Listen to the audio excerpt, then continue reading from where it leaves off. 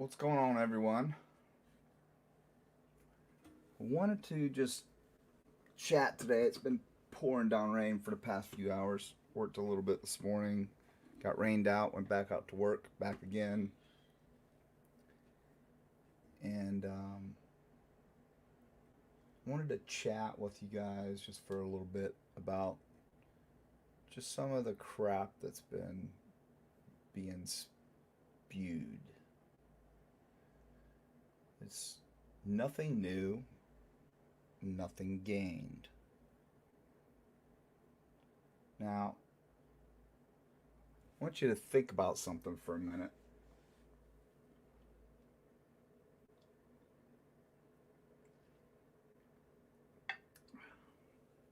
I have been attacked from the day that I announced I was going to start my own show. I've pushed through it,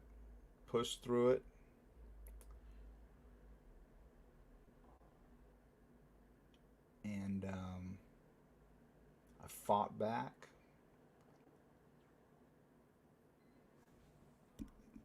Let me see here. How's that? Sound better or no? Diane's sound better? Maybe I need to get closer to the mic. I had this problem the other day too. So I've pushed back. I'm a fighter. I'll always fight back.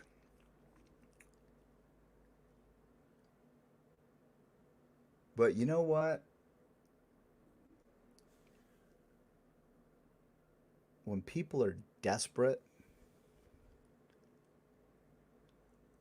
they have no freaking conscience.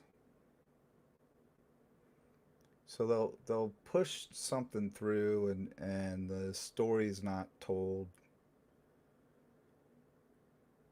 And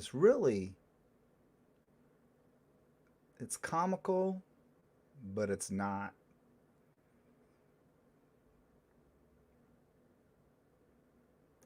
And we started this show, and I'll tell you why we started this show. What motivated me to start this show was because of the knowledge that I have, both in the criminal sector when I was in law enforcement, which I've covered and said that I left law enforcement. It's for two reasons, most of which was money. The other reason was because of a very nasty divorce and custody over my kids. You know, no one likes to talk about divorce, but I'm going to talk about that for a little bit so perhaps people understand where I'm coming from.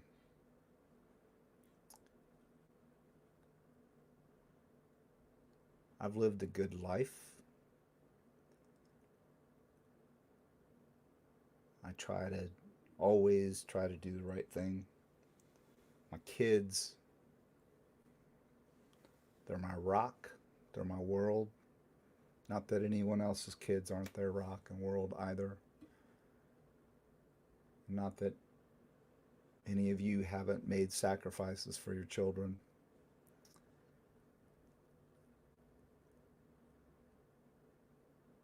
But my first wife, and I've done shows on it, and you've heard me say she's the love of my life. And she died of cancer. And it was a very, very, very rough time for me, my family, and people always assumed I retired, and I would correct them and say I didn't retire.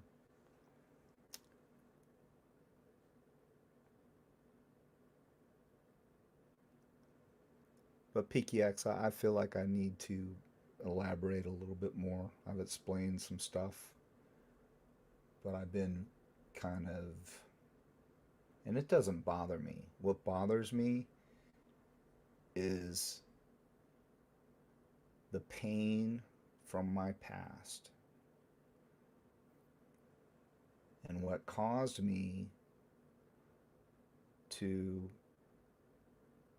have to make some very, very, very tough decisions. And anybody that's ever been through a divorce, custody, and all that stuff, um, it's really tough when you have kids. Hi CIA, hi biology, hi Lano, KK. So try to be transparent, but to be very honest with everyone, there's just certain things that you don't tell people.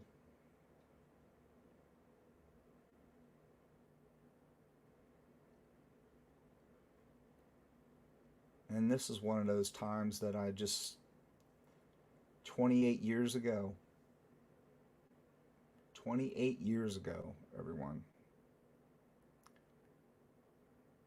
that I just want to put back and not think about much.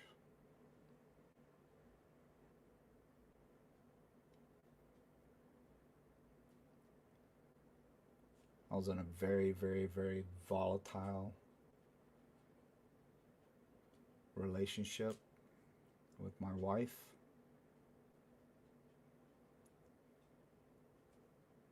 And I had to get an injunction for protection.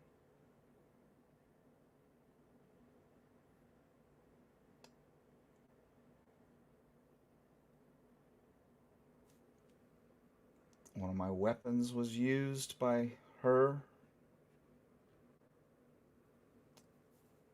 She's dead now. Not because of that, because of cancer.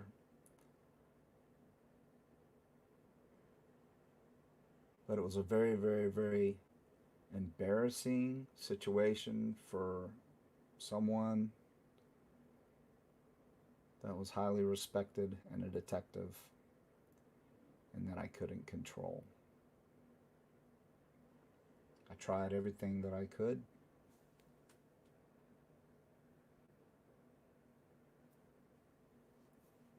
Things got hairy. I took the advice of my mentor, kind of like my dad,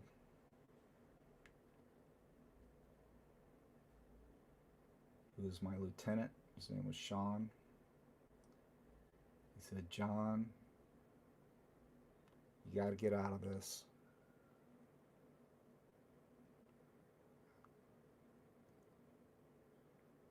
And I overreacted.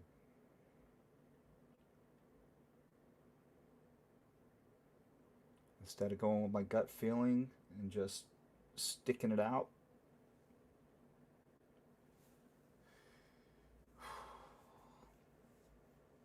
I took his advice because I was scared.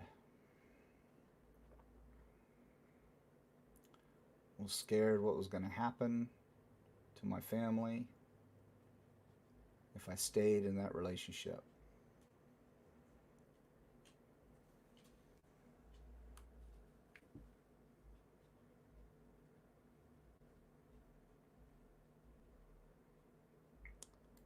So there are times when you do things, someone says, just be straightforward and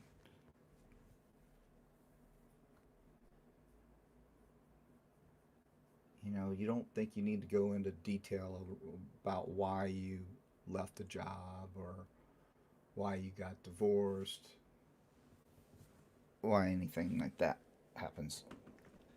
Never been convicted of a felony. I've never been convicted of anything. Never been in trouble in my life. But you know what? I started this show because I'm passionate about the lies that some of these creators continually spew. You've heard me say that before. And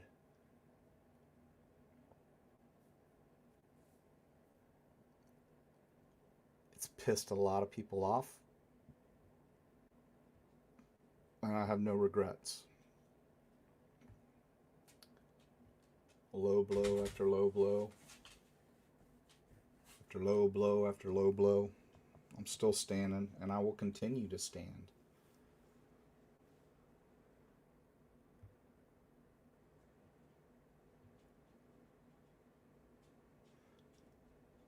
So when you're going through a situation like I was in, you have somebody that's mentally just, at the time, you think just having some serious issues. You've heard me talk about what happened that put Angela in that situation, but we didn't know that till later.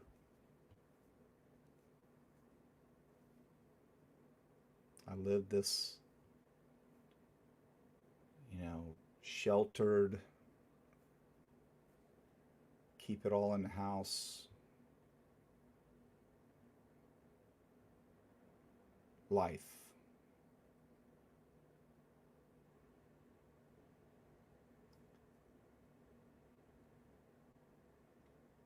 And from the beginning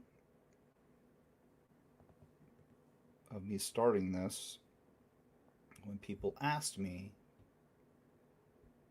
did you retire? No.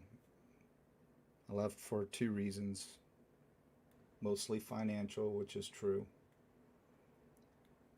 And I was going through a bad divorce, and custody was a very, very important thing at the time. So I had to do what I had to do. Lies were generated, and bottom line,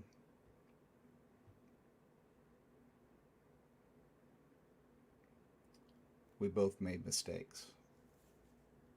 But you know what? John has never laid his hand on any woman in his life, ever.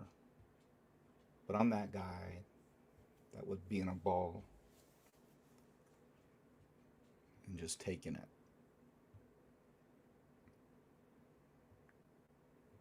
So, that being said, people are saying things, and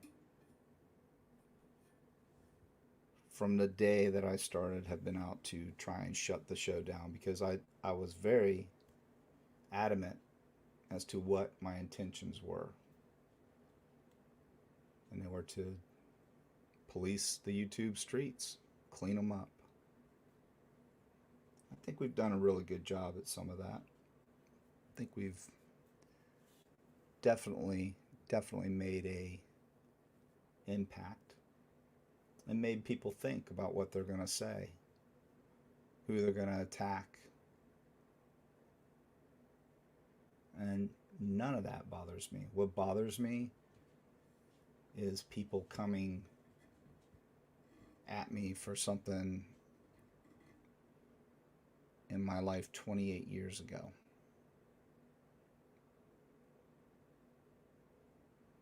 That's how infantile these people are.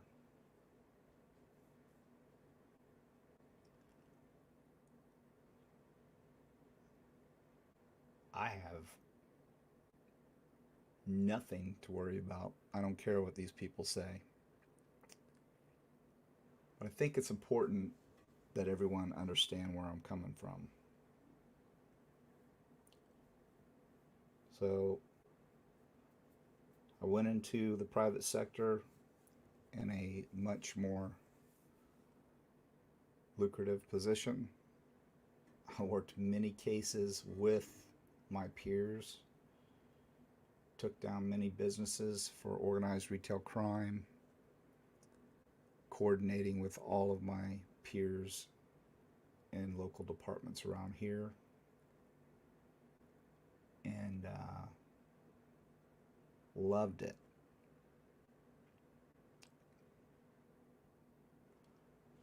So there's nothing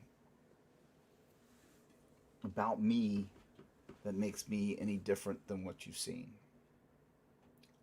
I'm still the same guy that you met.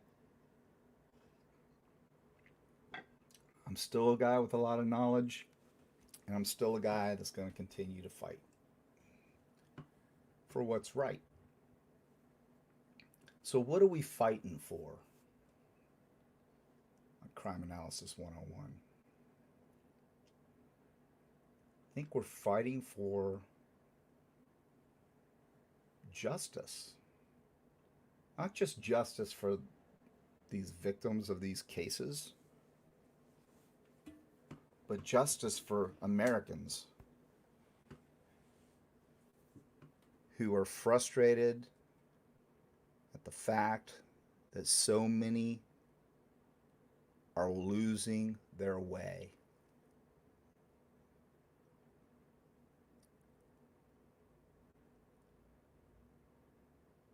So what do you do when you get involved in something like the true crime community and you see these channels continually entertaining things that you know, that I know, personally I know, and many of you know, are just garbage. They're not true. And the reality is, and I'll say it again, is it's all for money. Because when somebody says something crazy and outlandish, that's what people in our world today seem to want to hear. Hi, Tigger.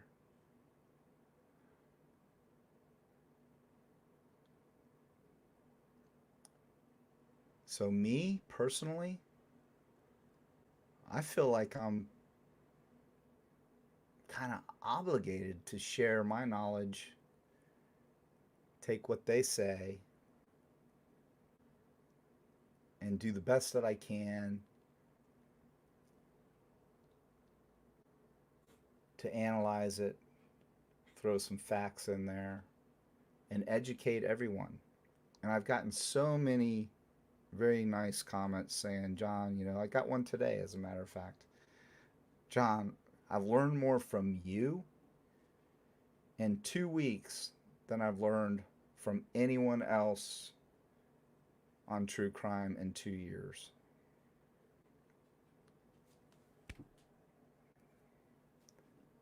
Mission accomplished.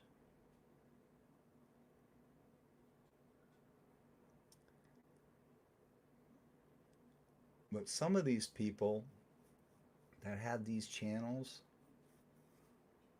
and I'm going to say it because I'm a realist, they do what they do because it's their sole source of income. They're desperate people. Because most of them, and let's face it, y'all, I'm not spewing BS. Most of them are on disability,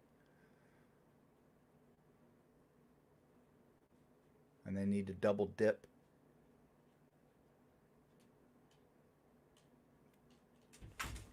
to make it work, to get through life. And I don't have a problem with that. What I personally have a problem with is the people that spew a false narrative and lies and talk about our justice system like it's corrupt all the time and that it's broken, and make it seem like everyone is framed or it's a setup, evidence is planted. You've heard me say before, I've rubbed elbows with some great people, some great, great investigators, most of which now are, you know, when I started were older and they're all gone now.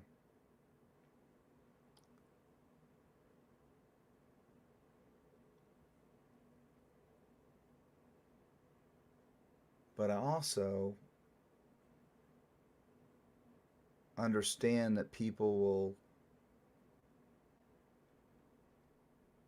use their mind to manipulate others. I had somebody say, "Well, what proof do you have that so and so does this or so and so does that?" I don't really need proof. All I need is common sense. And when I see these creators just starting alive and starting to talk and engaging in their their subscribers, and I listen to some of them when they call in or they get on panel,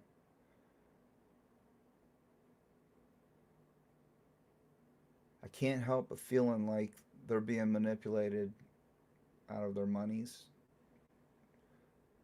by 100% liars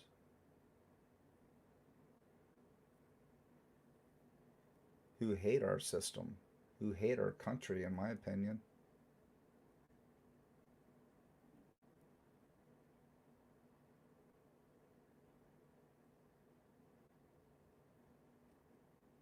So I would go out, and this is what I said I was going to do. I warned them. I said, I'm telling you, I'm nothing. I'm nothing right now. I'm new, but I'm going to have a following of like minded people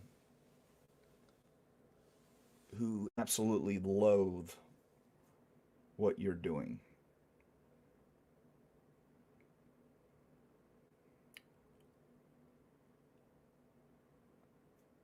Do what I say I'm going to do. And I've been doing it. Have zero regret.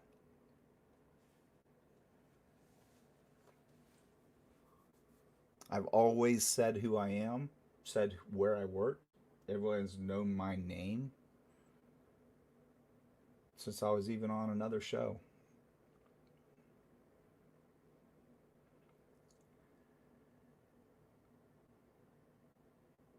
And it's comical that I've had this conversation probably 30 times at least. Something similar. Been called a fake detective. I've stole my badges. I was never a cop. Blah, blah, blah, blah, blah. That's been debunked. So here's what I'm here to say. Piss off, jerks.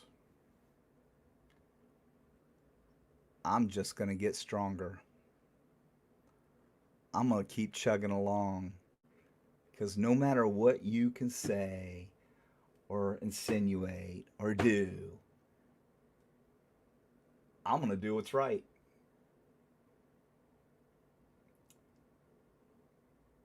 And here's something that's just really, really disgusting to me. You've had my ex wife on here. Go back a few shows, you'll see her. And you know what? I'll tell the story. We got divorced in 2013. It was very amicable. She believed in one thing, and she would come on here and 100% concur to what I'm saying. She believed in one thing, I believed in another. We're both into church, but I was cool with church on Sunday. I worked 50 to 60 hours a week. I had a lot of windshield time. I had a lot of responsibility. I had 2,000 employees. I was HR for a very large company. I had a massive amount of responsibility.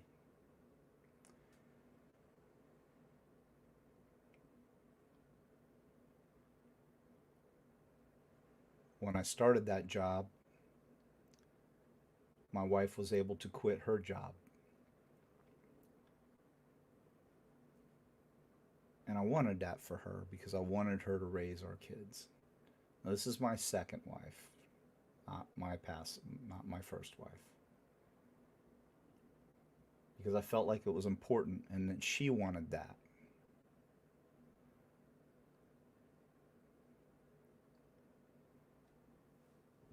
So I worked my ass off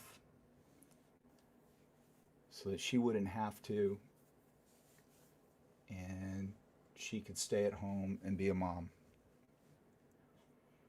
Not because I didn't want my wife to work, but because that's what she wanted.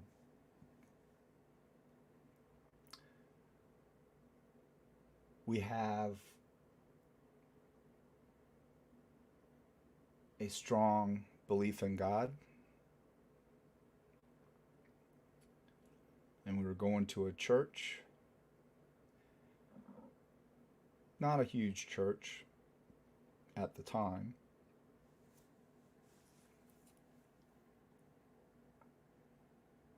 And she starts getting more and more involved with the church.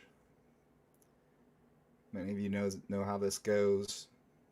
Again, I'm not saying anything against my Lord, our Savior, or Jesus, anyone. I'm just saying that I felt like we were being taken advantage of. Next thing you know, the church was in Ormond Beach, which is almost 30 minutes away from here.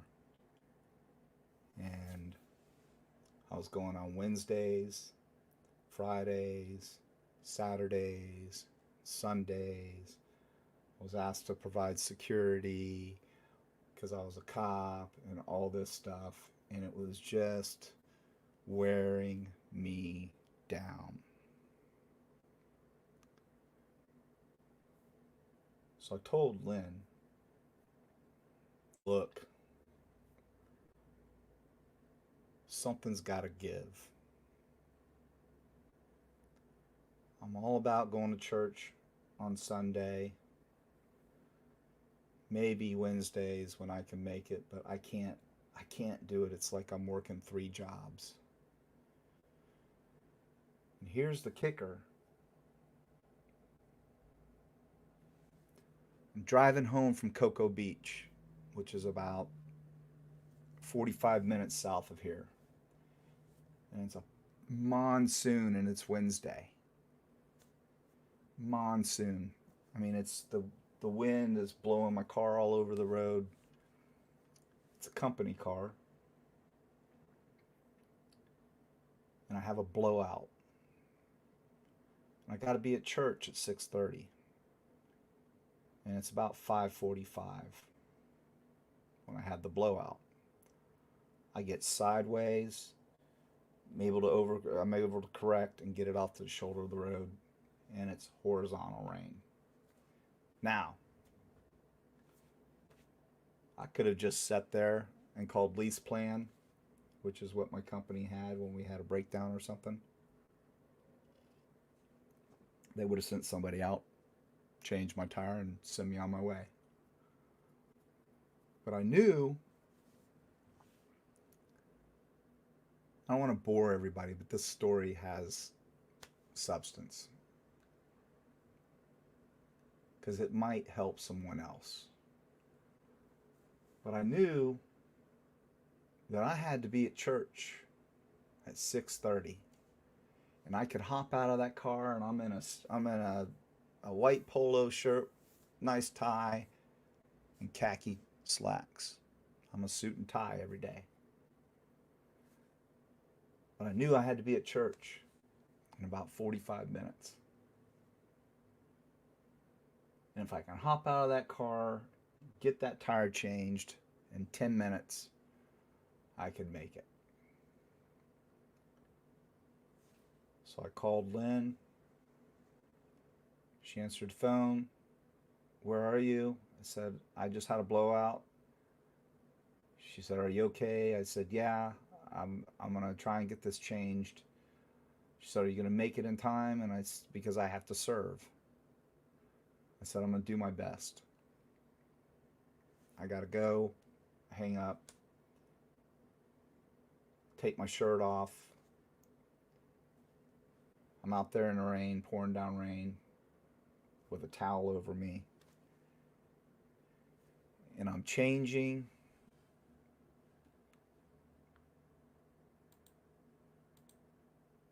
Thank you, Yassine. And I'm changing the tire of the car by myself.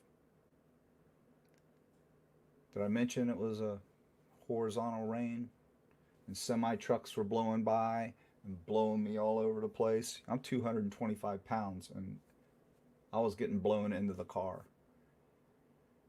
I have a truck come by and he's fishtailed and almost clips me standing at the back of the car.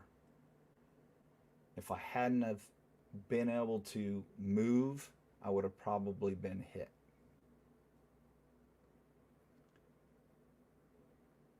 He slides off into the embankment on the other side, on the center median. He's okay, so I continue to do what I'm doing. Of course, traffic's now rubbernecking. Get the tire changed, and I'm thinking as I'm tightening the last lugs, what the hell are you doing? You could have just been killed trying to make it to church on time.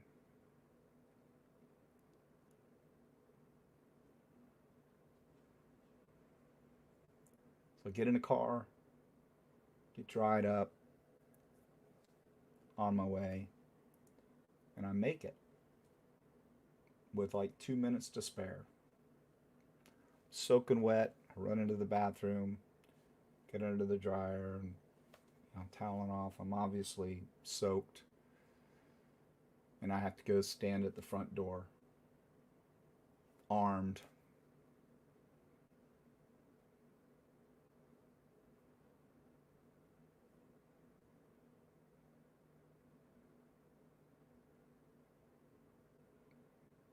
I wasn't armed. Yeah, armed. And I was going to serve. That's what I was there for. That's what I was thinking I was going to do. They'd set that up. And I'm like, I'm not going to do it. I'm just going to go and do the service.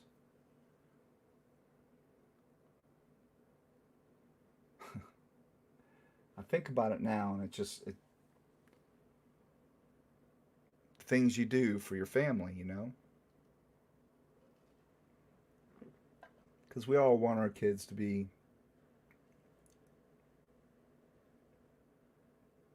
raised in a church. I mean, that's what generates good people. You know, if you don't think like, if you don't believe in any kind of religion or Christianity or what have you, as long as you live like Jesus would live, you'll turn out all right. Right? So anyway, I go in and I sit next to her, and she's like, "You made it? Yeah, I'm good."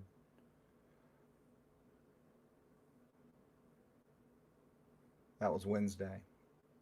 I don't say anything. I don't complain. I just do my thing. Next thing you know, it's Friday. I'm doing the same thing, trying to get there in time. I was coming from Orlando then. Just made it by the skin of my teeth.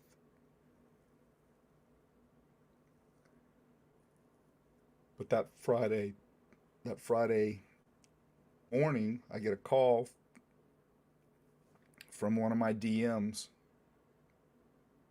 and he says, "Hey John, hey, I know you got kids, and I got these tickets. They had an event. I got tickets for Disney to go to a resort, and it's 3 day park hopper pass."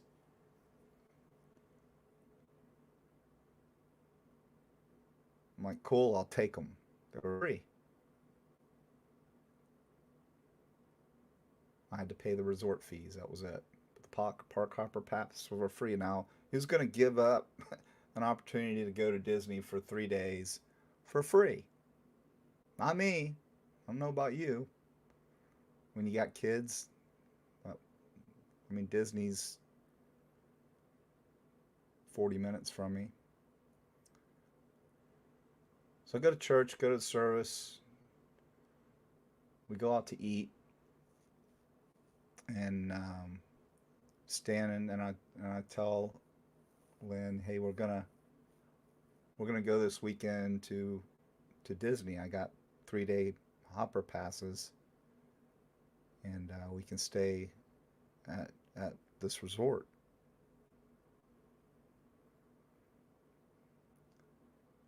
So you have to know Lynn. She's a wonderful, wonderful person, wonderful, caring, loving, everything mother. But when she puts her mind to something, she's in, and she's in like Flynn. She's really dedicated to the church. I was spending about $250 a week just on gas for her to go back and forth to church serving. And quite frankly, I was kind of over it. But I was holding that in, y'all. I was holding it in.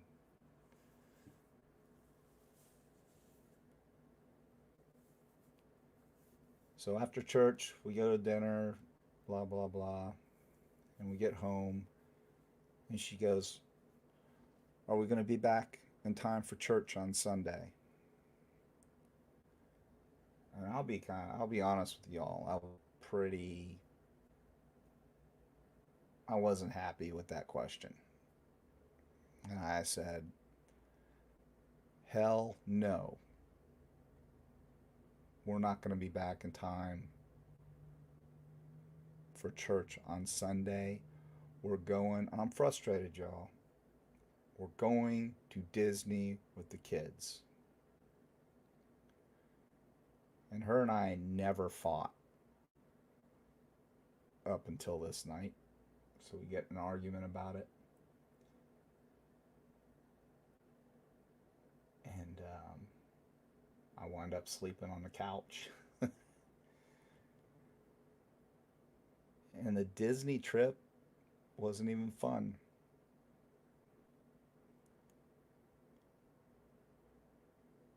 because of serving the church. I don't want you to get me wrong, anyone. I'm not in any way disparaging my Lord. What I am disparaging is that building that you go in and worship in, and the way the people in there sought out, manipulated, made to feel guilty, suckered us into serving. I'm sorry, I'm being honest. It was causing a problem in our marriage.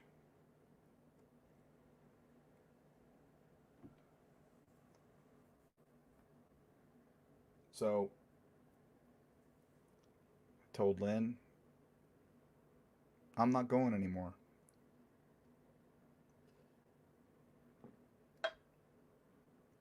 Just on Sunday.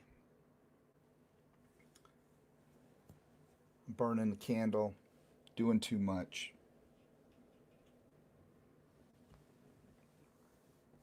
It's not a good time for me anymore. God knows what's in my heart.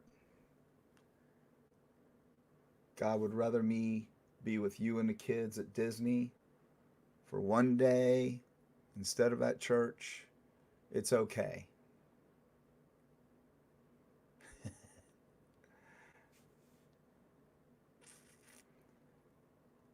That didn't go over well.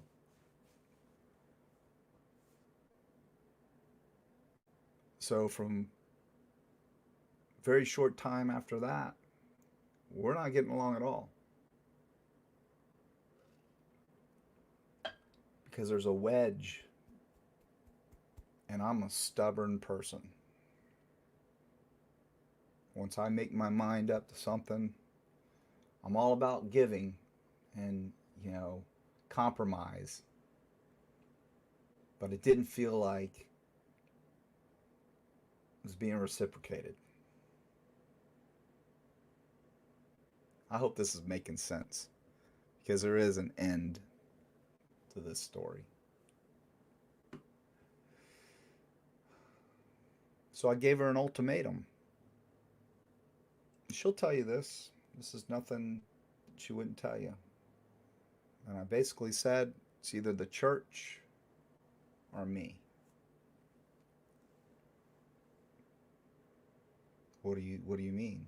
I said, I mean exactly that.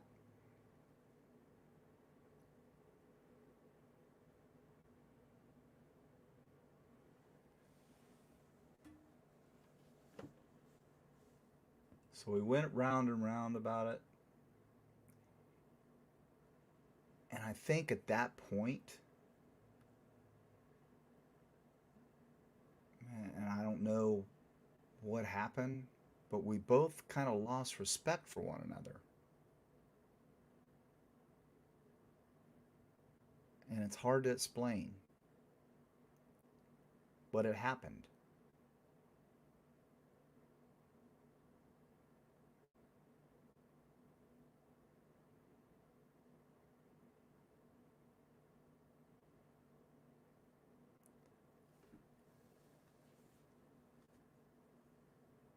So I coach.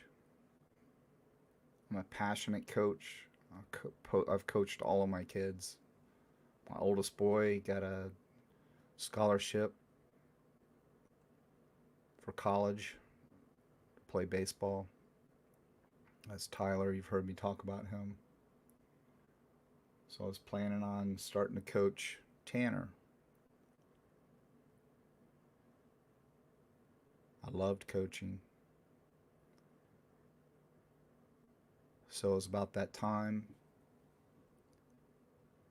for me to start an AAU team.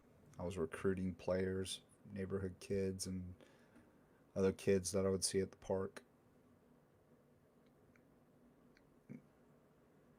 So I was recruiting kids to potentially start an AAU baseball team because that's what I coached with my oldest boys.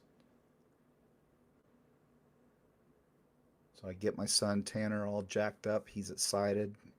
We're doing pick out drills. We're doing all kinds of stuff. Tee work, getting ready.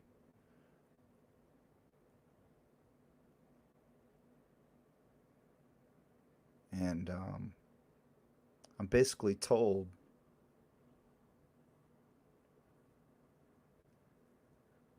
that Tanner's going to be on church on Sunday instead of the ball field with me.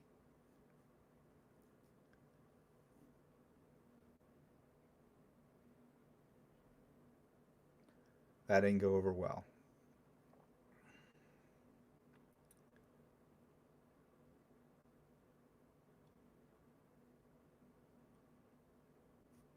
did counseling through the church. Things just weren't the same. We were growing apart. You know, this happens. I believed in one thing. I tried to compromise. I think she tried to compromise too, but it became bigger than both of us.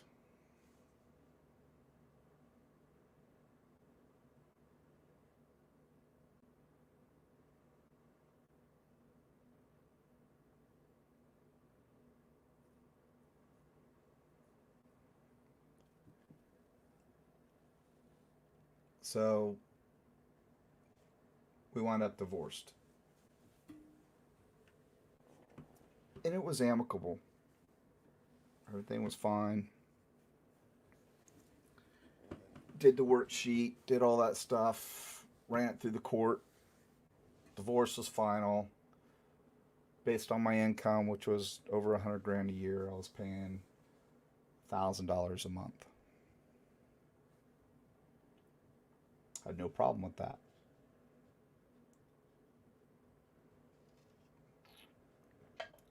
It was my house, been my house way before I met her. So I got the house, paid for housing for her. She got another place to live. And then eventually went to live with her mother, who was getting up in years. She's 92 now. So anyway, we we're doing everything, you know, most divorced parents do, sharing custody. It's 50-50. And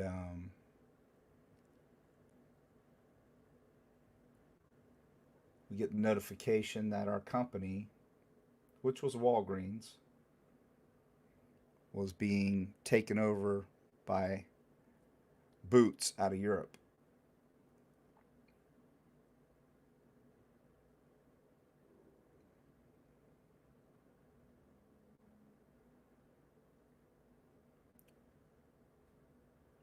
So we all knew that was doom and gloom because what the CFO of that company and CEO would do was they would break companies up and do what's called Lean Six Sigma. You might have heard me talk about this the other day. Lean Six Sigma is a European philosophy that is spread across the world in America. If you haven't noticed, when you walk into any store, retail establishment, you don't see hardly any people on the floor like you would anymore. It's the philosophy of doing more with less. So if you have 100 employees, you cut 50 of them, and the 50 will do the work of the 100. Like I said, you've heard me talk about this just the other day. So we all knew that we might be, our workforce might be cut. And they usually start at the corporate level, and I was a corporate level employee, suit and tie, HR, company car, phone, allowance, everything. So they did. They started cutting people at the corporate level in Deerfield in Chicago is where they started.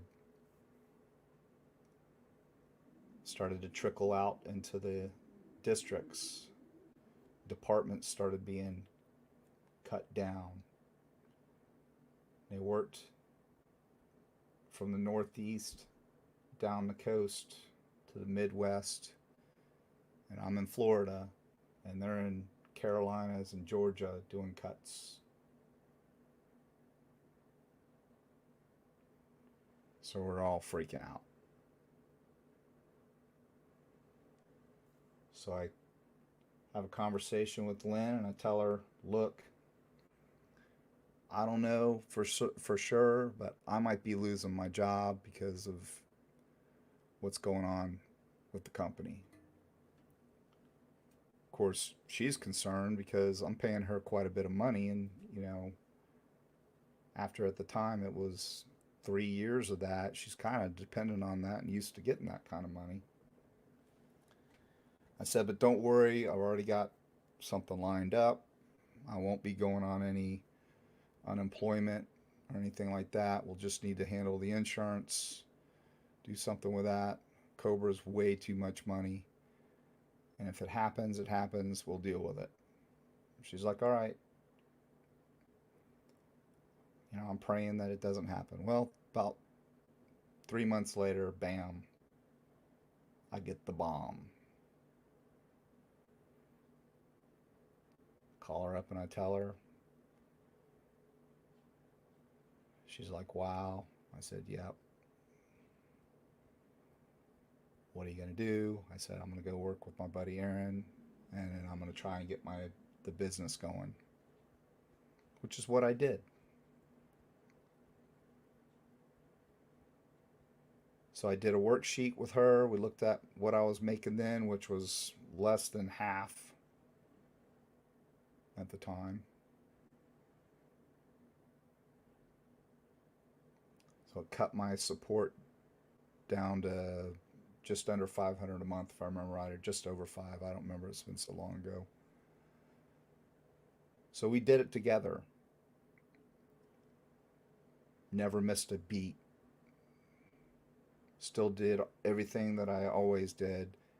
Had to use some subsidy insurance until I got my benefits from my new job, which took 3 months.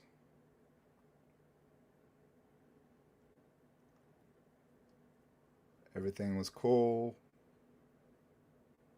Paying that amount that we agreed to till 2018, late 17, if I remember right. So 3.5 years, something like that. Never missed a beat. No complaints, no nothing. It is what it is. I'm not making that money anymore. That job was like the best job in the world. But shit happens. If you're not making 100 grand anymore and you can't get another job like that, making that kind of money, you have to pay what guidelines say you should pay. But the mistake we both made, and you heard my ex-wife, say that we both made that mistake, is not going through the court to get the court to sign off on it.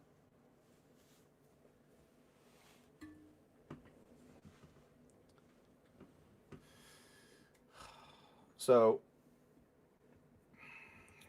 my fiance and I got a fiance now. We're looking at a house because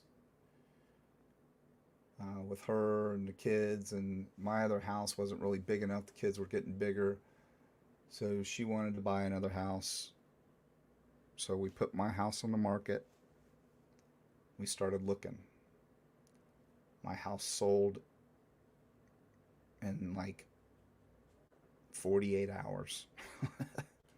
So we're scrambling. We got like a month and a half to get this done. Next thing you know,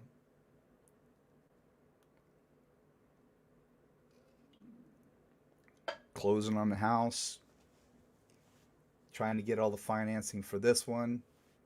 The bank wants to know what you pay in support. I said, my debt to income ratio is not going to be right because I'm not paying $1,000. Well, you're court ordered to pay $1,000. I said, well, I'm not. I got to get this handled.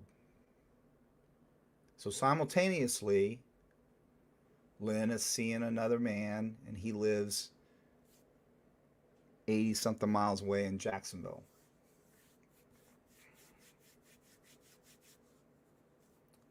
So they moved pretty quickly. And Lynn will tell you, she said the other day, John helped me dodge a serious bullet. And this is what she meant by that. Because, of course, I've got at the time, 12-year-old daughter, 13, whatever she was. So I find out a little information on the guy, and I find out that he's got pretty concerning criminal history. He's been popped twice for solicitation of prostitution. And the last one was a UC cop in Jacksonville, female. So, of course, I reach out to her and I'm pretty concerned. My daughter's going up there. And you have to understand my mindset about then. I'm losing my mind, people. Like, there ain't no way that Charlie's going to be around this man. So, of course, he's telling her that he was set up and she's buying it. So I have to wait. I'm trying to get the report so I can prove it to her. But in the meantime, all this stuff's going so fast. And we got to get in court. I've got to get this handled. And I need to get her to agree that, to the amount. So I'm saying there's no way you're taking the kids and you're moving to Jacksonville. It's not going to happen. Not with this guy. And you're beyond the 50-mile radius anyway. So he's going to have to move here. So he gets an attorney. Attorney looks into it, talks to her, asks about support. She says, oh, wait a minute. Well, you guys didn't get it approved through the court. So he's in contempt. We'll get him to give up. He'll have to pay the difference between what he was paying and what he's been paying. Which was like, by then it was like 30 something thousand, $38,000 almost. So I'm like, no, that's not going to work. Thank you, Regina. I'm like, no, that's not going to work. I'm fighting. It's on. So I took money that we were going to utilize to remodel this house, and I got an attorney, and I fought. And it was ugly because attorneys got involved. And you heard Lynn say, go back and watch the show. And she explains it, and she's very humble about it. She said, this is why you never let attorneys do this stuff. Because, of course, her attorney was fighting for him, which was to be able to get her cleared to move up there so she could take care of his kids, because he really couldn't do it.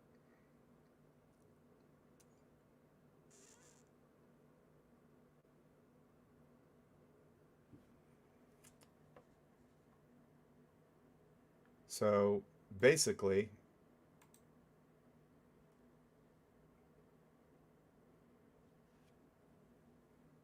I'm screwed. And I've got to fight, but I'm not going to let my kids go. So we wind up in court. We're battling back and forth about it. Judge says, first judge has got terminal cancer, and she's actually going through chemo. And she's totally for what I'm saying. She believes everything about, the support and everything. But she needed to see all my bank statements and run through them before she approves it.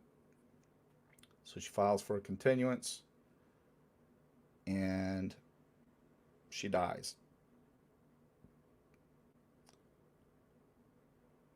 Right, actually, 2 days before our next hearing, she died. So they didn't reschedule the hearing, they just assigned another judge. That judge doesn't know anything about the case. She just looks at it and says, yep, he's in contempt. Bam. Whoa. What just happened? My attorney's like, don't worry about it. We're going to appeal it. And she's not the regular family court judge. We'll get Judge Henderson, and he'll hear it. So we had to wait longer, like 3 or 4 months, if I remember right. He sees it, and her attorney still is like, he owes this. He didn't go through the court, period. And the judge looks at her and he says, and I quote, "Do you think that I don't run a fair and equitable court, counselor?" He was pissed. He said, "Mr. Robbins has clearly paid support. He's never missed a beat. Motion denied." So, there was an amount that I did have to pay, which I had no problem paying, and I paid it. And it was like $18,000, which came out of the proceeds of the sale of my house. So I paid it. Done. No problem. Ironically, right around then, she dumps the guy because she finds out that he really was a pervert. That's what she talks about. She says that John helped me dodge a serious bullet. So from that day on, we were buddies. Still are. You heard her on the show. That's how we talk to each other. I hold no animosity at all. It's pointless to be angry about it.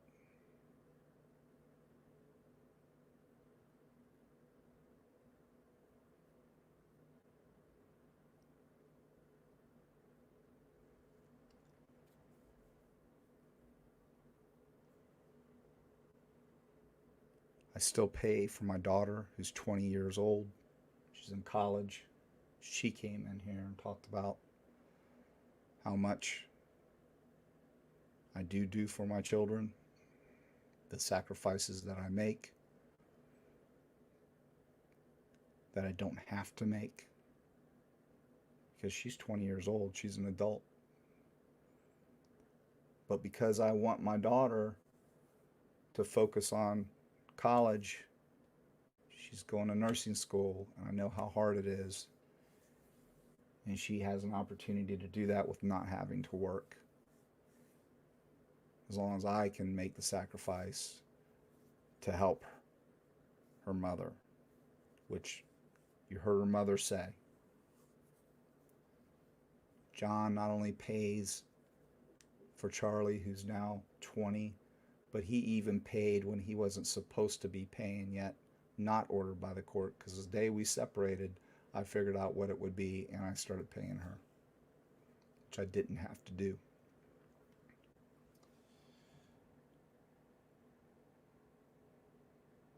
So, now let's do some comparison here. We know of a little tyrant that writes a rap song about his still wife and his 13 and 14-year-old, who has 13 and 14-year-old children by him.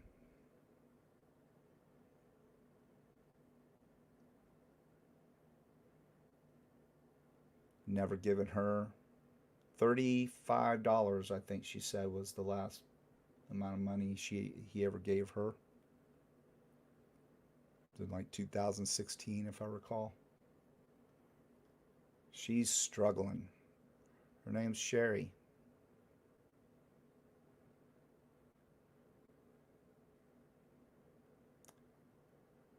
So while I was on that guy's show as a guest, kind of looked into him a little bit, because I knew he had a shady past, but I didn't care about that. You know, everybody's got some kind of drama in their life, and I felt like I could help the guy.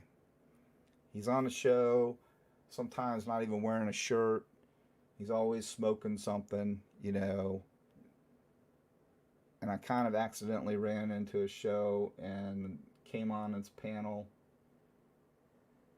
And because I'm an experienced detective, I had a lot to offer, and it helped him.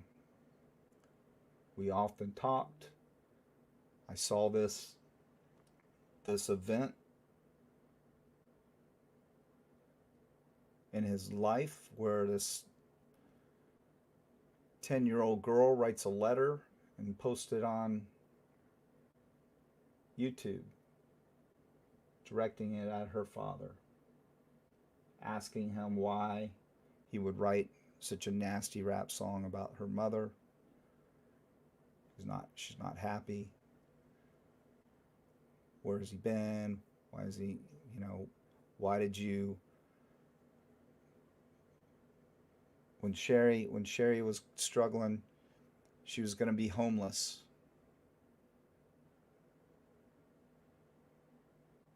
So out of desperation, she calls him and she says, "Look, T-Rev, I'm going to lose our home. We're going to get evicted. It's wintertime. I need you to help with the kids."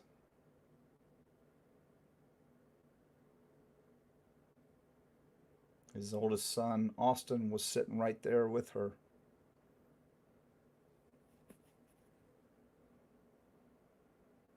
He not only doesn't respond, but he blocks her on Facebook, blocks her with every social media outlet there is. Didn't hear from him again.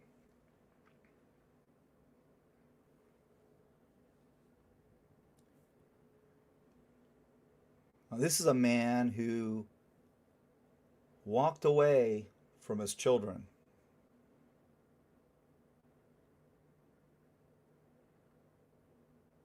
For 14 years, this lady has not had help.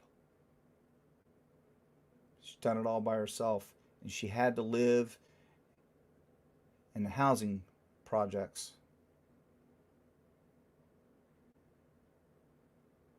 Because she had to. And you know that he actually says she lives in Section 8 housing? I have it. She's a prostitute. She's a drug addict. She tells me point blank, I've only smoked pot, and that's when I was a teenager. I've never done drugs in my life. But he's telling everybody, this is before me. Because somebody had called him out for it before, apparently. Because of that letter that was posted for all to see.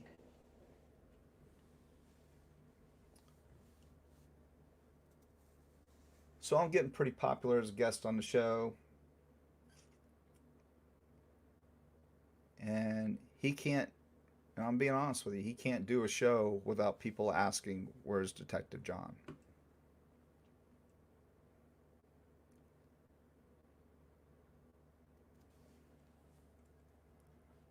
So one day, I guess he's frustrated and he loses his mind.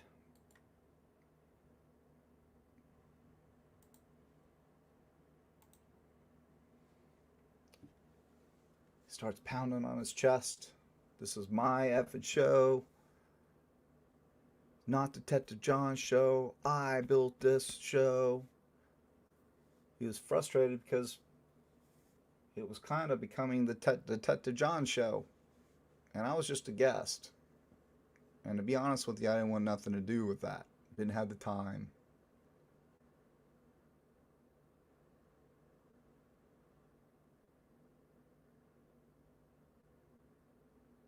The more I think about it, the more I laugh.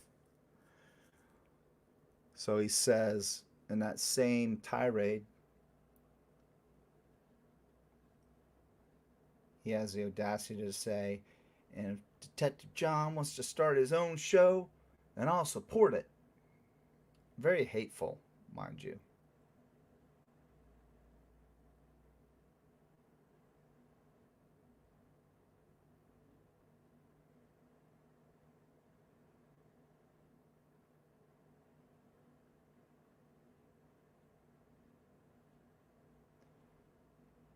So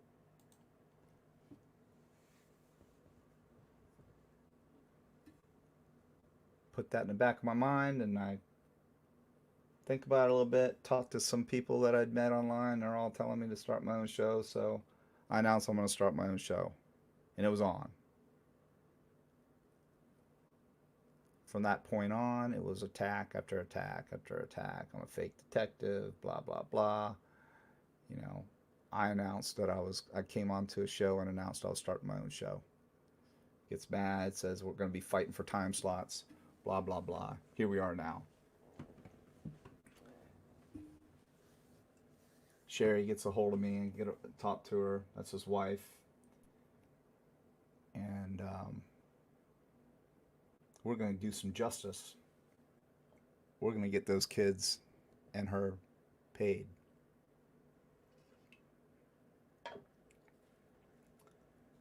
She's given up. She says, John, I gave up. Nothing's ever going to happen. He's already got a judgment on him for like 16 grand. Nothing's going to happen. That was in 2016 or something like that. I can't remember the exact date, somewhere around there. I said, that's not true. We'll make it happen.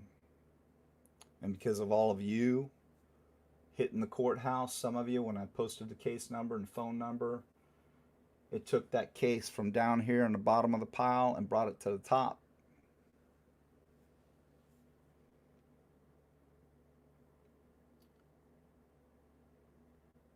And the ball is rolling very fast. And she's gotten some wonderful news. She's finally going to be helped.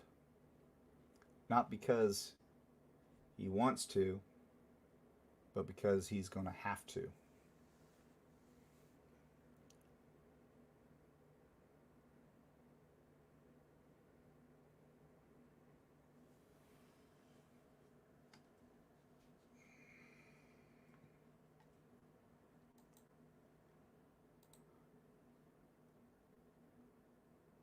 So he's pissed.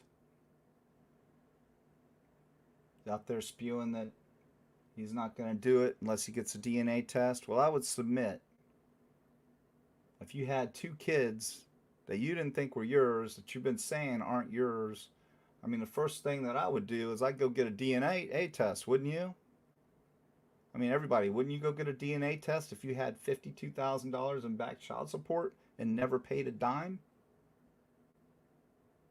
I mean, if those aren't my kids, and I'm pretty sure they're not my kids, I'm going to get that DNA report. He won't do it. He's been offered. I've offered to pay for it. He's had people in his own show offer to pay for it. He says that the state tells him that it doesn't matter because he signed a birth certificate. No, that's not true, because paternity, you have the right to know paternity at any time.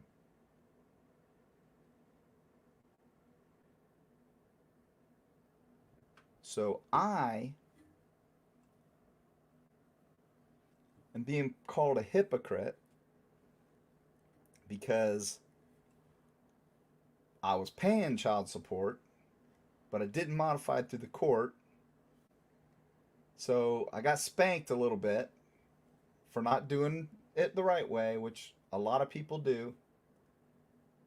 Had to pay some money, but I never missed a beat ever in my child support. Like I said, my ex-wife comes on here and she feels really bad about what happened because it didn't have to happen. I was attacked brutally and told, how can I hold him accountable for something that I did the same way? And I just couldn't stop laughing. You have a dad. You guys have seen my kids. I'm one of the most engaging parents you will ever see or meet. I don't shirk my responsibility. I pay for everything and some. Bought my now 15-year-old son, soon to be 16, 2 years ago. I bought him a car. It's sitting in the garage with a cover on it, 350Z, so he could have something that he could be proud of and work on for the next couple years. And it's a pristine car. We've just done some little mods to it. That's me, and that's him over there doing rap songs about their mother.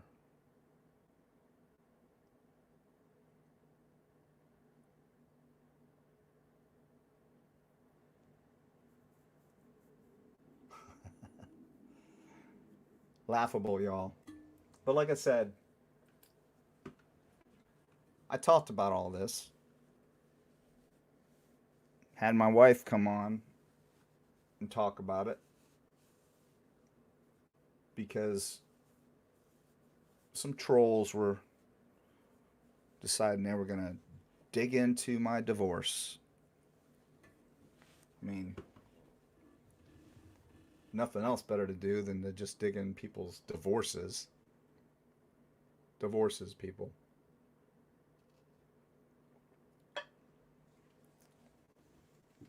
And something else 28 years ago.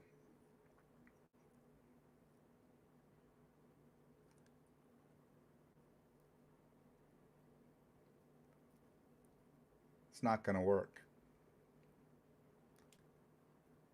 I'm just going to push forward and I'm going to double down. And I will still, if you say something that's irresponsible and I can debunk it, I'm going to do it. That's not my primary objective. My primary objective is to cover cases and opine about the cases. And not just that, this team's got many other plans. Already got an outline of things that we want to accomplish. So their attempts to try to tear me and the show down, they'll just make us stronger. Period. So I'm going to open up panel. If anybody wants to come on and chat, feel free. As long as you don't get abusive. And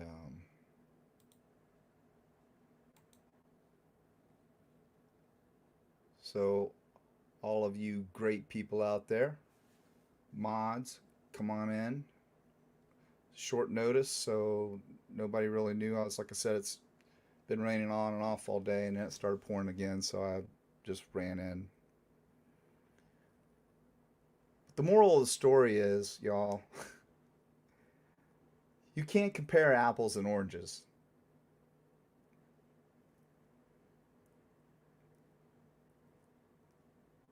There's some pretty bad people out there. Covered one yesterday that is a white supremacist, an admitted white supremacist. Sends me a message saying that he proudly still displays and wears his Nazi lightning bolts. Goes on, patronizes everybody, tells them how blessed he is to be on their show, and he's lived this rough life, blah, blah, blah.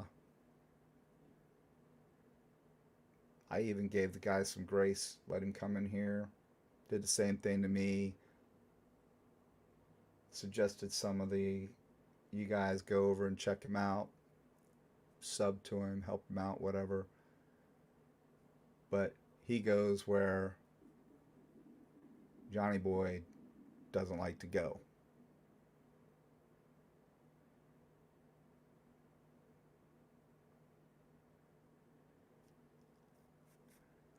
So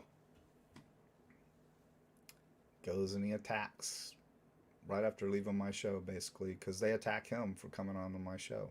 It's how infantile they are. I could care less. I could care less if you guys go on to somebody else's show. I'm not going to say, oh, you were over on that show. Uh-oh, we got the big eye. Biology 101. What's up, Diane? Hey. Can you hear me? Hey. Hello? Uh-oh. What's wrong? Wait. Put it. Come out. Try this. All right. Can you hear Damn. me okay? Where's that stupid button? Wait. What button?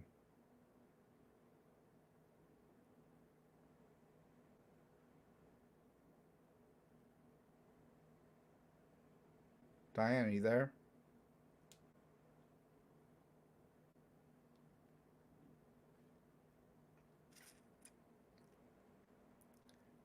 Jake, I didn't mean to click on you. I was clicking through some stuff. If I put you in, apologies. So you were saying you were in timeout. I was trying to go to chat. Diane, are you there?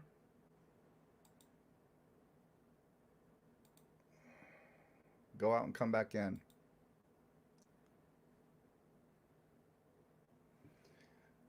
All right. Is it still echoing again? I'm not echoing, am I? I don't know what's going on, why everything is echoing. Am I echoing, y'all? Everything good?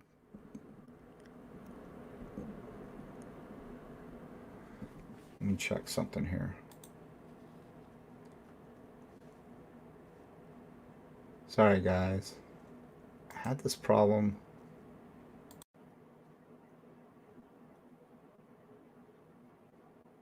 How about now? Is it still the same? Hello? I'm fine. All right. All right, we're going to try it again, Diane. All right, you there? Yeah. Can you hear me? Is there an echo now, everyone? I'm a dumbass. Sorry. Where is my mute YouTube button? You just got to log out of your YouTube or mute it. Okay. All right, nobody's echoing. YouTube. Can you hear me? Yes, ma'am.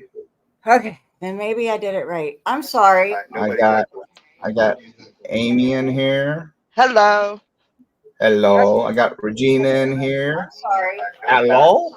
I got Amy in here. Hello. Hello. I got Regina in here. Sorry. Hello. John, you have got to stop explaining yourself to these people. They're not going to listen and they don't care. No, I pondered on it. I pondered on it for a reason. Oh God, you could see me. You got to go down to your on the bottom. You'll see a camera. Click on the stop camera. I can't hear anyone. I've never done this. Go down to your on the bottom. You'll see a camera. Click on the stop. Sorry, Stop I'm on sick. click on the stop. That's okay. Hope you feel better. Click on the stop camera. You see that down there? Click on the stop. That's okay. Hope you feel better. You look fine. Camera.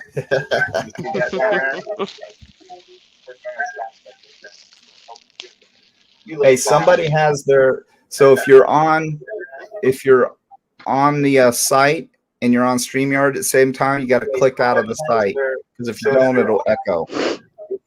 So if anybody has YouTube up, click out of YouTube and keep the StreamYard up.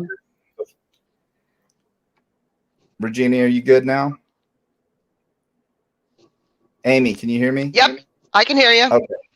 All right. Is it good? Is there an echo? No? Yeah.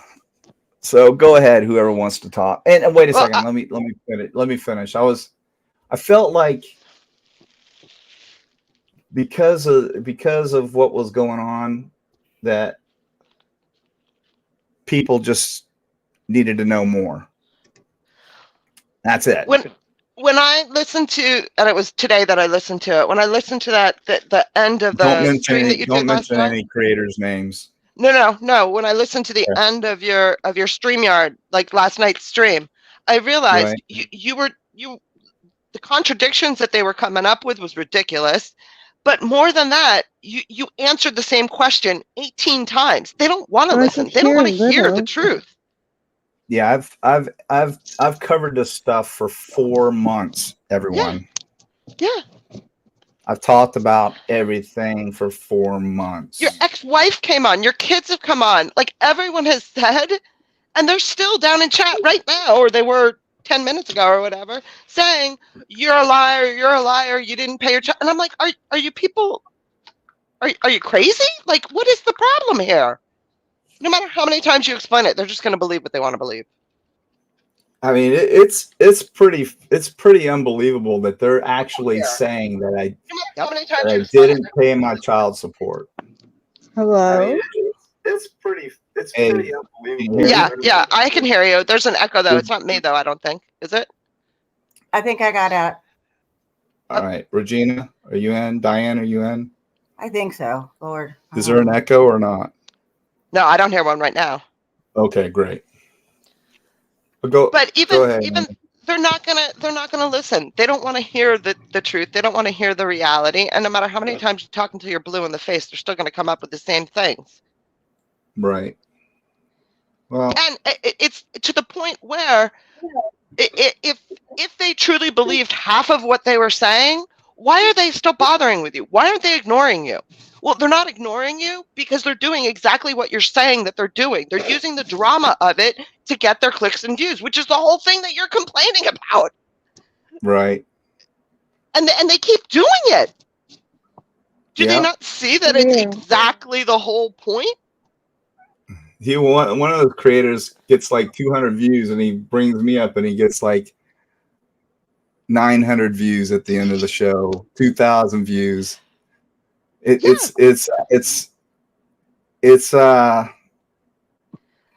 not going to work. And someone even put in the chat down below, they put like these people put on their streams the PayPal, which is like something like not Detective John. Well, like, are you kidding me? So pay me because I'm not him. That's what they're saying. It's insane. Right. Especially because it exactly proves the whole point. It is. It's pathetic. Mm-hmm. You know, but I'm still a new show, and I got another Amy coming in. Hey, Amy. Hi. How are you? Yeah, I'm a new show, and it's, you know, we're trying to build this thing, and they're trying to tear us down. And the reason why they're trying to tear us down is I attack their narrative. Yep. And when somebody attacks their narrative, see, you I don't know if you guys are aware, this is a coalition like the dark side, and they're all together now. Yep. They're all trying to get Detective John to go bye-bye. Well, they don't know Detective John boy too well, because I'm a tenacious person, and when I see a challenge, I just double down and get even stronger.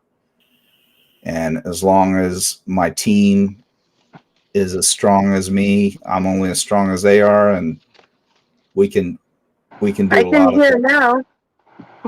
You can hear? Sorry. That's all right. That's all right.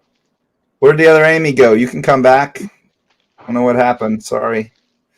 All right, so go ahead. You guys can take turns talking. Amy, if you want to talk. You just finished talking. Regina, if you want to talk. Oh, yeah. I feel bad that you have to tell your life story over and over. Yeah, I mean it's stalkers. I've been telling the story though. You know, I didn't there are things in your life that you don't go into every little detail about. There's you do why would I talk about my dead ex-wife and what I had to go through with her? And anyone who's Because been through a divorce knows there's many stages to it, and the whole concept of going back and redoing your child support. Anyone who has kids and have been through a divorce with kids knows that's perfectly common. It happens all the time, far too much than it should. And for the most part, the only people getting anything out of it are the lawyers. So the fact that you went in and you originally did it without going through the courts and without going to a lawyer and all that, that's just common sense. People do it as right, much It as they sounds a little can. schizophrenic here, huh? yeah, and a lot of people don't do that they don't go through attorneys because they don't want Yeah, the expense. And yeah, her and I were getting along, and she understood. Obviously, I'm not making 100,000, 120 plus $1,000 a year, so I yep. can't pay what I was paying. Of course, it was disappointing, but you know what? I mean, I could only do so much. It wasn't like I could go get another job that paid that much like that, because the those positions were like, put it to you this way, you didn't leave if you got that job. It was, I was recruited heavily by going to schools, and these same investigators from corporations were at these schools, and I was always going to schools, and they were always slipping me cards and pulling me aside. I was a young, vivacious, go-getter, and they wanted me. So And you had when 5 kids. I yeah, mean, when I had the opportunity, and circumstances were what they were, and you know, I had to get out of the situation, and I didn't want to embarrass the department with what I was going through, so I quit. And I had this already lined up. I had just, like, 3 months prior to that, I just got shot at 9 times. They riddled my car from a surveillance after we did a dope bust, and round flew through my window. Round flew through my window and knocked my rearview mirror off. So that was still weighing heavily on me too, because I was not that type of cop that wasn't always into some kind of shit. You know what I mean? Oh, So it was an easy choice for me, and plus I was fighting for custody. uh, I can say it now. She was going to lose, and and a cop trying to get sole custody of his kids, very hard to do because of the shift work and everything else. I was on call all the time. Didn't really have anybody. My mother lived too far away to, watch the kids all the time if I needed it. But anyway, so but you explained I all this think I last night, and you've figured this explained it out. before. Can you hear me? yeah, I can hear you. Oh, awesome. Yeah, I had the show playing in the background too, so it was like 10 million voices. Right. Yeah, you have to delete one. You can Yeah, only be on you can only be on StreamYard. this So is my delete. first time up. Well, we I'm sorry, appreciate I'm you, sick. Gina. I see you in chat all the time. Yeah, I'm always there Um, for you. yeah. I wish you didn't have to always explain yourself. It's crazy. These people are crazy. They know nothing. Well, yeah, it's not. I don't feel like I'm explaining myself. It's just like I have so many new people coming in all the time, and they Mm-hmm. don't know.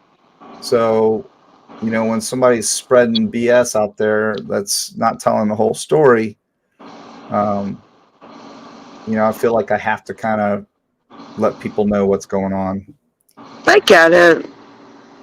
I get it. No, it's And being on like a job, and because I'm a teacher, but I've had different teaching jobs, and it's like, why do you have like so many schools? But I don't right, know. Like, and there are good explanations for some. right, You right, know, it's just like yeah, you're on the hot seat.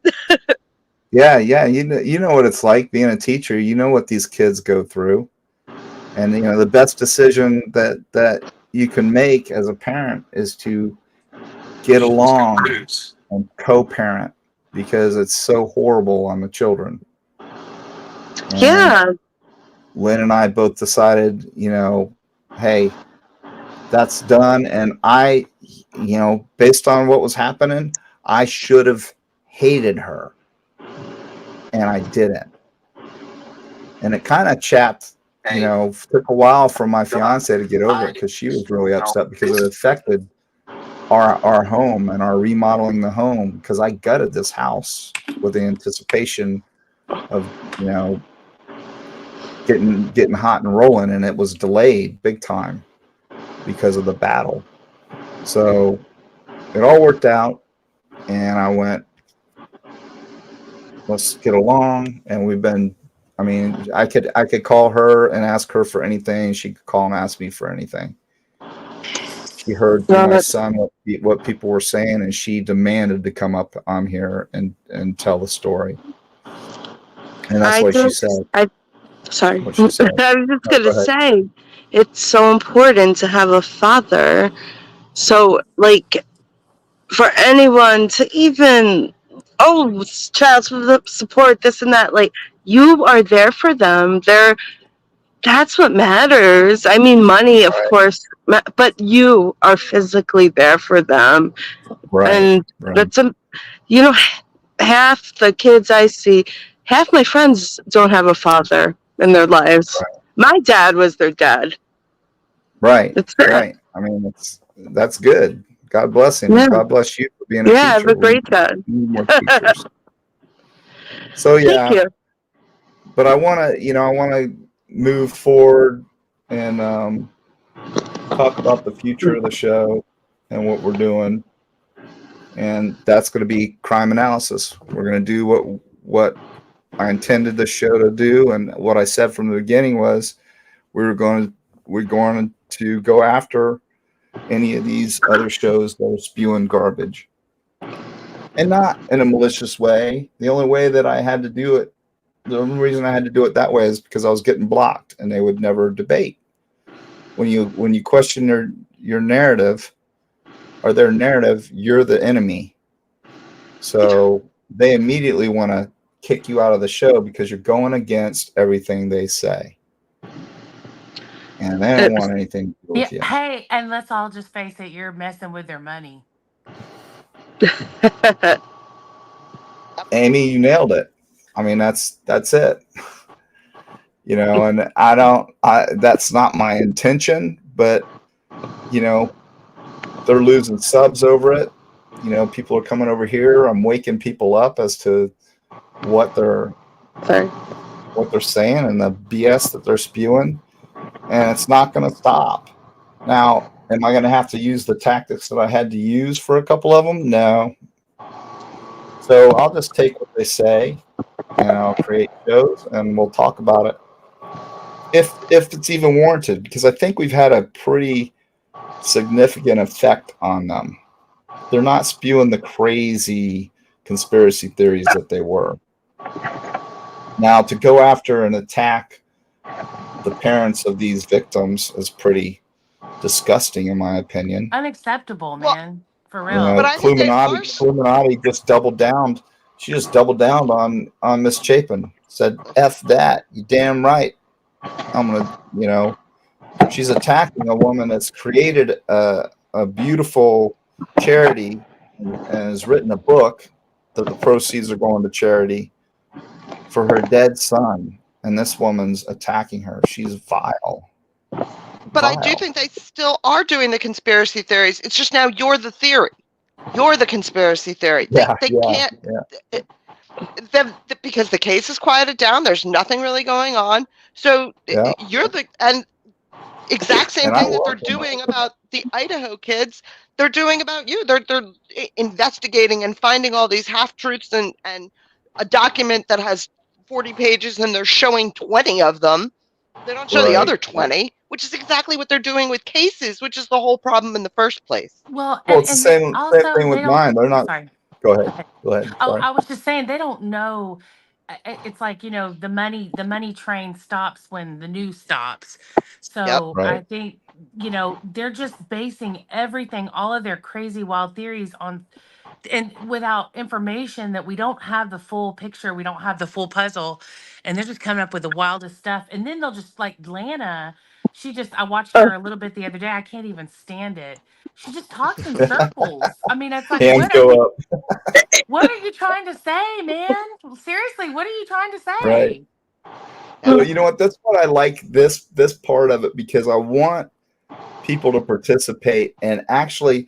Why do I have to be the one? I'll provide the platform, but why do I have to be the one that always speaks out against these people? So whenever you guys have somebody that you're disgusted with at what they say, I'll always give you the platform to talk about and it. and the fact that they are going after these victims' families and the surviving roommates, it blows my mind with no information.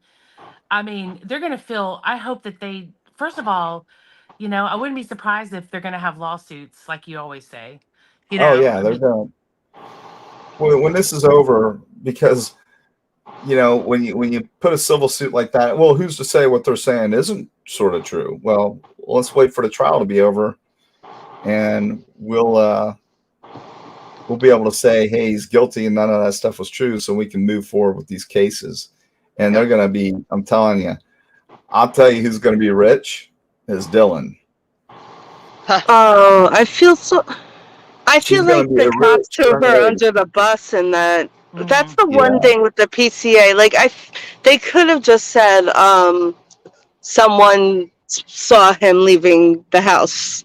They didn't yeah, have to say DM. yeah. It could, because it was a party Well, house. It could have been anyone. there was many things about the PCA that I didn't like. I thought it had too much information. Like you don't put things in there like frozen shock. I mean that Yeah, that though unless we all know unless that was unless not she her. said that, which I can't believe that she would say that, but She didn't. maybe if she's a psych student, maybe she's smarter than we all know.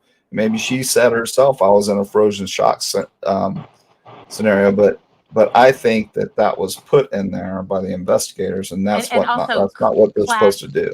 clad in black, that's not Clad in something black. Who that says that? For all we know, What she's Yeah, a what psych. anybody kid? say. What but How kid do is that's we going know? more to say cop that? talk. What if Yeah, she took a it psych is. course? What if she took Psych 101? She's a junior in college. The chances of her taking a psych course at some point are probably pretty good. And maybe she did just learn that in psych class, and so she said, That "I'm in a yeah, that's what it was a frozen shock phase." How the hell do we yeah know? She yeah probably that's what I was just said. I just said startled that she saw someone to chuck like that. And right. then she closed her door and went to sleep. In 8 hours, she woke up because she had a pee. And then was like, oh my God, what in the world? That guy did, what happened? Like, if you leave me alone, I could sleep till like 2 in the morning. I mean, 2 in the afternoon. Like, Detective John and I have talked about this before, and I think that, like, there's going to be an absolutely logical explanation as to how it happened like that. And I really feel like the PCA, really left a lot, kind of threw her under the bus. I agree with you on that one. And so I think there's going to be a logical explanation. Either she thought, oh, they're doing some kind of prank, y'all, drunk, or drunk people, and went to sleep, or maybe she was scared, and for all we know, maybe he said something to her. I mean, what if he said, don't you dare yeah, call the police or I'll be back for you? I mean, it's Right. possible. yeah, I'm we not don't saying know that. that. We Right. don't No, no, no, know. no. Yeah, No one yeah. knows.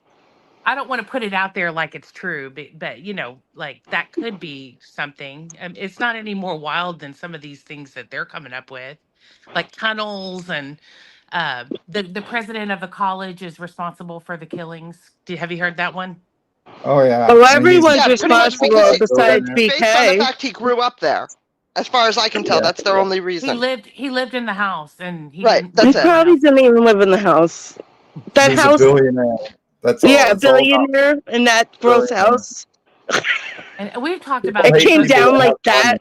we've talked about this at length. Ryan Koberger, was not a normal. He was not. He was the kind of person that stood out as being odd and socially awkward. And I would not be surprised if someone called in the tip line about him. More than one I, person. I think it was his sister, to be I honest. think it's Yeah, his sister Allegedly. too. I'm saying more Yeah. than one person because if he was in my class and something like that happened that was close by, I'd be like, you Yeah. know. I'm not saying I would, but I mean, he's an odd guy, and you know, I also think they might have talked to him like before he left for the road trip, just because he had the Elantra. Because I remember she wanted the interrogation video. hmm Yeah, we'll Or know. he could have put himself like, "Oh, I have an Elantra. I just wanted to let you know it wasn't me. You're you know dirt." what? By all I accounts, don't know what crossroads are. by all Right. accounts, that's another thing to me that points to his guilt. Him being, in criminology and them looking for a car that belonged to him, it would not be surprise me. I mean, he didn't go to them and say, "Hey, I just want to let y'all know I've got a white Elantra, but I was here. I'm I'll not cooperate in responsible." any way I can. Yeah, I think he cooperate. talked to them before he left. Oh, you think he did? Yeah, I do. You think I what mean, now? I think. You think he Oop, talks? I You think. think he talks? Oh, tales from the crypt. They look like. No, I think he might have talked to them before he left for Pennsylvania. Cause What? Why do you think so, that? well, he's a criminology inserting himself into the case to be like, oh, I want to help any way he can. It wasn't me. Oh, you mean voluntarily? He would Yes, But yes, don't went you at the feel like time he would have voluntarily. done it? Don't you feel like he would have done it earlier in the time frame? I feel like he didn't, and that makes him look even more guilty to me. The fact that he Right. didn't go to them and say, "Hey," You're then right. again, but at the same time, he very well could have, and we just don't know about it. So, Right. you know, Remember, she wanted the interrogation video or the interview. When was that? they say it was done in Pennsylvania. Like they But say, whoever, who's the they? So that's why I wonder: did he come in just to like volunteer, or even someone like maybe he heard people like, oh, and he got paranoid and wanted to talk to the Yeah, cops. and I don't know. that's the bad thing about the gag order. It's just there's so many questions, and I would hope that I talked about this the other day. I would hope that any judge would look at this case before considering executing a gag order because it just hurts the case. Look what's happened because we have a gag order. Normally, we'd have access to some small things and things would be redacted, but we would get an idea of what took place in this investigation.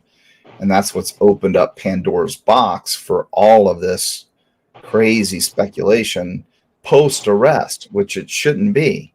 hmm but I think People, that's also because Idaho, from top to bottom, from the first cop on the scene to the judge, I think they were out of their league and just so they didn't know how to handle the fact that the entire world was looking at their little community, and I think they just yeah, had the knee jerk reaction of the gag order. Like that was the only answer that they could consider. They had no idea what it would happen. yeah, you're right. I feel like a gag order also would ensure that he's going to get a fair trial because if we heard all everything they have against him, and I agree with Detective John as well about, they can find people that are fair and impartial, but it's going to be kind of hard. It's going to be harder if you have all the evidence out there. You know what I mean? Like Is that if we I heard agree, that and I there's think, and DNA I in the think, car, we'd be like, oh man, he's guilty. Let me get on that jury and fry his ass. but you know is, what? I is think the that really what the speculation. gag orders for? Like a fair jury? That's what they Yep, think right away. yep. I think But the so thing because it's is, a death too, penalty case. the irony is they would have had a more fair jury If they hadn't done the gag order and they put out, whatever it was, normal amount of information, people would have heard it and then moved on, and you still would have had a significant portion who wasn't paying any attention to it and who wouldn't have had a clue and would have been able to go in and partial. The more they gagged it, the fewer people were unaware of the whole thing because it became so much bigger because of it. Well, and the wild Well, speculations it's too. the So you're knife. right about that. I agree. The knife is what makes the story stand out. The last time, like, not even in my lifetime, what is it, like the Manson murders? I like, unless it's a family, like, ending thing. It's when's the last time you heard of stabbing of four people? True. And yeah, That's true. Manson. I can't think of. And I know there was this one. I'm from the Bronx in Brooklyn, but it was just some crazy guy. I know he went into someone's house, but that's not even news because it was some Because it crazy happens too guy that much, they caught right? right away. Well, He killed it's not. He killed a cop, and then he's dead. So it's over. Right. It's not. It's if that was if BK or someone else would have went in there with a handgun and killed all these people, we wouldn't be talking about this case. No, It's like you said, it's it's the because of knife. the gravity, the personal in your face, and I think he knew that. Get on my back. Oh, I think he He knew definitely it knew would. that. He knew who. Whether you believe it's him or not, and I believe it's him. He knew the effect that this would have. He was creating And his own doctoral thesis, yeah, I think. exactly what I say too is Yep. he was hoping to get away with this and be a professor at the college, and he would create a thesis for his Yep. students, and he would have them do a psychological profile, and he's the only one that knows what the profile Yep. is. So he would grade his class accordingly. Like his professor did for the BTK killer or whatever, right? Wasn't that what it was? Yeah. His Yeah. professor was like the foremost expert on that guy. I think that's what he Yeah. wanted. And he I idolized her. wonder Not, if she thought he was weird. I Yeah. hope so. and And she's I like, would suspect she's going to write a book about him. I think so too. oh yeah. Wouldn't that And she'd be? be like, Wouldn't yeah, that I be knew he was weird. right? Mm. Yeah, sure. So But you can't be like, all right, he's gonna kill people. You can't. We don't live in what's that movie? You know what I'm talking about. Where before you commit a crime, they arrest you before you yeah, even know it. with Tom Cruise, Minority Report, was that it? Yeah, Minority Report, and Minority Report. there's another movie similar. Yeah, I think and right. what's funny about this whole like horrible sad murder is that like I love to watch horror movies, like slasher films and everything, and like I watched Scream and I was just like, it just doesn't. I don't know. Yeah, I After don't get into those movies for some reason. I don't have. It's crazy. The older I get, the more older movies I want to watch. I don't even want to watch any of this new high tech stuff with all the special effects. I don't even I like. don't like I don't those even like. either. I don't even like movies like Mission Impossible because it's just unrealistic. I mean, come on. CGI craziness like Yeah, overload. it's Yeah. like ridiculous. Make There's a no movie. good movies lately anyway. Real, I'm telling you, the best one that I've seen lately is, well, I kind of, I didn't want to like Wonka, but I got roped into going with my 10-year-old, and when they first started and they started singing, I was like, oh God, kill me now. But they Right. won me over. It was really cute. But did y'all see The Sound of Freedom? Yeah, I did. Oh my God. Actually, that was good. I can't believe they try to block that. It was about good man rescuing kids from those p words, and people were like, Yes. "No, we can't show." I was like, there was nothing even remotely like anything for anyone to freak out about. It was a 48-hour story Well, you know made what's into a sad? movie. I think people were because there are people that are, we're finding out with all the Epstein release. There's people of high power that in the world that are into that kind of disgustingness, and it's a big, huge business, and they don't want us to be aware of it. That I really don't Right. think they want us to know. I think they want us to just bury our heads and watch our TikToks and not realize what's really going on. And it opened my eyes to an evil that I knew that was there, but I had no idea, that kind of, I mean, just it opened my So eyes. many. So Yeah. Huh? There, now there's everybody, kind of like something. watching Investigation Discovery, everybody I look, if I see anything kind of weird, I'm like looking at them like, are you a serial killer? It's hard. It's hard for me to watch like CSI and stuff like that because I'm still a bit old school. I mean, I know a lot about the new stuff, but not nearly what I would know if I'd have retired 10 years ago, or left 10 years ago. And it's so unbelievable to me to watch technology now. Things that haven't changed are your interviews, interrogations, the way you walk warrants through, you do stuff like that. But this technology is amazing, and I can't wait to see what is going to transpire in trial with the 3D animation stuff. It's going to be amazing because the Oculus, if they do it with Oculuses, they put the Virtual mask on their reality. face that you see. Yeah, it's called VR Oculus. goggles. Yep, and Even just it's the mock-ups that people have done just on YouTube were yeah, they're amazing to amazing. me. And those They are are nothing amazing. compared to what, Right, they can really do with the full technology. Or even right. if you saw Alec Baldwin, like the simulation of on the New Mexico movie where the director died or whatever, even just Yeah. watching that, it's unbelievable what they can do. And that's just, for whatever it was, like a throwaway hearing or whatever. Can you imagine what they can do for a full trial? Oh, they did a Yeah, 3D mock-up of that? Yeah. It was, yeah, there's Ooh. something, yeah, you can watch it on yeah. YouTube. There's a bunch of them out there, but when you saw them, just 2 weeks ago when they were outside of the house and they Hmm. were doing a scan on the exterior, what they were doing was they were picking the same day that it happened or night that it happened, and then they scanned everything because the foliage on the trees would be Well, similar yeah. this Hmm. time of the year, The and temperature. you could go up on that hill, and Yep. they can actually purport like you're looking through a windshield of a car doing surveillance, from different angles. It's going to be really cool. I mean, And I hope we get to see some of it. if the trial had happened sooner, they wouldn't have had time to make that. So the fact that once he waived his right to a speedy trial, they had the time to wait to go do that. So everyone's saying that, well, they shouldn't have torn down the house because look, they just went back and got more. They wouldn't have Yep. needed that more. They're doing it as extra because they can, because they have the Yep. time.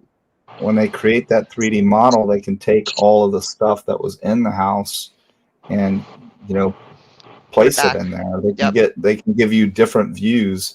It's going to be pretty neat. I'm really really excited to see it. And you know what? All of that could have been for additional training purposes too. Now you've got an empty house, and that's pretty unique for a crime scene. You don't often have that. So they probably have some kind of new technology that they're experimenting with. But I think for the most part, they were trying to get an exterior view of the house so that you could do a bird's eye from anywhere around that house, 360 degrees. And I I think you've think said it the before, exterior. John. Sorry. Go ahead. No, go ahead. Oh, I was going to say, I think the exterior is actually going to be kind of more important. Like, we Hmm. know what happened in the house pretty much, but for the 12 times and all that, Hmm. I'm Yep. curious I'm sure they're going to get cast. So I'm very curious with the exterior. Yeah. That's But all. that's actually no, that's actually part of what I was going to say is that I know John always says it, that like if you look back at the Murdaugh trial and the all the cast information that you can get from phones and stuff like that, we were blown away then. I think we're going to be 10 times more blown away when we find out all the cast information on this one. Yeah, the technology footprint is going to be amazing, and I believe you've heard me say it, but I believe the opening statements, people are just going to go, their minds are going to be Oh, blown because they're going to tell a huge part of the story, and they're going to lay it out. They probably might even based on what they find from the digital footprint, be able to establish a potential motive, and based on maybe conversations or something that happened that Do you think I'm that a firm he? believer we that he was suspect that dissed. I think he was dissed by one of the girls or yeah, I both of think the he You girls. was think that? he That's was what I was going to rejected. ask. Yeah. He was I rejected don't. by one of them. I I think he don't know if I was. think he was. I think it might have kind of been completely random. You I think don't so? know. I don't I don't know. Well, know. it could be I because Right. guess what he would want to do to those towns, but I would suspect he would Right. do it at WSU and not Idaho. Good point.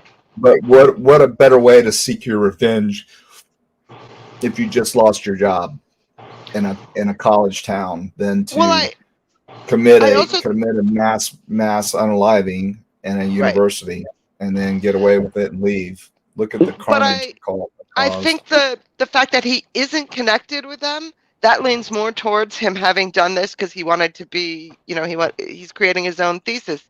He wanted him to have as little connection with the victims as he could so that he had a better chance of getting away with it. I mean, I can definitely see that, and I would not be surprised if that's the case.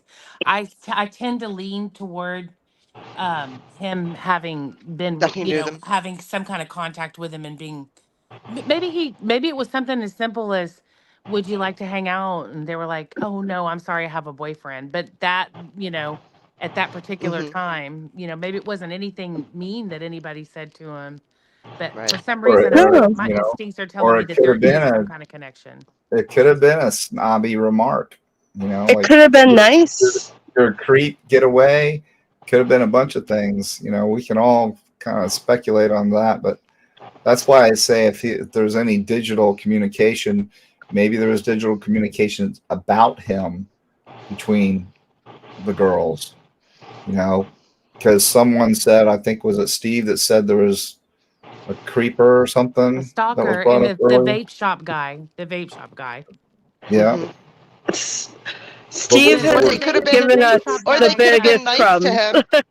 the vape shop guy had said that Kaylee had been in the store. And now this is not, I don't think this has been completely vetted, but I don't see why he would put himself out there to lie. He said that they were talking about how Kaylee had a creeper, a stalker. yeah, creeper. It was creeper was the word used that I remember hearing. Yeah. And what's a creeper? you know, Creeper could be a couple things. It could be today, creepers are typically referred to as people that stalk people using, and TikTok or, Snapchat or something like that, or, just a social media. That's a creeper as I know it from my teenagers. It's Yeah. not necessarily somebody following you or, surveilling you. Creepers like, hey, this guy's a creeper. He keeps getting in on my chat, or he's a weirdo. And it could have been something as simple as that, just a humiliation factor that set him Yeah. off deep end. Well, remember that law student, and he was really weird in his interrogation video. He was like, "Yes," but he had like the curly hair. Well, he killed the one girl that was nice to him, that lived in his I building. That was exactly what I was going to say. That he could have just seen these girls as being someone who would get a lot of publicity because they are good, sweet kids, whatever, whatever, and that might have had something to do with it. They were nice to him, and so they became his target. Yeah, like that's what's so weird. You could be nice to the creeper, could be mean to the creeper. You never know. If they're a creeper, then they're unstable, and you can't predict it. Yep. Right. That's why you just gotta tell my daughter, just don't say anything that's gonna make somebody snap. Just always be Yep. sweet. Just Mm-hmm. don't lead people on, but be sweet. She's had a couple Yeah. of people that have gotten the wrong idea, excuse me, because she's sweet, so they But think they might have a chance you're with her, there, so they get Mm-hmm. scared. and she's really a nice girl, and she's, you know, she could be. I've tried to teach her not to be naive, but you know, I honestly they feel let their like that. guard down. I feel like that the girls were more on that level than Mean I Girls. agree. They don't strike me as Mean Girls. If there was someone, I feel like they would try to let him down gently. I mean, maybe Yep. they Yeah, told, of course, except for the now. Remember the grub truck? Maddie was kind of, she was pretty sassy that night. You know, at that's the grub. funny. You know, I said the same thing when she cut through the crowd. That She could have bumped been a him. friend that she said that to, or not. That's what I Well, think. the I don't body think was they were mean spirited girls. I just don't. And I no, know but a from lot all of accounts, that's I what don't we either. heard. That they weren't. You yeah, the know, I don't think they were. YouTubers have, that's another thing. They've like made them out to be like mean girls. And that one girl, the Kaylee's diary, you know, I've brought this up before. She just seemed like a very good person. She wanted to be a good Christian. I I mean, I'm know. sure she Oh partied yeah, and she's I'm very sure she kind. partied and had her fun, you know, but they were good quality people. They were quality Her people. journal, she even wrote about, you know, how much she loved her roommates, and Yes. And yeah, she's Dylan. She loved very, Dylan, She everyone loved out there. Dylan. I Now, know. very, you're going to tell very me that Dylan's considerate. responsible for this? I don't think so. People No! are No. crazy. I There's mean, no way! It's so pathetic that people go down that route, and they still are. Leave her And alone. I'm and like, they're Jake, not under I kind of look like the, like, leave Brittany alone video. Leave Dylan alone. it needs Jake to be said, said, though. I agree with you. Leave the poor girls alone. My gosh. Yep. You Jake know, and then she said, would go, she went out to a party and, you know, like yeah, this is almost a year later and she gets roasted for going to a party. She's trying to get her life To back well, move leave because the on. girls alone. So Jake Dylan, said, go to all the he- parties. Please, And those go, two girls have a go. right to move on from this trauma. They didn't ask for it. exactly. They didn't mean to be no, there. Like, enough is enough. Let these poor girls move on as best they can. Didn't Exactly. one of Ted Bundy's, one of the sorority girls that survived that night, one of them had such terrible survivor's guilt. Didn't she take her own life? I I think mean, so. yeah, let these I girls, if believe these so. girls aren't doing that, God, thank God. Let them go move on from the trauma of it. Well, and it's not only that, it's like the horrible things like Dylan's a man. I mean, Yeah. who in the hell? Like that is Yeah. craziness. She Yeah. shouldn't have to deal with that. I feel so Nope. bad for her. Oh gosh, I know. And anytime I they say know. she should have done more, I'm like, then she might have lost her life. Like, you can't even say that those two Yeah. survived. Thank God. And why would there be any question beyond that? I don't get it. no. Hey, And Jake ladies. said he Oh, sorry. he Go ahead. may have asked Maddie out if she served him, and Yeah. it was being nice to him. Yeah, because Could have, yeah. the Greek the restaurants were a Vegan. franchise, and they were in his area of Pennsylvania as well. So he is familiar with that. So you know that he went to the restaurant. I Well, guarantee he did. didn't Tommy teach us that that restaurant is owned by drug dealers or something? Whatever the heck it Yeah, was Tommy said as the bishop. yeah, Ridiculousness. of course, right? Yeah, please. Yeah, I don't feel like that if especially if she was the waitress in a situation and he asked her out, she probably was trying to be nice and let him down easily, but that they caught his eye and yes, if he was doing this for a thesis purposes, Yep. also I think he was angry. I think he was very angry because and all of his Tapa talks are very insightful of how he didn't view people as people, so they were like the perfect target that, you know, would get a lot of attention. The Yep. blondes, you know, Yep. pretty I popular agree. blondes. I What do you agree call 100%. people? Flesh it like pounds of flesh Meat or something? suits. He called Me, them meat suits. So Yeah, yeah, he twisted, didn't do it. twisted. right. Right? I mean, that says it all, doesn't it? You're right. I don't think I ever called anyone a meat suit. I bet my Cindy life says on it. Cindy says we know he creeped into the house's Wi-Fi, probably free for friends and study buddies. to get along with the password and to anyone in the house, and we've all seen our Wi-Fi while sitting in their car. You know what? You only need to be, I think it's 32 feet away to pick up Mhm. somebody's Wi-Fi. I Right, think and Steve sometimes they actually have said it. that. Sometimes they have their Wi-Fi secured, but sometimes they don't. Because even Yeah, if I log into my Wi-Fi, there's neighbors around. I can yeah, that most of absolutely. them have it secure, but I mean, a college kids they I That's what would I was probably gonna think say. do. A that college, I a would think college that house, they close might knit not. they would. I would think that close knit buildings together. I would think they would probably have them secured.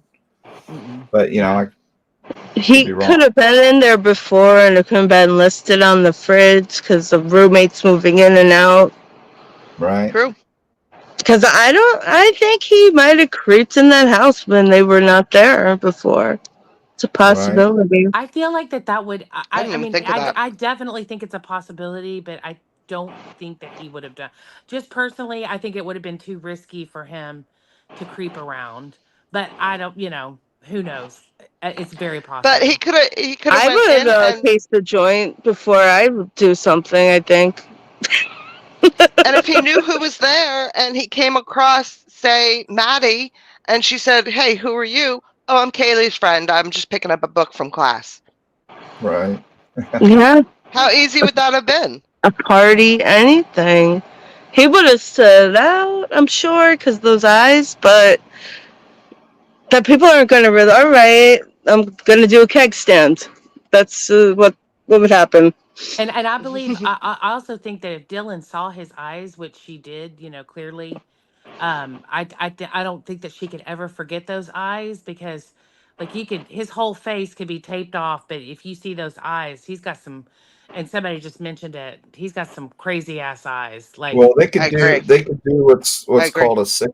They would do what's called a six pack, and it's yes, basically just imagine a Manila folder with three sections for photos on the top and three on the bottom, and they would actually take and they would superimpose a mask over booking photos of similar suspects, and they have to have similar eyes, and then with the mask as described, they would do the six pack, and they could actually do a photo lineup like that.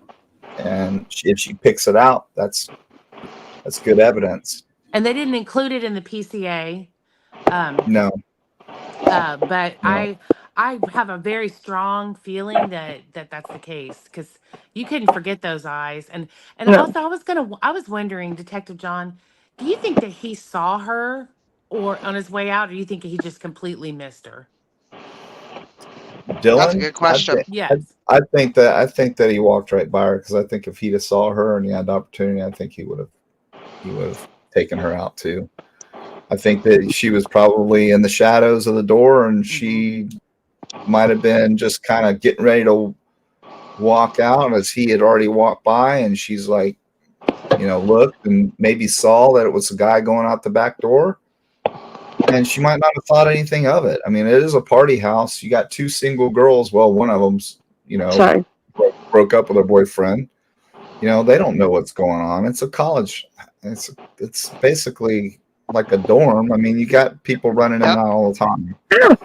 So Yep. would it be highly sus for a stranger to be walking through the house? No, not really. I mean, I agree. seriously. Now, if it was your house and somebody was walking through it, Right. you'd be dialing Yeah. 911.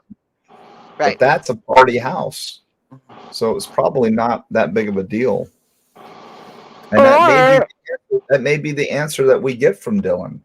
Maybe as Yep. simple as, you know what, I opened the door, I saw this dude walking out, and I didn't think anything of it. I went back in, went to bed, and slept till because it was 4 o'clock. I slept till noon, Yep. or or another 11. thing I've always thought is maybe he changed right before and he wasn't going to deal with another person, even if he was like, whatever, I'm wearing a mask, like, and just walked out. Because if he changed, let's say, with whatever he was wearing, because obviously he kind of covered his ground with the DNA, except in the one spot we know of so far. Thank God he left that. But I always thought maybe he changed really Well, quick. Even if a he lot, saw her, it was like, what, I'm not putting my DNA on her. a lot of people are quick to forget that it was 28 degrees. So anybody walking around with a full mask on their face wouldn't be highly sus either. Yep. You Mm. know what I mean? I guarantee you can go there right now. It's cold as hell, and there's people walking across that band field with hoodies and masks on. I mean, I know when the 2 years that I lived in Illinois, I didn't get. I had a full mask on all the time. Every time I went out of the damn house when it was freezing. A, because I'm a wimp. I'm from Florida, but B No, it is gets because cold. yeah, yeah, it was just super cold for me. I can't handle cold weather. Cannot handle it. You're a Florida boy through and through and Yeah, through. I'm a Florida boy. That's for sure. Not So Florida man. Boyd Beauty, Ron Green said, I agree, DTA. I think he was already losing control.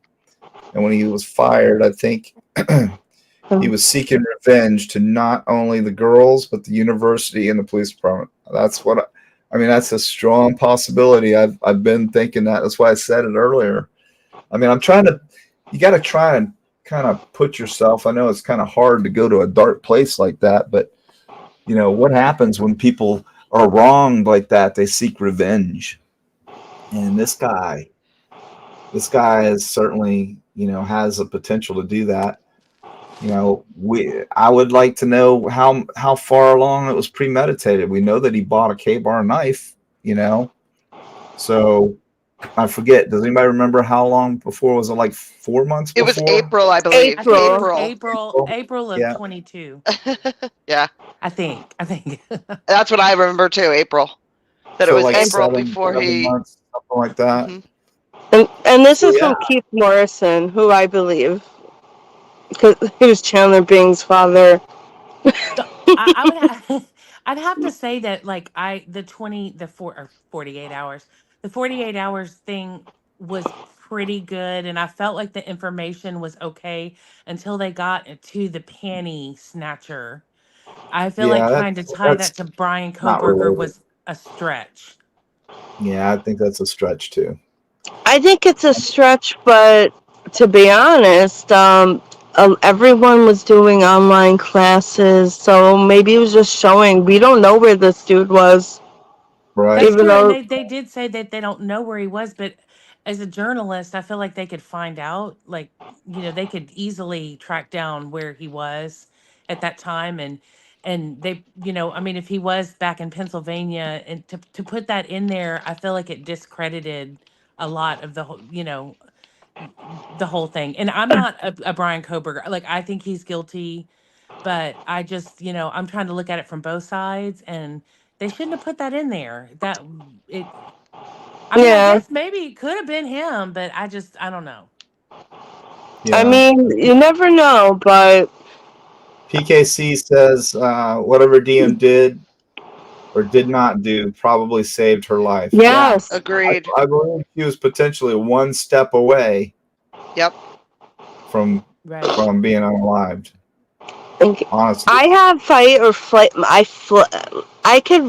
have the flight, and I've been in a few situations where like someone pulled out a knife and I've ran so fast, and like I don't think about anyone but myself.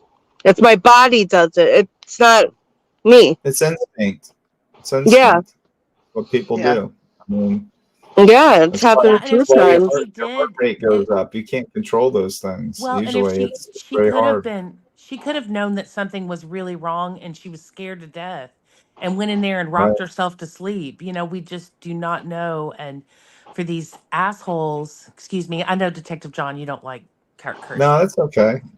But these It's okay. guys are just like over the top. I mean, just stop with the accusations and to get money, to get clicks and money. Right. That's why I'm over here. I used to be watch T Rev. Of course, my favorite part of T Rev was when you would come on. Yeah, But Oh, thank you. I think all Thank of you us, so much. we love listening to your perspective and You know, Well, I I just appreciate it, you guys. That means a lot. And you know, I I love it. I love the challenge every day of coming out here, like just spontaneously coming on if I feel like going on. I wasn't doing that, but now I feel like, yeah, it's pretty cool to do that. And some of my best shows have been just do a quick thumbnail and throw it up there and say, hey, I'm going live in an hour. And I Yeah. think it's speaking of awesome. which, where's Rachel? You know what, She was in chat before. I saw her in she chat. was she in chat? Okay, She was a little bit ago. I I didn't don't see know. her. Summer's in here. Hey, Summer. Well, you have us now too. You got a bunch of girls. I know. Yeah, Why are you always surrounded by women, John? And Black Austin, I know. Texas I'm Ranger, such a they're always control. here. No. Wait, the latest one was I surround myself with weak women. Oh, well, you've Okay. never Oh. met me All right. before. You guys should take that as a major insult because The weak women that I women can control. Oh, if you that they only harass knew. in I chat. know. I'm just Yeah, saying. No, you know what I think it is. I think you were raised by women, and see, my son, he's 21. Um, uh, Before I met my husband, I was a single mom, and my he was raised by my mom and myself. So he just prefers the company of women. And he gets along really well with women. He's not gay. I mean, you know what I mean? He loves strong women. It's not that you like weak women, you yeah. like strong women with an To opinion. me, there's nothing more beautiful than a strong woman because to me, I mean, I've had some really pretty opportunities, but they were yes women. I don't like that. You know what I mean? I like a lady that is challenging. Well, you just And if you want you ask my husband, and I promise you he's going to tell you I'm challenging. you are challenging. Yeah, yeah. I can see the potential there for sure. But I'm also, I mean, I feel like I'm also, a sweet, I'm pretty sweet. I think he likes me because of that. But I know I have my moments where I can be like really difficult to deal with. And Yeah, opinionated. yeah. I'm like that too. I can be very bullheaded at times. Mhm. So, but hey, we all have our quirks.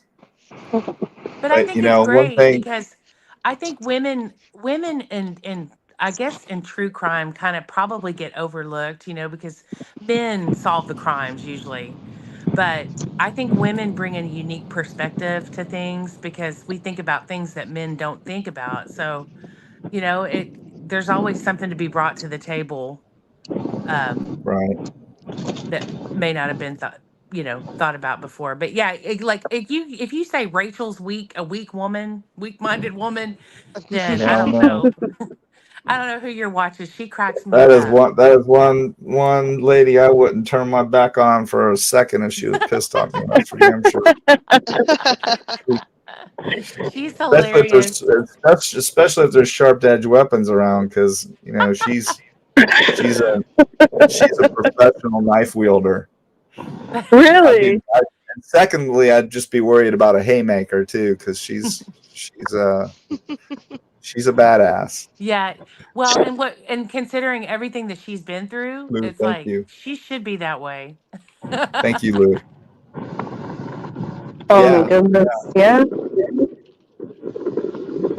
So I'm sorry.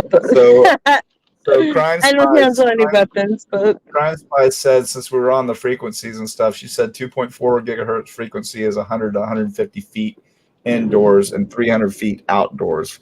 5 gig is frequency of 50 feet indoors. So I'd have to go back and see because Steve is an IT guy and he said that he piggybacked on their Wi-Fi. So I don't know. I'm not an IT guy, but I don't know if that means it was trying to pick up on their Wi-Fi, or he actually did pick up on their Wi-Fi and there wasn't password protected. But that could be I, multiple things.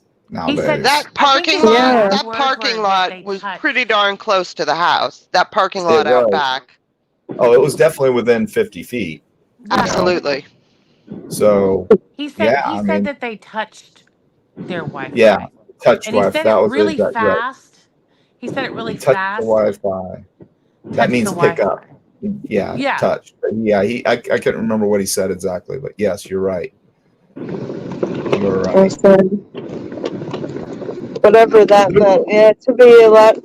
He's trying to give in a lot of like clues without really getting to say it. Oh, Steve. Poor Steve.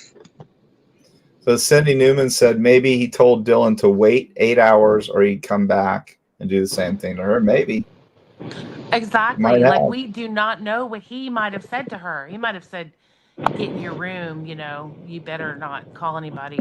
I mean, Yeah. I honestly, like, I know a victim of rape, and that's what the rapist said to her.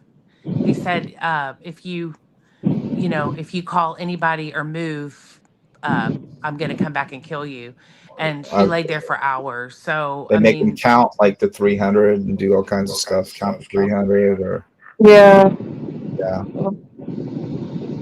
so we just We don't don't know, know. but and we can speculate all day, but we don't know either. But for the other creators, back to bitch about the other creators, for them to like just speculate about like the worst of the victims is just it's unconscionable. It's you know for money, and that's what it's for, money. Hey, To me, it Regina, just undermines the whole system. That's just their goal, is to undermine the whole the whole process And like, for what the various hell? reasons, And why most are of they? which are that they're criminals themselves and they're disenchanted by it or Well, disenfranchised, whatever the word and is. they're not even from this country, like you say. Like the Oh, yeah. two of the biggest ones. I mean, they're not from this country. It's like, hey, hey the only one Regina. that's allowed to get away with Yeah. that is Drizzly. She's Oh, good. She's hey, you've got back. Are you in a car or something? Are you in a No, house? I'm in my I room. hear, Yeah. I hear I hear wind and it's a lot of background noise. So I was testing, so I muted your mic, and it's something. Are you like? Is there a fan going or anything? Yeah, there's a fan across the room. I could turn it off. Hold on. Sorry. Yeah, that's exactly what it sounds like. Alright, give me a sec. Good Lord, you got a fan going. I don't know what state you're in, but I'm I in always Florida. bring we're in noise. Texas. All right. We're actually everybody's freaking out down here because we're about to get like freezing weather. And the last time that this happened, we everybody down here lost power and like people died. Like so everybody down here is kind Is of it on edge. gone? I think so. Yeah, I think it's gone. Okay. I'll be back in 1 sec. Okay.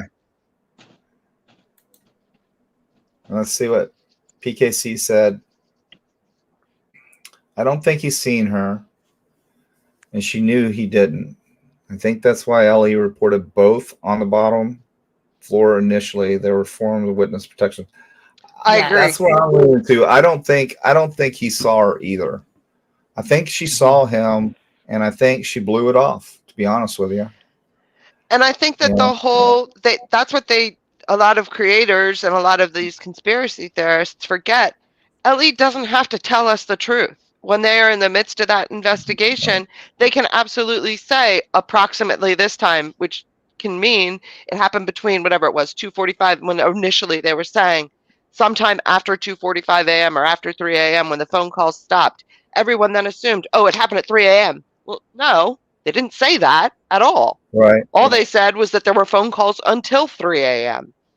And Ellie didn't have to tell us the truth. They had witnesses that they were trying to protect. They had the families that they were trying to protect from things. I believe. I believe that they were trying to protect them from knowing whether or not anyone might have been alive the minute the guy left, whoever the perpetrator was. By True. whether or not someone was on the floor, meaning, and if they were blocking the door, then they must have gotten themselves there after someone left the room. And unlike Drip Drop saying that it went out the window or whatever, assuming that didn't happen, then someone was still moving there. And I think they were protecting the families too. Oh, but don't you know that he parachuted in? Didn't you hear that? Yeah, That right. was drip drop, right? That said that. Probably, That yeah. was a I know he said the tool. thing. He was the one that kept that was very intent on that ladder that was there well before this and was there well after. So I don't know what the heck he was talking about. That's his big Perry Mason moment. Like, Cindy Newman said they John they were all in at 2 a.m. and to their bedroom by 4. The girls knew that they were not having a party that night. It would be weird to have a masked man pass by the room. Frozen shock phase not common. Yeah, I Like mean I we're said, it could have been she just anything's finished her possible. psych class Yeah, and she learned yeah. I about mean, the frozen shock phase in psych class.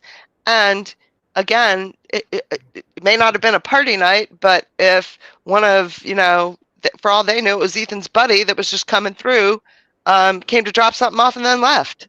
yeah, this that's what frozen I'm shock thinking. phase doesn't mean that you're frozen, standing there, frozen shock for. Maybe she was frozen shock phase for a second, like, what the hell did I just see? And then, Right. like, oh, well, not much of Yeah, it. Let me go to bed. she blew it off. Yeah. Yeah, Yep. I believe that's the most plausible is that she just didn't think anything of it. Now it doesn't really say, he was it doesn't give much of a description. I'm sure in the um, in the interview hopefully we'll be able to see the transcripts at some time of the interview with her, and we'll get a better idea of what she actually saw. And Not to I mention when believe we actually that see her testify, she's going I to have believe to that when testify. I believe that when she gets on the stand, that Yep. it's going to be one of those. Yeah, right. Okay, I get it now. Yep. I Yeah. think it's a I agree. lot more simple than we think. I think a lot has been made out of this because of the gag order. Yep. I just don't see it being that big of a deal. You know, if you're up till 4 a.m. I mean, I don't have to get 8 hours sleep, but most people do. So And Most most college kids on a weekend, of course they would. Yeah, Of course absolutely. they I would. mean, I've slept till 2-3 o'clock after being out all night, and when I was in college. Yep. Oh yeah, Heck, if my you stay up 15-year-old till son 4, still you're sleeping does. till noon. Yeah, Yeah. Tanner Yeah, doesn't get up till easy. 2 o'clock. He stays up gaming all night and doesn't get up till like 2. Yep. Yeah, I could sleep. But if you leave me alone, I could sleep all day. Yeah, My Sometimes your friends and body I, needs it. when our kids were like, the young teen ages, when, before they had summer jobs and whatnot, in the summer we would say that they were like vampires because they'd do exactly like you said, stay up gaming all night, and then you'd only see them when the sun went down. Yet they were like a bunch of vampires, and they were just, our kids, because that's exactly what they did when they didn't have jobs or whatever right. and school was out.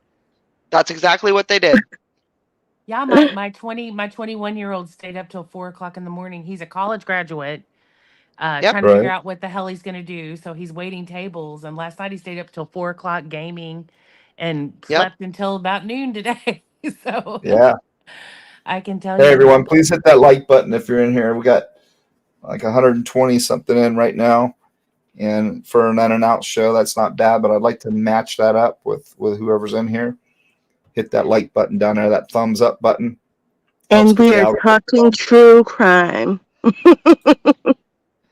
Well, I bet a bunch of Frank, them are trolls anyway, who are here just to report back, and there's nothing to report back if we're just actually talking about crime. We're just a bunch yeah, of weak women. What do we know? Oh, yeah, yeah. They're yeah. going to show me being Frank's in here. allegedly Lana. Ugh. I could probably beat T Rev's ass. No, I'm just kidding. I'm joking. Well, Yeah, that's really interesting, those things that you're flashing on the screen, because one of the trollers was here earlier saying that Frank left your show last night and went and bashed you on other channels. I don't believe that. I That would have I was have already no been. I, idea, but I that's I what would have they were saw already been. saying. someone That's what the saying troll that. was saying that. Yeah, Yeah, I don't believe that because Frank and I talk often, and I don't. He would have no reason to do that. Frank would. I just don't think he would do that. Now, a couple months ago, yeah, maybe because he was on the dark side. You know, he's come to the good side now. Ginger, thank you. Says DJ help T Rev's channel. I love listening to it. Too bad it turned out this way. He lost a big contribution to his channel. Yeah, but you know what? I'm okay with it. The only thing that makes me, feel bad about it is I'm not real sure that he wasn't pushed by some of the nasty mods that he had that were concerned that I was gonna take subs or whatever. I think that's where Discord comes into play, and Discord's such a vicious tool. They get in there and they start talking, and it's like the bitch session the whole time with everybody, and that's why we will never do Discord. good. Yeah, it would never happen. No But matter what, like like losing a friend who or who you thought was a friend, it's sad. Like you miss who they were. Like it doesn't matter. Things happen, but it doesn't mean you hate that person. well, I had a conversation with him about computers, and he had told me I think he just bought a $7,000 computer, and they're expensive, and he was already laying the foundation of how hard it is to start a show. So I mean, I see right through that stuff Yeah. because I told him that I'd like to do my own thing, and he starts sending those little subliminals and then baiting me with the fact that he's gonna do Netflix or whatever he was gonna do, and he wanted to take me to California and all this stuff, and I knew that wasn't true. You know, Yeah. hey, hey, he's that guy's not going to leave the house for many reasons. Not unless he's highly cautious. Yeah. Well, He I got I I got really a he hope I got got Jake 52,000 power, reasons why. I have to say that I male really power, Jake. I hope that baby T Rev, I I hope he's not past the point of no return to like actually be a decent person, because I don't hate him at all, but I just, you know, knowing, and maybe we're not supposed to know the personal information about him and his family, but just knowing that, and then listening to him talk and contradict himself about the children, it's just, dude, you need to grow up and you need to pursue those children and support those children, and even if they say they don't want anything to do with you, you need to try and be honest, and just try to be a better man. I you know It's Yep, Frank. Frank's in here. Frank, did you leave the show last night and go talk shit somewhere else? I have fucking no idea. He couldn't have. It was like 8 in the morning when the show ended. somebody was saying that. I'm like, I don't think Frank would do that. He's not. What Maybe a channel couple though? months. Let them tell what channel. Yeah, right. Yeah, what channel? Seven Because receipts, I want to right? know if I have a twin brother. Yeah. Where are we you got from, Frank? I'm from the Netherlands. Ah, hi, you Netherland man. we And got Frank, what Heather time B's is in it? here too. So we got Frank and Heather in here. Hey, Heather. What Hey, time is it in Heather. the Netherlands? Hey, John, can you hear me? Yes, ma'am. Okay, cool. How are you? I'm doing well. How are you? I'm splendid. A little tired, but I had to. It was pouring after the show last night, so I thought, oh man, I'll get a reprieve, and I just won't work today because it's pouring, and then it stopped. So I went into work for a while, and it started pouring again, and it came back. catnap for a little bit, but yeah, I don't sleep a whole lot anyway. Nah, me neither. That's the Yeah, life of a YouTuber, my man. I know, right? So I, what else? What? John, I have a question. You were talking Sure. about his phone being pinged. So Kohlberger, let me say that. I mean, because we tend to have a lot of confusion about cases, but this is only about Idaho, right? So Right. I heard you saying that Brian, his phone got pinged at the house, but that's kind of weird Yeah. because his phone was deactivated. His or Steve said that. Steve said that his phone that he picked Oh, up okay. on the Wi-Fi. Prior to the So, night of the incident. right. So it would have been, remember the 12 trips prior, the 12 incidents that they talk about in the PCA that he Yeah. was there. So it could have been one of those incidents or all of them, So if he was making that cold run, But that or he means had that he a needs to be inside the house and he needed to be logged in, unless they had free Wi-Fi. That could be sure. well, That yeah, could that's be what we're kind of anticipating. Maybe somebody didn't have it locked out, But if he was up on that hill in the back and that was his bird's eye view, that's plenty close enough. And somebody just put up a minute ago what power a gig would get you, what distances. Crime Spies put it up there, 300 and feet. 300 feet. So for that's what? well within range of whatever gig she said, 5 gig maybe. Yeah. But it depends what kind of isolations are in the wall. And this was a Right. really simple, so it could be possible, definitely. Yeah, and then that's a pretty open area behind there. So, if he's right there in that parking area, and it's a slopey hill going up. I mean, that's But going to be easier for him to pick up. before all the car data got released, and I was looking at that house, and they were saying about this one, possibly one perpetrator or perpetrators. I was like, yeah. And I looked at Google Maps. That is the most obvious spot to park at. Yeah, yeah.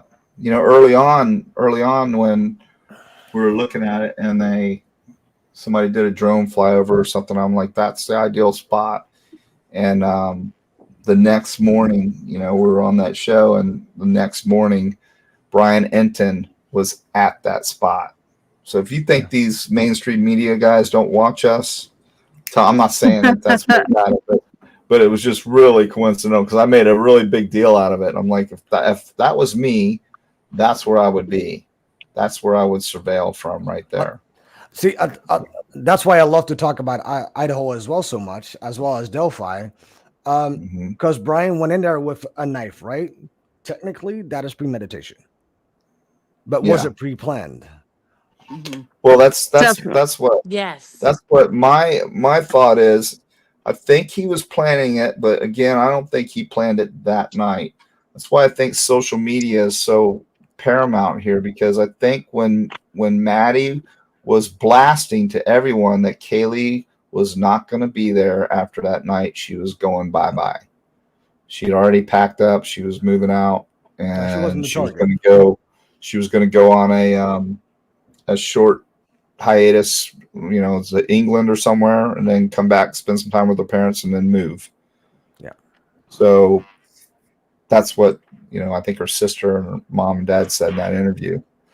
But yeah, I think yeah, that's a very good possibility that he was following them when they were at, if you look at the grub truck, Maddie or Kaylee's like constantly on her phone. And if she's not, Maddie's on her phone.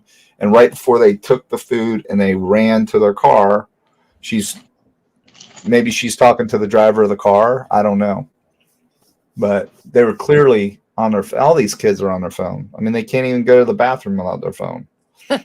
True. So, I think that's very plausible that he was following them on social media, and for lack of a better term, that's why I always like to tell parents out there, tell your daughters not to have diarrhea of the mouth. They don't need to know where you are all the time, because you could have somebody watching you, and that's not a paranoia thing. That's just a fact. I mean, Mm. my daughter, I was talking about the other day, my daughter's Facebook page, I looked through and she had like 3 guys in their 40s on her Facebook page. I'm like, who's this? I don't know, Dad. Well, why'd you friend them? Why'd you accept their friend request? Well, to get my friends up. No, you don't know who that is. Don't be friend.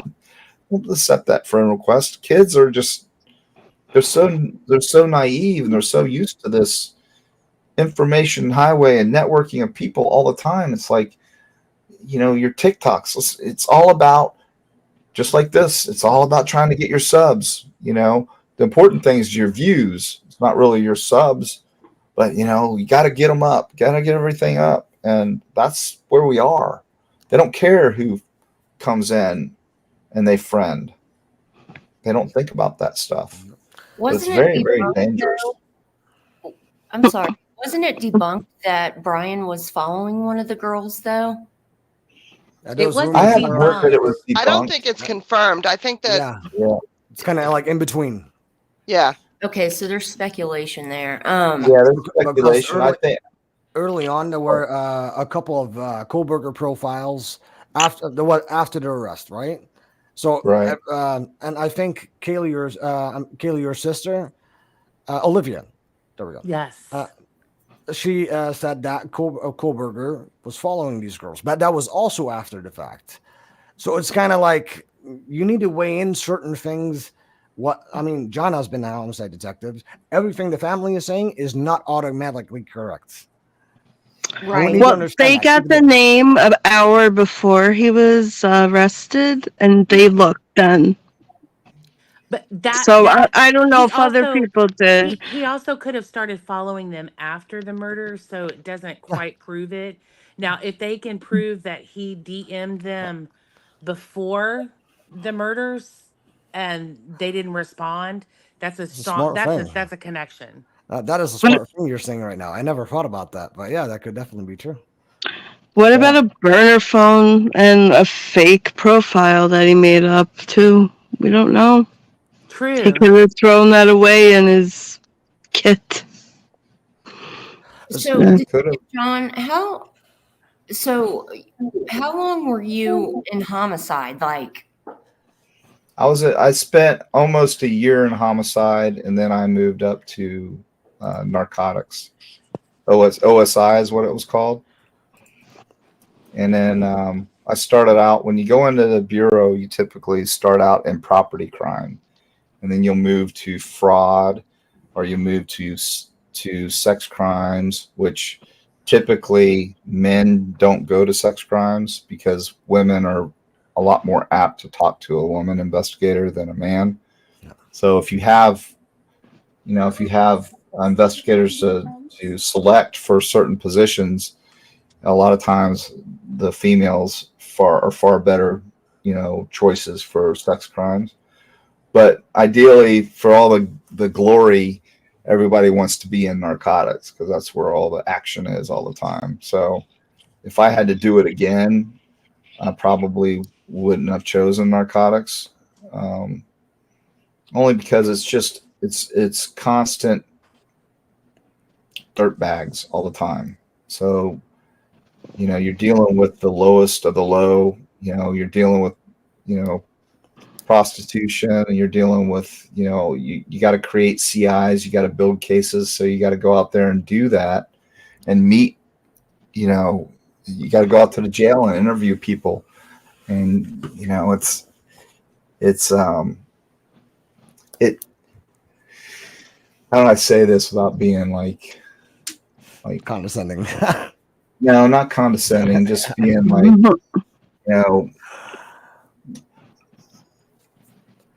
here's the thing: when you're in a position like that, and this happened to me, I'll be totally honest with you. I found myself not being myself anymore, because what happens to cops when they're in a specialized unit like that and they're around such negative, nasty people, you become really judgmental, and everybody's a dirtbag. You know what I mean? And sometimes, still to this day, I find myself doing that, and I need to keep myself in check sometimes. I've even done it on this show sometimes, and actually I've often done it. And but it's I'm kind of like one of those people. If it's if it walks like a duck, like somebody else just recently said, it's generally is, but we're all different, and you got to be able to recognize that. That's why they try to rotate you out of certain, like, street crimes. I started out in patrol, and then I went to what's called street crime, which is a step below. It's part of narcotics, but it's a street level narcotics, and that's like this right here that you see. That's our unit, and we're narcotics, but we're directed, we're directed to certain areas, and we hit those areas hard. We take bikes and try and sneak in on people and do stuff like that. But that's where you really encounter some major, for lack of a better term, dirt bags. Your people that are just really, the low lives of a community. Were you around when Griselda was around? The mother of Coke or whatever she called herself? No, I don't think so. Griselda Blanca? Can you go in Mama's room and close my blinds? Oh, that was Miami. Oh yeah, no, that's Please, I'm in Central Florida, Daytona area. I mean, John, I cannot imagine if you just walk outside and you see like you just do people watching, and you go No, like, yeah, Reggie. I think that guy is a criminal. That guy is a criminal. Yeah, and you do. I mean, it's just the reality of it, and you do find yourself kind of being that way. And it took me a long time to decop, for lack of a better term. And it's been a long time since I've been there, but it never leaves you. I mean, I learned a lot, and I learned from some great people, and I worked in an area that was just crazy busy. It's not food, baby. You think that it has affected you in such a way so deeply that that's why you think that other creators are just bad? And I know that you have that your Well, that your comes stance from on the Koberger case is what it is, but I just wonder if that's affecting your perception. well, that's why I said it. I said that, admitted that a moment ago, and I said, I find myself doing it here on the show sometimes, and not all people are, but there's just indicators that I've known from being, because I was in fraud, and then when I went into the private sector, which is, believe it or not, I learned more in the private sector than I did ever on the police department, because where I worked in for a major drug, a pharmacy chain, and the stuff that you wouldn't believe, the stuff that came across my desk that I had to handle, because it's your C2s, your opiates are highly addictive, and we had a pill epidemic here in Florida. You had your doctor shopping, and you had the what do they call it, the expressway for C2s came down. The Oxycontin Express is what they called it. So you would come down from Kentucky, and you would come down the coast, and they would have smurfers out there, which are people that doctor shop. And so everybody gets an MRI. You go out and you go from Dr. Jones, Dr. White, Dr. Green, Dr. Brown, Dr. Purple, all the way down the coast. And as long as you have that MRI, they'll shoot you a script, because Florida was one of the last states, if not the last, if I remember right, to enact the PDMP. So the PDMP is the Prescription Drug Monitoring Program. And I actually went to Tallahassee lobbying hard for that law to come to Florida, and my company didn't know I did that, but That I was did in the it. private I sector? mean, what's that? Was that when you were in the private sector? Yeah, yeah. Okay. So before the PDMP became John, um, did you mute law, yourself? did I what? He's not Can Did you I muted. mute? She's talking can if y'all you hear met me? yourself. We can hear you. Oh, I Yeah. can't hear John. So, Oh, John, I had brain surgery in 2012, and at that time, OxyContin was for cancer patients. And I woke up on morphine, and was OxyContin and Percocet were thrown at me for 3 years, and then yeah. I got cut off, and it was the worst experience of my life getting off of that. I've been clean now for It's horrible. Hell, 9 years. That's why I won't be honest with you. That's why I will not take them. I No, would lay in pain before I'll take them because I don't know. I don't mean to they instantly constipate me. I'm like, I can't yeah, take it's that the stuff. worst. But And I didn't realize I was addicted until I ran out one day and yeah, was so sick that I couldn't get off the couch. But yeah, and we couldn't find them in town. We had to go down to the hospital. But that was back before it was an epidemic. I've worked in cancer research for a long, long time, and I only knew it as a cancer drug. Well, we know what it is now, but so before, how long did you say you were a detective for 11 years?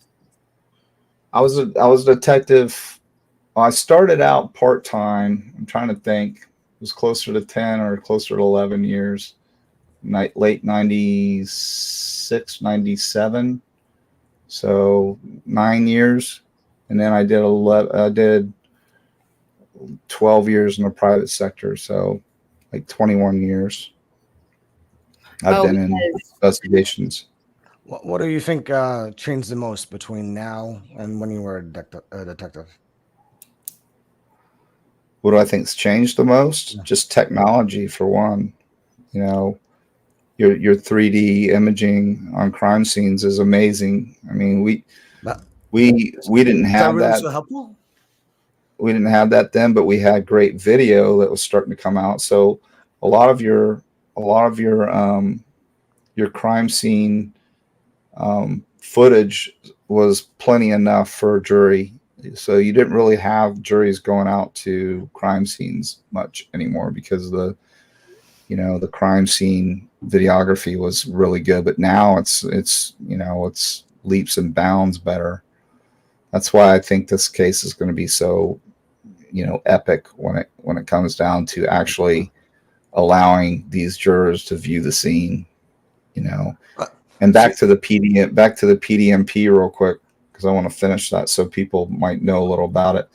The PDMP is the prescription drug monitoring program. So what happened is when that law finally came into effect, because 85% of all your C2s throughout the whole country came from Florida because we were way behind on the PDMP. There's monetary reasons. I don't know. Political. I have no idea what the real reasons were. But two of my stores were the number one and number two C2 distributors in the country. And they were in Sanford, Florida, which is just in between me and Orlando. And you literally had two lines coming from the back of the pharmacy through the store out the front door at a time sometimes, and it was disgusting. And I couldn't believe what I was witnessing, and the blind eyes that were turned. I actually did a internal report, a memo, and I sent it. I sent it to my manager, and I sent it to corporate, and I took pictures of how bad it was, and I said, "Look, I stood on against the wall, and I watched a girl come in because they want the colors. They're called V's, M's, and A's. They're different colored pills, and those pills indicate the manufacturer, and they're worth more on the street rather than a generic. So when you go up to when you go into the store and you get a fill for oxycodone, and she doesn't like it because she sees this girl actually saw it was a generic, screamed and yelled that she wanted the V's or the M's. I can't remember which it was. I wanted the blues, and she throws them back on the counter. But first she sits down and opens it, and she takes like 4 of them out and puts it in a cellophane baggie for her cigarettes, right? And puts it back in her purse. Everyone saw it. I saw it. The pharmacist took it and said, "No problem, no problem, no problem. I'll get you some. Give me a minute." Because it's more money if she gets a name brand. So he fills it, takes those back, and gives her the pills. I was already on the phone with a narcotics detective that I knew that was always in the area, and I called him and I told him, because I witnessed her put it in a cellophane. You can't have pills outside of the bottle. It's illegal. They got to be in a prescription bottle. So he popped her, and they had a whole car full of people that were waiting, and that's how bad it was getting. So the blind eye that was turned by corporate, because I got my ass handed to me pretty much, not written, but I was told to shut my mouth. These are the 2 top grossing stores in the nation, and that pharmacist right there is making the store a lot of money because he pumps them out quick. Did the pharmacist know you were there to watch him? Every time I was in the store, they knew I was there to watch, but they didn't think that I would be watching for something like that because of my experience as a cop and in narcotics. I knew what was going on, and those are the types of things that would throw flags up. So Yeah, but I mean, I how turned that. did you witness this without them being like, dude, there's Like I said, it was all about money. They were turning a blind eye. So this is when I started. I actually started with CVS Pharmacy before I went to Walgreens. So I started with CVS, and the position that I wanted was CVS. The guy was supposed to move to Maryland, and that fell through. So I was in a lower position, and I would need to, there's no way I was going to get, because he wasn't going anywhere. So a position opened up at Walgreens, and they offered me that position because we worked close together. So those 2 stores, I did that memo, and I'd already been technically hired by Walgreens, and I'd given my notice. And so I called and they hooked them up, and I took video and I sent it all into corporate, and I got basically told to shut up. So fast forward about a month, and I'm up at corporate in Deerfield doing training for Walgreens. So I'm with Walgreens now. I told my manager from CVS about, of course I sent the memo, and I said, "I'm telling you, you guys, this is bad. Something bad's going to happen. This is reckless, and I'm telling you, the shit's going to hit the fan." So I'm up there at Walgreens corporate, and my manager from CVS calls me, and he's freaking out. He said, "DEA just raided both Sanford stores." Y'all can look it up. Sanford CVS is raided by DEA. And he's like, "Did you do this? Dude, you called this. Did you?" I said, "No, man, I didn't do it." He said, "This is freaking crazy. They're shutting down all the stores." So I'm up at Walgreens, and I'm sitting with bigwigs. I mean, I'm like with the CFO and regionals and all these people. And so I get off the phone, and I'm like, "Hey, just FYI, we're out at lunch." I said, "They just raided the 2 CVS's, and you might want to put the word out there." And they jumped up. They're like, "What?" They grabbed my phone. They're looking at it. And I said, "Hey, look at this memo I did." I still had it. And it streamlined a whole preemptive strike, for the stores to stop filling C2s. It was that bad. So, you used to go to the ED and have a toothache, and they give you, 30 C2s. You can't even hardly get C2s filled now because of this. This is how it all started, was at those 2 stores throughout the whole state. And then, so it got really bad, and So your C2s weren't being filled because everybody was scared. So you had pharmacists literally lying and they didn't have them. I'm just going to be honest. If you look like you were an addict, they weren't going to fill them. Yeah. And if you're a little old lady going in there, you're probably going to get them. So, and if you were new and they didn't know you, they didn't have to fill them. So if you came in and they didn't know who you weren't getting your C2s filled. They'd turn you away.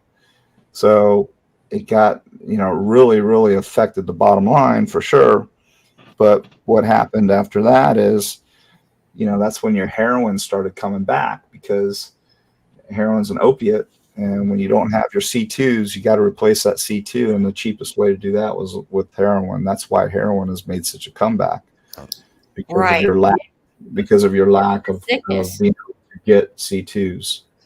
So don't you think that, I understand where you're coming from, but don't you think it's a little unfair to put a blanket on when you were in narcotics and saying people are scumbags when all they're trying to do is make it through their day? The addicts themselves, you mean, not the people that contribute to more things than only.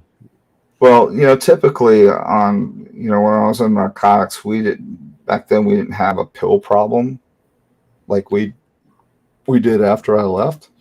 We had more of a, cocaine problem, crack problem. You had a little bit of heroin, but, you get running your pills because, your pills were able to be crushed and they would do what's called chasing the dragon. That's when, you see the smoke and you suck it in. It's called chasing the dragon. So they started doing that. But pills weren't crazy back then. It was still crack and some heroin. Meth was starting to come around, but I didn't think anything would be worse than crack. And meth came along, and that was it. That's the most horrific drug ever. Yeah. And a lot of people don't know what goes into meth, but it will destroy you. If anybody ever gets an opportunity to Google faces of meth, that is fucking terrifying. Show your kids, yeah, because it's something that you should always show your kids. Because you have a girl that gets locked up for the first time and she's maybe been doing meth for a couple weeks, and then she gets hooked up a month later, and then a month later. And it's just like this transformation. She looks like she's 20, 30, 60. It's a horrible, horrible drug. There's nothing but institutionalization, the pen, or death with meth. It's crazy. It's all over. It doesn't discriminate. It is all over this country. And I agree with you, but people don't wake up. I just wanted to say that people don't wake up being addicts. I think behind every addict is a need, a desperation, trauma, something like that. And I know that I don't think he was trying to justify that, though. Sure, but he's calling people dirt bags, and it's the same thing. No. You have a different perspective. I think it's in a different context. No, he wasn't. He said he got that out of his head years ago. I'm saying it's because of the way that. Hold on. I truly believe. I've been clean since 2015. Yeah. I was an accidental addict by surgeries also. I didn't understand opiates. I didn't even know it was heroin, basically, in a pill. Thank God I didn't know anyone with heroin. Then, honestly, I got arrested for disorderly conduct, and it saved my life. I got arrested on purpose. Instead of going to the hospital, you lose judgment. And I was like, I don't want to see him. Extremely wise. Yeah. I felt I was dying. I felt it, and that was it. So, some people go, for example, in prison just to detox, and it saves their lives. Yeah, it does. Yeah. And that's why tough love and families is so important. So sometimes you just don't know what to do. Rehab's out of the question. Your son or your relative or a friend won't do it. So sometimes you got to make that call. And I think that's what Brian's parents did, because he was so destitute that he figured, we're just going to lock him up. And then, the court ordered rehab will save him, so you got to figure how bad did the dynamic have to be in that house for his own father to lock him up for stealing his sister's cell phone. So that tells me that it was pretty bad. That's exactly what I thought. I was like, that's what they probably wanted to happen. A court-ordered rehab, So, jail. And Heather, John, Heather, you I really still find myself calling people dirtbags. That's not an uncommon word, by the way. A lot of people call No, people. I was a dirtbag. Oh, I was so gross. Okay. I'll be back in a few. I gotta jump off for like a few minutes. All right. Don't worry. Don't worry. You're not a dirtbag, girl. Congratulations. Thank you. I think it's all about context. See, I worked in mental health for 3 years, partially with only addicts. Yeah. And even though that they were low IQ, high IQ, and they were all addicts, they were some of the most kindest, nicest people. Didn't do a fly in the world. Right. I'm working on my forensic psych masters right now. I have my master's. Oh, really? You do in psych? Education. In education, I think it's in education. Oh, you can go two different sides. I watch other channels, and at first I wanted Koberger to be guilty so bad because of the horrific circumstances. Right. Well, I can send you something because I made a really accurate profile of him before he got arrested. Well, I know what his profile is, and yes, he does fit a profile, but I also think that Koberger is on the spectrum, and yeah, exactly. That's what I got in it. I think that he is mistaken a lot because mainstream media only shows the interviews with people who says he's weird. And I just wanted to come on, Detective John, and just say, I understand where you're coming from, but all the drama that's happening because other people have different perspectives, and there are some crazy ones out there, but with what the PCA has in it, which is too much and not enough at the same time, if you're a critical thinker, you have to entertain some of this stuff, and just all the hate that's going around because of different perspectives. I mean, that's what makes the world go round. If we were all the same, I mean, it would suck. And I hate to see people attacking people all the time over this case. I want it to end so that maybe everybody can get along. And, I understand where you're coming from. When you get attacked, you want to fight back, and it goes the same way for the others. And I just wanted to say, I think you have a lot to offer when when all this crap isn't going on.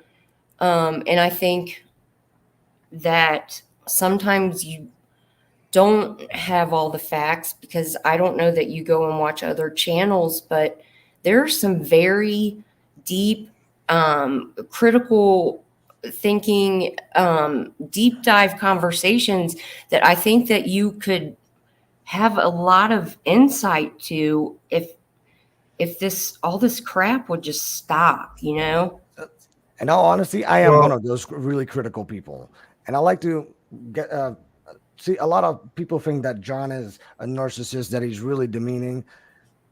Sure, is he proud of himself? Sure, but I am proud of my things too, as well. But the thing is that this guy right here, he is something different because he knows this shit,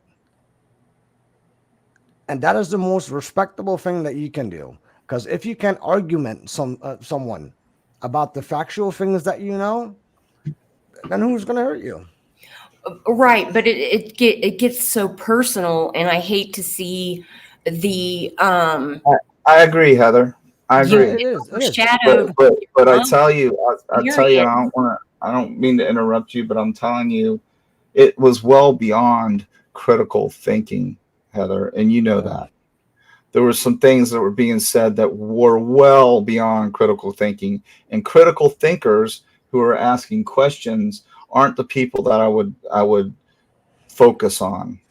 It was irresponsible, absolutely insane things that were not critical thinking. So you're kind of looping me and grouping me with somebody that's calling them all a bunch of nutbags, If that if that's theorists Jago, that bullshit. are making up stories, and that's not true because there's plenty of them out there. And I only went after a select few that refused to allow me to debate with them. Refused. So if you can get out there and you can spew this nonsense, and it was absolute nonsense, and I'm not going to get into names and what they said because you guys all know.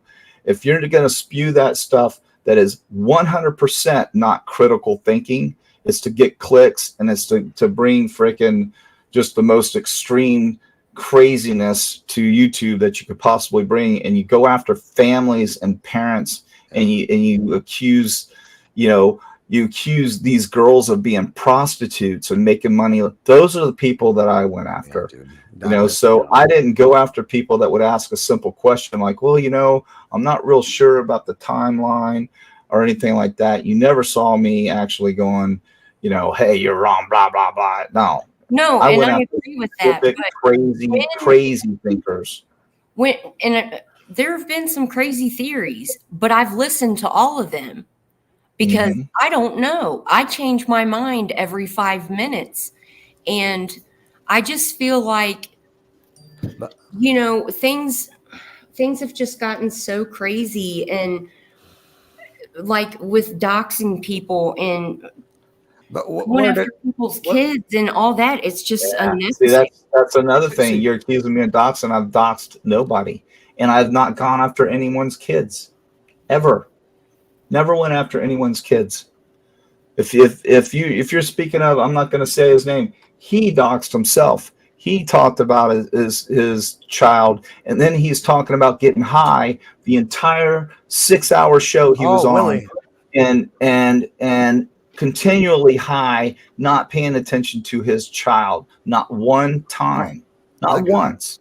Now, is But that my business? No, but it it's certainly exactly, concerning and to that's what me I'm as a saying. parent. As a parent myself, it's concerning to me to know that someone's on there doing that, and they have a child that was just hours before right there with them. You But can have an opinion of that, obviously. And I right, have an opinion of that. And when he gets abusive, then that's the first thing I'm going to go after is his parenting skills. You're damn sure right, and I will always do that I because just it's a I don't. This character. is an It's easy a observation character because it really happened. because I'm paying attention to that kind of stuff, and the quickest way to shut somebody up is to go after the obvious. Yeah. And when you got a single dad that all he can talk about and brag about on the show is getting high, then that's a problem to me. And I don't care who you are or what you think about weed, it's still something you should not do around your child. Period. End But of story. you don't know that she's in the room, you know? Yes, I do, because it was mentioned. Not fair enough. That, that's a Hey, moot point John, then. how's it going? And Hey, hold 12 on, gauge, I what's up, want to buddy? ask you a question. If I was to come in a room you mod for, would I be allowed to get on panel or would I get blocked? You talking to Honest, me? honest question. Rachel, you talking to me? No, I'm talking to Heather. Heather. I'm no, I don't have a channel. I don't know I what are you didn't say asking? other Okay, channels. hold on. You We're mod for clear. other channels, right? We're clearly talking about J Rod, right? Oh, what's his face? No. I don't watch J Rod. I think he's a No, maniac. that wasn't the Oh, fuck. question. Yeah. Okay. That What wasn't okay, can that you ask wasn't it the again, question. please? What other rooms do you mod for? I don't mod. You don't mod? No, ma'am. Not everybody is a spy. Just saying. No. Frank, I'm not a paranoid schizophrenic. No. There is a, There's a Heather There's a out there. lot of Heathers out there, but I'm not a I mod. No. understand. That's the reason why I asked you first if you and her were one and the same person. No, I don't. Okay. I don't even know who you're talking Because about. all I want, even if you were, I was going to ask you. You know, you say people ought to discuss their opinions and be fair about it and not be nasty. You know, this is the type of mod that if I was to go in there and do exactly that, I would get blocked. You know what I'm saying? There's no way I would be allowed I don't on. think Clue would block you. I would not be allowed on panel. I disagree with that. With Clue, I don't know about the other ones. I mean, but I know Clue wouldn't block you. She doesn't block anybody. I mean, I spoke love to go to on that. Clue several times. I mean, I've spoken to her several times. She's been on our panel. Yeah, I know. I'm, It's And just I was just since you want to bring Clue up, I was just wondering if you were the same Heather that was modding in other rooms. no, ma'am. I mean, No. if you've been to these other rooms, you've probably seen her. In one of the rooms I go to, there are 4 Heathers, so I'm not sure which one. Yeah, that's what I'm there's saying. a lot That's of why Heathers. I asked. I wanted to make sure that whether you were her or not, I wanted to know because No, ma'am. That's you not know me. there's a little bad blood there, and I didn't want to give you any of that. Do you understand what I'm saying? Yes, ma'am. I understand, but that's not me. Yeah, I didn't want my attitude to be a case of mistaken identity. No, I've listened to you before, and I wouldn't disrespect you. I'm not trying to disrespect you, Detective John. It's just No, we're not taking it as but disrespect. do you see I mean- your point? I'm entertaining you. You're kind of coming at me a little bit, and I'm fine with it. I I'm don't not mind coming at constructive you. I'm criticism. saying This is still a discussion, though. I mean, you're not like because you mentioned Asperger's, and that's why I wanted to come up here. That was my initial reason for coming up here. yeah. I mean, my son's on the spectrum, and he's awkward as hell. And Well, that doesn't mean I that think Brian it's a fair has statement, though. Asperger's. but he has the symptoms. He's highly intelligent. He has the symptoms of a psychopath. Oh, Well, hold that's on. your opinion. Who are you And calling a psychopath? I mean, he's been to Brian Koberger. she's talking about Koberger. How do you know that, Symptoms of though? a psychopath. He has the symptoms of a psychopath. How do you know? What is the symptoms? He has the symptoms of a sociopath. There's a difference. But No, sociopaths are made. You tell me right Psychopaths now. are born. What are the symptoms? What does he have? That is. He has no empathy. He has no empathy, which he actually states. You know, he. But that's an observation. That is not a diagnosis. Right. No, that's what he says, though. He wrote that. Interview room. Oh, Dr. and his Dr. Bricato. Yeah, he wrote that in his little dossier. Remember? I'm not a fan of Brocato, anyways. But the thing that he did is with his white snow thing, right? That is 5 years ago. You can't take that in accountability. What is going on right now? Therefore, I worked in mental health. Every single year, I needed to do a new diagnosis on my clients. And every year, by certain patients, was different. You cannot make a diagnosis based upon a 5-year period. No, because there's so many confounding variables and concomitant. Yeah. You know how they cross over. The DSM, you will see lack of empathy in both a psychopath and a sociopath, but they're not the same. But what does that indicate, though? Is that a psychological problem, or could that be caused by his drug abuse? I don't think any of this was caused by his drug abuse. You're not gonna. You think that, but you don't know, do we? Well, he's first of all he's clean, and you couldn't get a heroin addict up off their ass long enough to commit this kind of crime. I could see with a meth addict who'd been tweaking for 7 days. Well, okay, let me ask. To be fair, honestly, you know, whenever you use chemicals like that, it does change the chemical composition of your brain. Alters your brain, yeah. Well, That's And what they're you know, designed to do. there's a so who difference. you were You can before look you at started MRI using does brain not scans. You can necessarily look at not necessarily mean it's going to be the person who you end up being. Right. See, let's say, let me do an hypothesis, right? Can I say something right quick since I've been trying to for the last 5 minutes? Go ahead, Rachel. Rachel, you sorry. got the floor. Frank. Yeah. You can look at MRI scans of a brain, a normal brain and a psychopath's brain. Go look it up right quick and look at the difference. There is a difference. There is. I've seen that. That is a study, though. Yes. This is factual. Well, yes, it is That a not- study, but Not every single brain is the same. Not all neurological aspects of a psychopath. This is the age-old Frank, debate between go nature versus Google nurture. a normal brain and a psychopath's brain. I'm not gonna nurture. I'm not gonna Google shit because I know. So Okay, look okay, at what okay. Barika Z says, y'all. Read the screen. Barika Z, read what she says. Usually, psychopaths and sociopaths are born with hold on.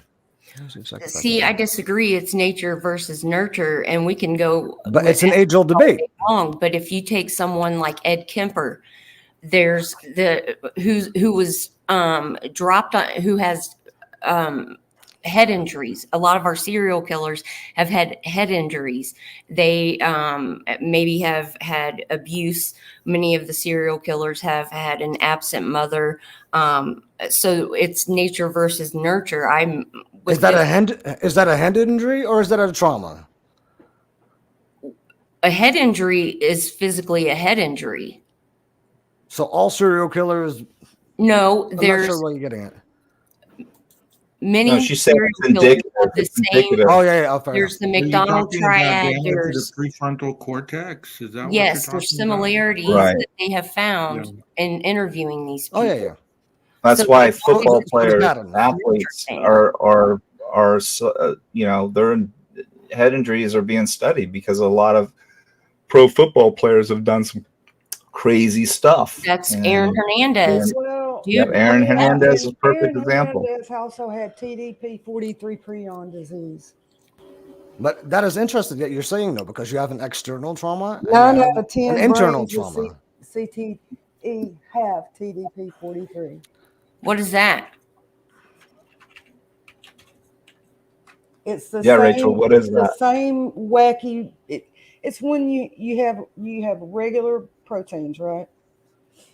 When that protein goes and changes its structure, it turns into a deadly protein that your body can't get rid of and process. And when one protein touches another, the other one goes off in that same shape.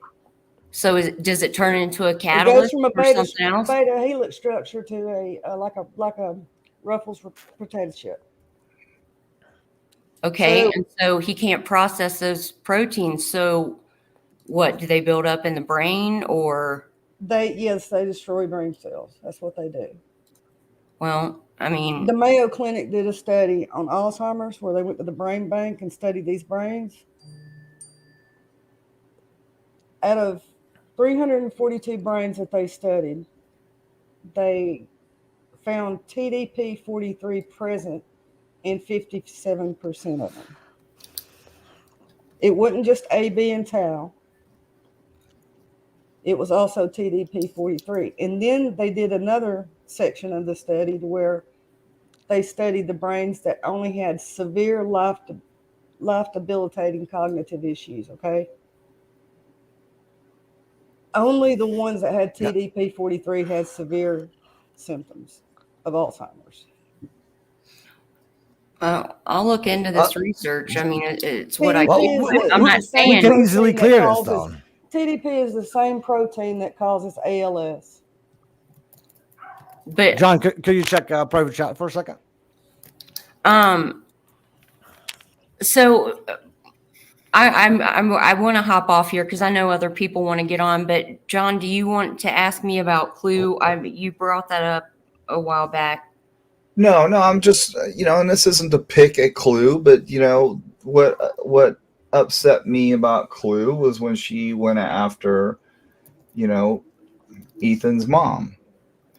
And I thought that was very, very, instead of saying, hey, owning it and maybe apologizing, which is what you're basically kind of alluding that I would never do, she doubled down on it and she just did it again today. And I thought it was just really classless. And I don't see why anybody and what the point would be to go after a woman who has lost her son and she's built a cool little enterprise to help people. She's written a book, and this woman is accusing her of basically embezzling from her own charity. I don't I think that's what wrong. you said. Yeah, that's pretty much what she said. She questioned her integrity for that organization. She basically question her said integrity for that rich organization. people only get rich because they do worry about money. And I simply had said, I don't think they're worried about the money. They're worried about, they would give up everything they have to spend maybe 2 hours with their son. Yet she has a special place that she's tucked him away and has moved on. And did you notice Mr. Chapin? That is a broken man. Yes, he is. Who is being Absolutely. led around by the collar of Mrs. Chapin. She wears the pants in that family. Okay, you can tell that by the interviews. And I wholeheartedly believe that she is deeply intertwined with the university. Her children are still going there. I would not send my kids back to that place if you paid me $1 million. And I know that they're why? But Why? Why? Kind of why is this? Why? Hold on, Frank. I want to know. This is what I want to know. Why this is the university's fault? I'm not saying it's the university's fault. Yes, you are, because you're saying you would never send your kids back there. Why? Because of the tragic events that happened there. Like okay, so University of Florida, FSU had tragic they events. Had to destroy the evidence. Did they? Was it their fault? You're talking about a man who came 3,000 miles across the country, wasn't even at that university, did not work at that university, did not reside in that town, that came over to another university area and committed these heinous crimes. And you're blaming the university. See, this is what I'm talking about. You don't know that. You don't know that he did it. Heather, these are the kind of irresponsible statements that piss me off, because it just makes no sense that you would say something like that. You go to a Why did they tear the house down, John? What was the university's reason for because tearing it has no evidentiary value anymore. It has nothing to do with anything, but they want to move on. They want to move on. I would that not is send a my sore child back thumb, there. Heather. That is a sore thumb reminding everybody of what happened. Exactly, and that's why I wouldn't send my kids back there. Over a year now. The house has no evidentiary value anymore. Period. Both the prosecution and the defense conceded to tear it down. Yes, because period. It has no evidentiary value. None. It's empty. It's a shell. Hold on.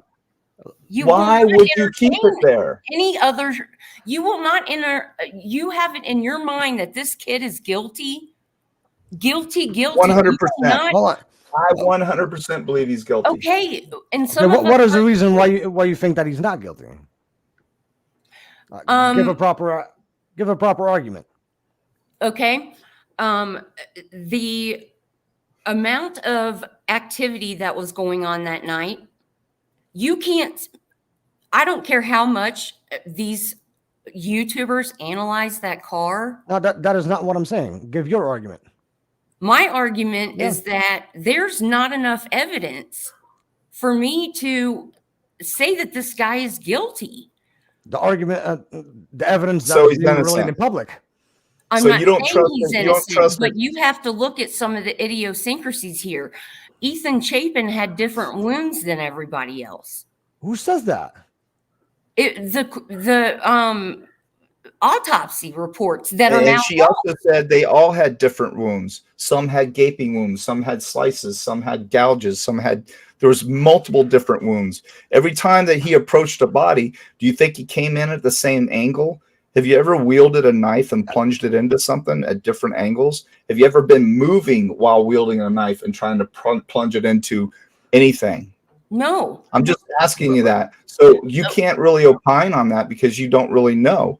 So if you're moving away from, wait, Heather, if you're moving away from me, if this is a knife, if this is a knife and I'm plunging it in, it's going to go straight in. But guess what? If you're moving and I go to plunge it in, it's going to tear. It's going to cut across.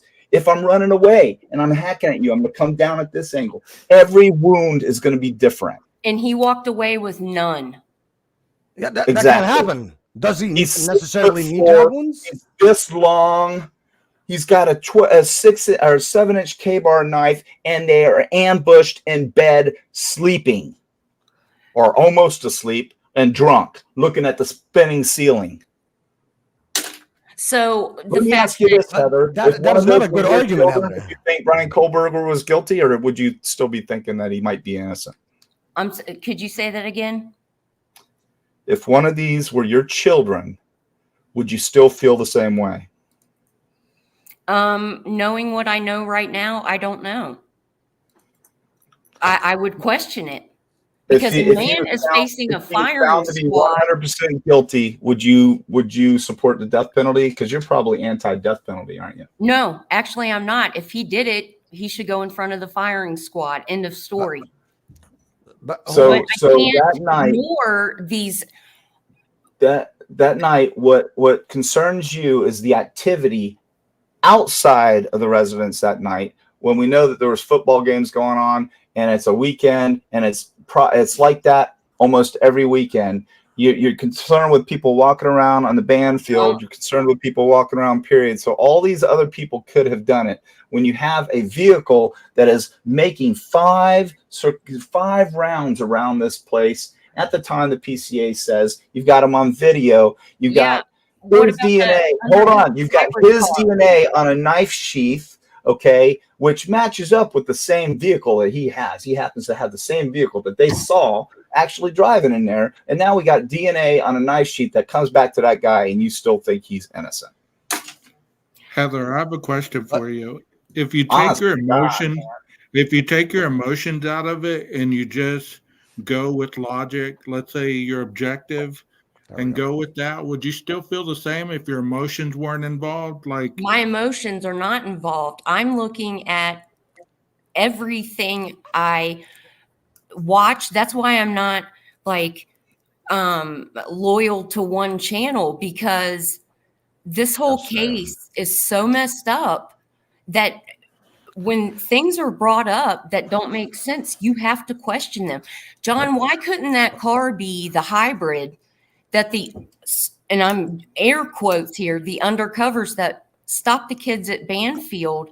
Why couldn't that have, when all the 3-point turns, why couldn't it have been that guy patrolling? You want me to answer that question? Yeah, I do, because clearly on the Linda Lane footage, I can tell you why. Clearly, that hybrid was a Ford Fusion, okay, and that is a common undercover unmarked vehicle, and that same vehicle will be taken out of that service and put on the road, because they take those new cars are sitting waiting to be striped and lighted, and they use them for UC work, and then they put them on the road. That was a Ford Fusion. That car compared to the one on Linda Lane? It did not look anything like an Elantra. That Elantra is clearly an Elantra, and Jeff H. and I worked on this. When that Elantra was going around, we were talking about taking an actual Elantra, and when it stops and does the 3-point turn, is a perfect scenario where you see the brow of the window. The brow is like your eyes. Brow is. I've watched videos. Okay, you watched me. So when you take that and you superimpose it on top, there's 150,000% that is a Elantra. Okay, I challenge you to watch the video where they transposed the hybrid onto the car, and there you cannot clearly tell what car that is on Linda Lane. No, you can. Yes, you can. When you superimpose it on there, you can. On that window, I challenge you to go watch. This is the only thing that I disagree with you on. I can't. I watched it. That's fine. That car is an Elantra. But that is not the evidence So- that they're going to use, though. No. No, I think there's also the camera that's right next to that's up that walkway, Yeah, up that porch exactly. on the light They bulb better camera. come in That hot camera, with that footage that they that told us camera is gonna about in be the hot. very beginning. The house across the way, if the prosecution comes out hot with that evidence, then yes, I will 100%. He's guilty. Do you Because think that they're they're going to? working on that Here's where I differ on what you think. I know things and I know how they do things, and I know that when they put the PCA together, that's only what they had at the time. So we've gone almost a little over a year now, and what do you think's been happening the entire time? Do you think they've just been sitting on their butts, twiddling their thumbs, or do you think they've been working on this case and looking at all the evidence and retrieving everything from the lab, putting the case together, putting the files together, getting everything together, getting all of your bells and whistles together for this trial? Do you not think, do you honestly, Heather, do you think that is all they have, is what was in that PCA? No, absolutely not. Okay, so why, okay, let me ask you this. So out of, give me a percentage. What do you think? I'm Is he 50-50 guilty? right now. I can't Okay, make that's reasonable. That's good. That's reasonable. I think that when you hear that opening statement, you're going to be more like 80-20, maybe. because that's when all the stuff's going to come out. So here's you got to understand where I come from. I'm not a civilian like a normal civilian. I know, I've been in these cases. I've worked them. I've pulled out cold cases and looked at them. I know what to look for, and I know how these cases come together, and everybody is focused on the PCA. And you've heard me preach, oh my goodness, forget about the PCA. That is nothing but a probable cause affidavit. Just some of the elements. Do you have any more information than the rest of us? Because that's all we have to go on. But you're missing my point. I don't, but I do. I have experience, and I know how these cases work, and I know for a fact that the DA would never, ever, ever, ever, ever, ever, ever file for a DP if it wasn't a strong case. Telling you. I get that. This case, It's been indicted, so does that mean this overwhelming. is a strong case, John? It has What's been that? indicted. He has been He's indicted, been so indicted. But even the grand jury couldn't. They weren't. Go look at case histories on grand juries. They don't hardly ever come in unanimous. That's why there's so many of them. That one's 16 members. Some of them are 24 members. And often the grand jury is not the same as the criminal jury. It's not the same. Different rules. You don't have to have, anything but the majority. Okay. So I get 6 that. of them doesn't cut it. 6 people, that's not, anything you can't deny the fact that personally, I don't like grand juries. I don't like grand juries. No one does. But see, this is the thing. No one can disagree with you, and no other channels can have a discussion that goes against what you believe. And then that is not true. I disagree with John all the time. But he's not coming after you, is he, Frank? No, I'm not coming after you, Heather, but you're saying stuff like that wasn't the car. You're disagreeing with me and I'm disagreeing with you. I'm telling you it is the car. And based on what I know and the software that was used to actually superimpose that with an actual car, the same color, the same make, the same year, it was a perfect fit. Are you going off Jeff H's videos? That Ford is not a perfect fit. Okay, let's do something different. I'm going off of Jeff's video. Okay, that's the PCA, right? Amateur. Heather, no, hold on. With the logical reasoning of the PCA and following the timeline, wouldn't it come to a reasonable conclusion that it would be the car? I think the timeline's bullshit. What? How do you know that? See, Heather. This is already fucking wrong. Because you're already questioning something that you cannot You cannot prove it is wrong. I'm not saying that it's proof. I don't believe that It's a the fucking timeline fairy is tale. right because I have an open mind and I go and listen to other channels. That's the problem. And they know. That's the See, problem. that's not fair, You are going and listening to channels that really aren't qualified to even opine on this stuff. What makes you qualified? I've done this for a long time. Not a long time. Wow. What do you mean not a long time? Okay, you were in. You were in 1988 through 1997. I was in OSI. I was in CID. I did multiple surveillances. Then I went into the private sector. Did that for almost 12 years. And then I did surveillance for a long time across the country. I watched cars. I sat in the dark. I sat in the woods. I looked for cars that resembled the car I was looking for often. So you were in law enforcement in the 90s, but you watched Elantras, current day Elantras. Is that what you're telling me?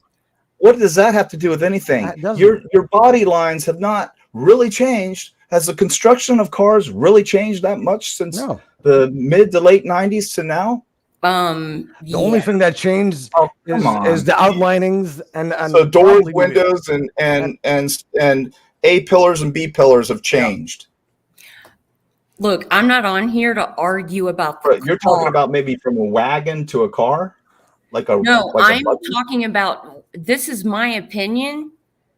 But and how can your opinion? This is the reaction that you give. That's not the reaction. You asked me why I feel the way I feel, and I'm telling you, and we're arguing about it, and that's fine. I can argue with you all day, and I can argue with anyone all day.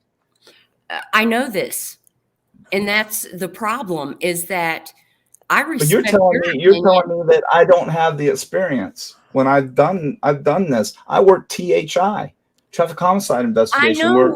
I know about I do all that stuff. You bring it up like all the time. And also, my stepdad had an auto body shop, so I worked on cars all the time on my spare time. I personally have a problem with the footage, okay? And I think that there are the lane footage. Jeff's right here. Here we go. Let's go. Let's go, Jeff. What do we got? Hey, everybody.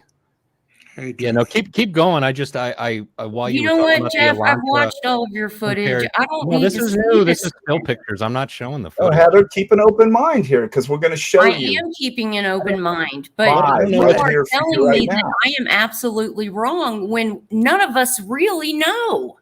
Well, how do you prove something unless you? I don't know. I'm not saying that I know. But how can you say that the timeline is off? Well, that is the only factual matters by officers. Don't you believe those officers? Do you have then a personal? Not 100%. No. Oh, not 100%. Okay, which is fine. I don't hate law enforcement, John. I do not. I didn't say you did. I never said you did. That never came out of my mouth. But here, let's be objective here. Jeff is showing you an Elantra. Now I want you to look at this part of the Elantra right here. You see this part right here? You see my mouth? Yes. You see that? You see that, right? All right, Jeff, go to the Fusion. You see this part of the Fusion? You see that part right there? Are you telling me that this that goes up, straight up here and then over is the same as, go back to the Elantra, Jeff. It's a nice this point curve. right the only other car I see much of a that does this difference. is a Tesla. This smooth, gradual curve up to a point.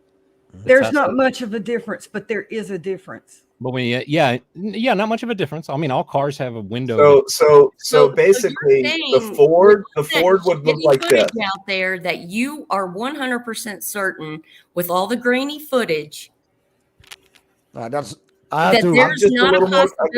little more confident than you. That's all. I have to agree with her on this one though. That image is just too grainy. You can't make it's too grainy. Okay, so Jeff, pull up a 2000. Pull up a 2000. Jeff, pull up a 2019 Ford Fusion. Okay. Let's get a new one like you got the Elantra, and then see if you can spin it with the back end pointing to my left. just like I your love you, Elantra. Jeff. If nobody's told you today, I love you, Jeff. Who said love who? Well, if you're I saying don't that's know. the And way Heather, the don't lane, get me what type of wrong, car Heather. is I'm it? just trying to show you. I'm just trying to show you a better picture No, here. and I appreciate that, but I'm That's all. explaining to you why. And I get it. I get just, it. So and there's so hopefully much, we can hopefully we there's so can much end this and footage that you you'll get can't it. trust. And it's, I don't know what's been altered and what hasn't.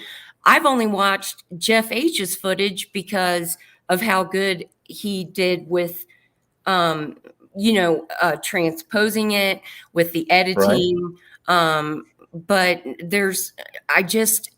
in my mind, I could Okay. see the undercover. See, Perfect, Jeff. there's not. And technically, you only see a car. Footage That's is it. I speculate and that it could be this guy doing the 3-point turns, patrolling.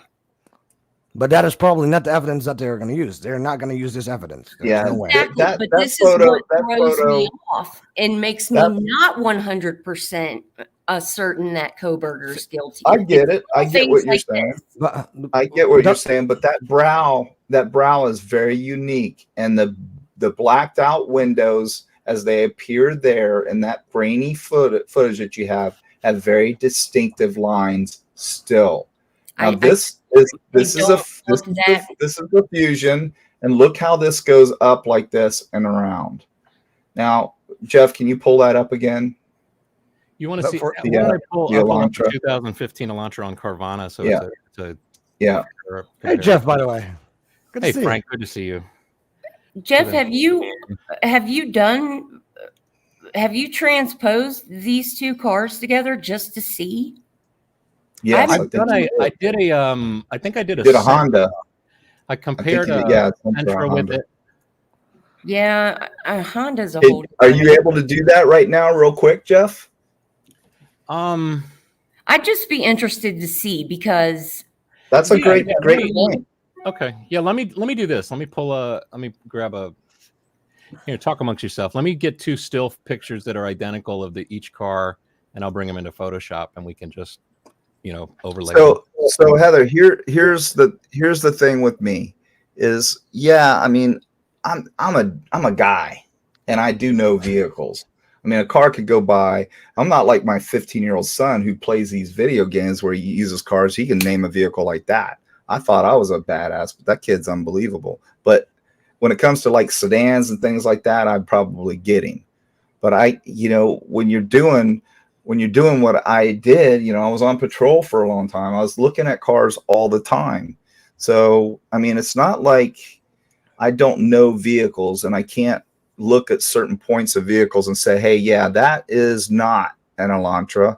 That is a Altima, and that's why would I know that? Well, because I used to own an Altima, and that car is an Altima. This car is not an Altima.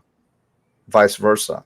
I mean, so I wouldn't know. I've driven Hondas since I got my driver's license. And so it's just the footage is not convincing to me, which throws the timeline off for me, which throws everything else off.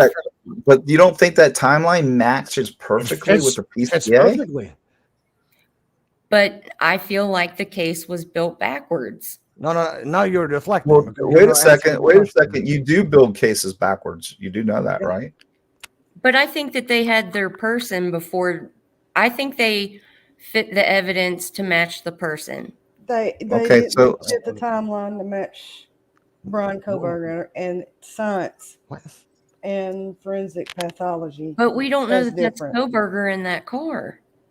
Okay, well, that's where I'm confident. I'm confident that there's going to be facial recognition that is used with one of these other cameras. I'm confident because the reason why I say that, and I can't find it, I can't remember when Ann Taylor said it, but she brought up facial recognition in one of the hearings, and I think there's a reason why. I know why. She's going to try and challenge. She's going to try and challenge the facial recognition technology based on some case law somewhere or something, and she's preparing for it because she knows that's in discovery, that there is video, and this is me speculating, yes, but I think that she knows that there's facial recognition that puts him in the car.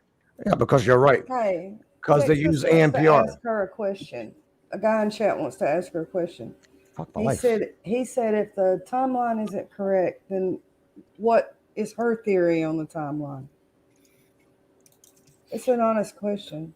No, I'm happy to answer. I think it was earlier. I think that given that some of the boys from the frat went to the emergency room with injuries, I think it's related to the fight that happened with Ethan. And there's footage out there where you can hear the fight. I don't know if that's real or not, but I'm just not confident in this case. There's just how much earlier do you think that it happened? like between maybe 2 and 4. Well, I can. But then how is question that comes to my mind is how is Xana posting on TikTok at 4:12 if all these other She's not posting. Okay, do you remember? It was the opening of the video. They've said that Xana and Ethan's faces, when they saw their bodies, their faces were frozen. How easy would it be for them to hold her iPhone up to her face, get into her phone, and do whatever? I think this is already Who said that? Who said their faces were frozen? You say they, but who is they? Did you see that on a PCA? Do you have access to the?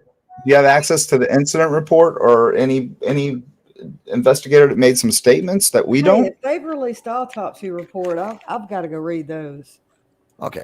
May I say something Maybe it really was one of logical here?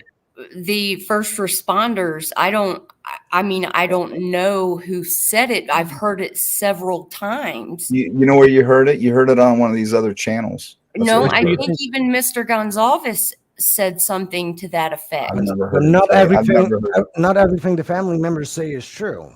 My question would be, and that's, okay, and so I'm looking at it from your side, Frank. We don't know. No, we don't know. But you know what we know? And that is in the PCA. Because if you think about it, that gave it away. And that is why Brian got caught. Because on his way from Pullman to Clarkston, he got caught by an ANPR camera. Guess what that does? And do you think that with obviously 9 out of 10 times ANPR cameras have also other cameras behind it? All right. Well, Heather, I get what you're saying. Trust me. But it's like you have to have confidence in the process. And for whatever reason, you don't have confidence in the process. So you don't believe that this investigation was conducted correctly. The process to you is off. So again, I think this was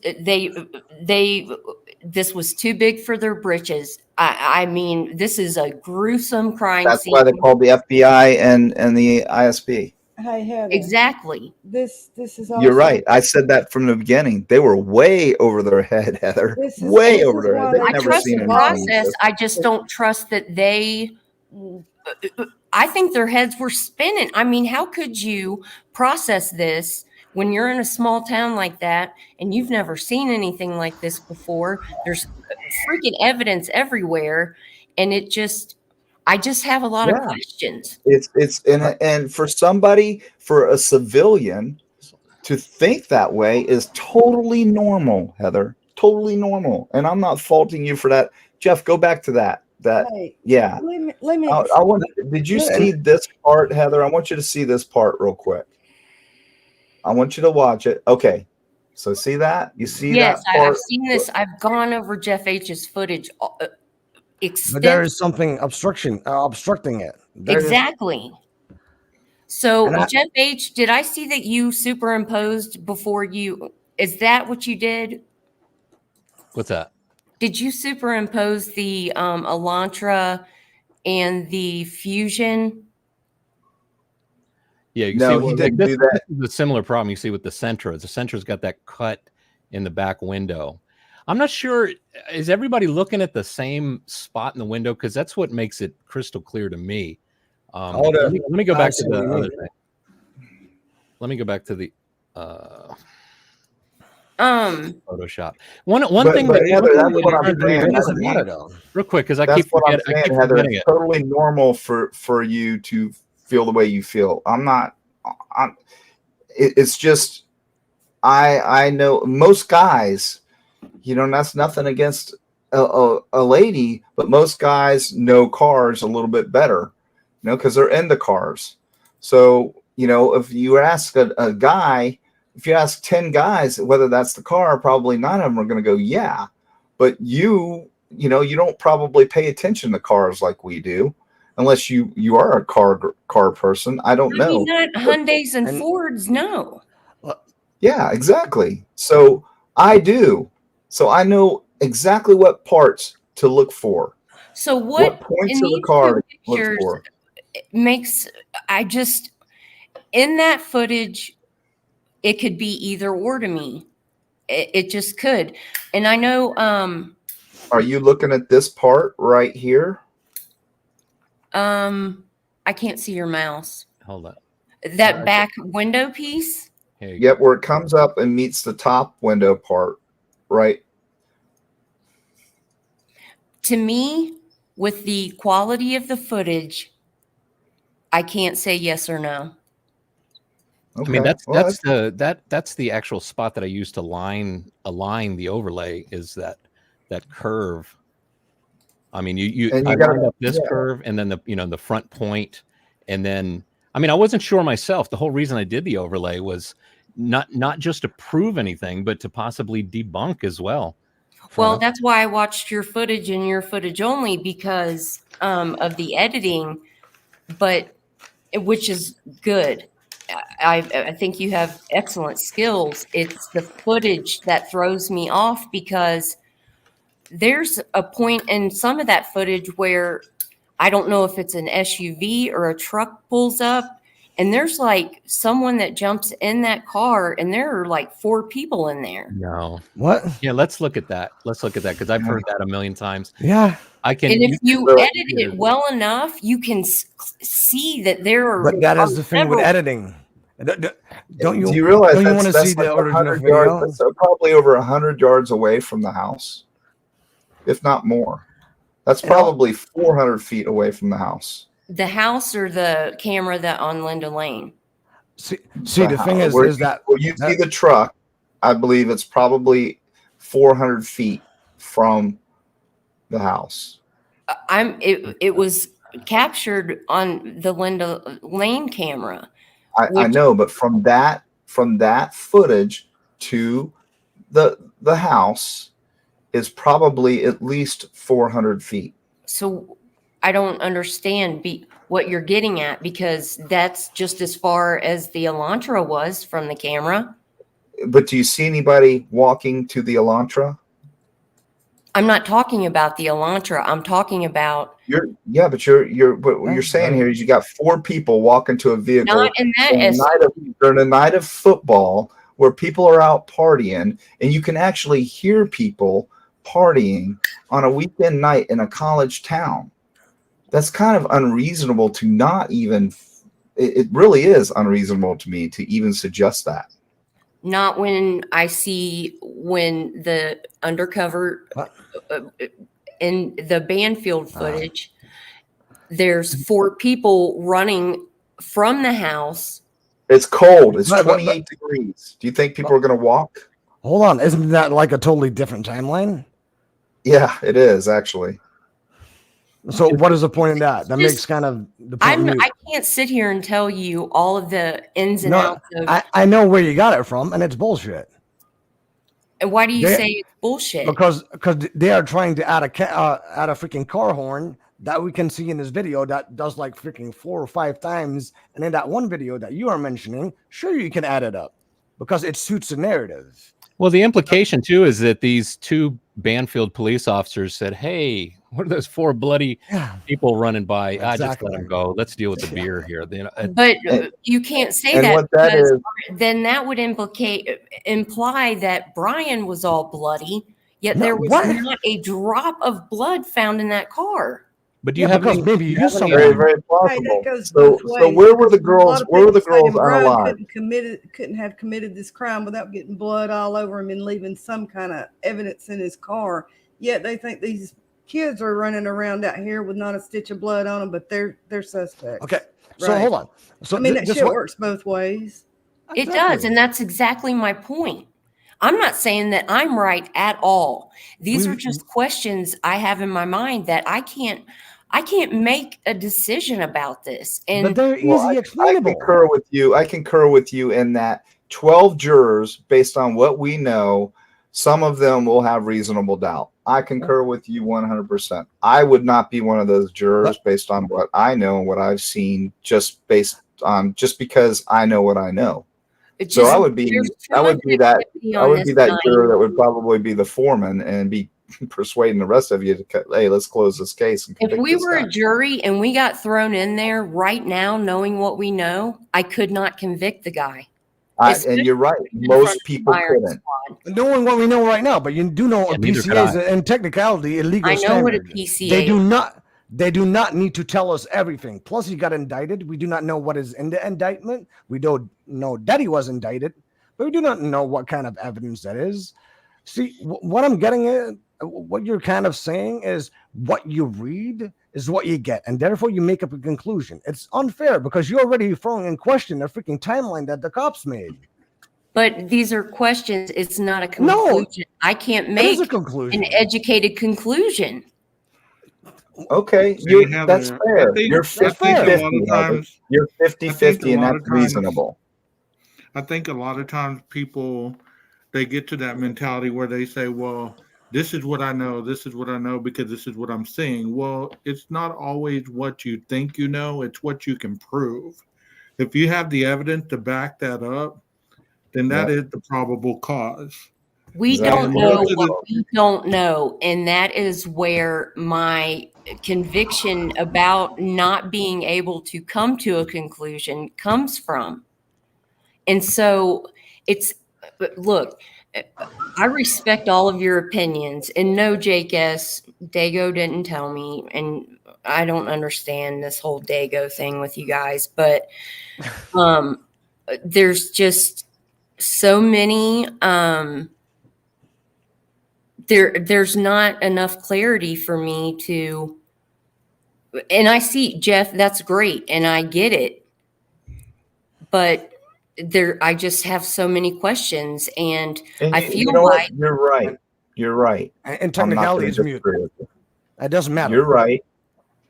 and I You're just, right to have questions. all this ancillary crap that's going on between channels, I just don't think it's necessary. And it's gotten so personal. Like, I just want this case to be over so that people can stop hating each other and Amen. Amen to that. like just a community of us all being interested in, gleaning information and maybe hopefully people are watching what creators are putting out just so it's not we don't know the facts and I feel like that people are being persecuted for having other opinions than yours, But detective. those opinions Well, hurt really you know other what, people. you know what, Heather. When you were talking about psychology, did you hear me interrupt you? No. Okay, you know why? Because you're well versed. I'm not. Rachel is well versed on the brain. I'm not. Okay, so we're talking about two different animals here. So I didn't interrupt you or I didn't say anything about anything that you were opining about because you obviously have some clinical experience. I don't know what your background is. Are you psychologist, psychiatrist? I don't know what your background is, but you It's obviously, forensic psych. there you go. So you're way more qualified to opine about forensic psychology than I am. Okay. So I'm way more qualified to opine about something like this than you are. So of course, Absolutely. I'm going to have a more firm stance on what you are asking than you are. Just like you have a way more firm stance on, well, I don't have a stance. I'll be honest with you. I'm not a gray matter expert. You and Rachel could probably have a hell of a conversation. I But just, I Well, set back and let you guys talk about that stuff well, because the So timeline, you study. science solidifies the timeline. Okay, let me talk a minute. Y'all been going on, and I haven't said nothing. correct that with. Science solidifies the timeline. First thing they go off of is science. They can measure decomp rates in tissue and cells, and if you've been dead longer than 5 hours and less than 50, they can narrow your actual time of down. Oh my God. They can narrow, listen, they can narrow your actual time of death down within a 45-minute margin of error. yes, ma'am. Period. But So, do we know that since the autopsy report has been lost? So it's been standard in forensic autopsy since 2020. No, I'm not questioning the actual science. I'm talking about this supposedly lost autopsy report. Do we actually know There's not. There's no. Who's saying autopsy It's a reports freaking are indicted. lost? I'm telling you, in forensic autopsies, it has been standard to do this since 2020. It's standard. It's as standard as a Y incision. So they take that time, which it falls in with your timeline. Okay, that's I'm saying. I don't. They coupled that with the DoorDash delivery driver drop off confirmation. Did they find food in Xana's stomach? Do we know that? We No, don't know that, but we know the I don't think Jack we in the know that. Box bag was sitting on the counter, and it still had the sticker on it that hadn't it was been unopened. opened. See, that throws me off too, because that is such a short period of time. Well, let me cut in on that right now, because what happens when you get a DoorDash and they knock on the door, you don't answer? What do they do? Well, in my particular area, I have instructions for them to leave it at the front door, and I Okay. track them So- on my phone. So you've heard testimony from friends and interviews that said it was very common for Xana to order food at all hours of the night, even 3, 4 o'clock in the morning. So if that bag was left at the door, maybe, for lack of a better description, her and Ethan were getting it on still when it was delivered. So they got done. Guess what she has to do? At what point does she get on her phone and address the DoorDash? What do you do when you get a DoorDash? What do you have to do? Or what should Go you to do? the door and get it. But what happens? Do you not respond with a response with your phone that you got it and you were happy? No, they take a picture of it and I go out to the porch and pick it up and eat it. And that's where it's just too tight. Like, I know that if I ordered DoorDash at 4 a.m, and this was supposedly started at 4:07 or something, I can't scarf down my food in 7 minutes. She didn't scarf down her food. The bag was, the photos that were shown, the bag was on the counter with the sticker still on it that said Xana. Right. Closed. Do we know if that food was eaten? Well, obviously, if you look at the picture, I would think that it was not opened. I think that she was probably out getting ready to get it, and that BK or whomever came down those stairs and encountered her when she was getting her food ready to take it back in there for her and Ethan to eat it. And I think that she was probably looking at her phone, reading the message saying that her food was delivered around those times. So, okay, and I thought about that too. How did Xana and Ethan end up back upstairs? How did he get them? I could see if he had a gun, right? What do you mean back upstairs? You mean from the first floor Well, up to their? yeah, if they're wait, that's They're on the second floor. I realize I was wrong. Okay, so do you think did we see blood in the kitchen? Did they ever confirm or deny that that was blood in the kitchen in those pictures The only from? thing that we can confirm is when we saw the crime scene techs in that area bending over through the window footage that you could see, and you could see them in that area. So I suspect that he encountered either Ethan or Xana. I suspect Xana because she would typically be the one to get up and get the food ready because he's probably laid back, relaxing, and I think that he probably encountered her right there, and that might have been where you heard where Dylan heard, "Shh, I'm here to help I'm you." here to help you. Yeah. Okay. And he plunged a knife into her, and you might have heard a, and he carried her into the bedroom and encountered him and took his life. That's I'm just speculating, but that makes total sense to me. Exactly. But then I have to ask, there wasn't a blood trail for that to have How do happened. you know that? Who said there was no blood trail? Well, okay, you're right, but it hasn't been. The PTA isn't the end all. This is where I get hung up. All I am saying is that I just wish that we could all talk and that you could come into other streams because you have a lot to offer. And We're doing that, Heather. We're talking. We Right? were having a great time. I'm not No, yelling I'm not at talking about tonight. I just think that, John, that you have a lot to offer. And with I all this appreciate it. other stuff going on with the personal attacks between everybody, I just wish it were different because if we could. You can't point that finger at me because I haven't really been doing any personal attacks. There's an individual out there that's run like 25, 26 videos on me, 10 times more than anything I've ever done. He's not only making fun of me, putting stuff on me, but he's making fun of mods.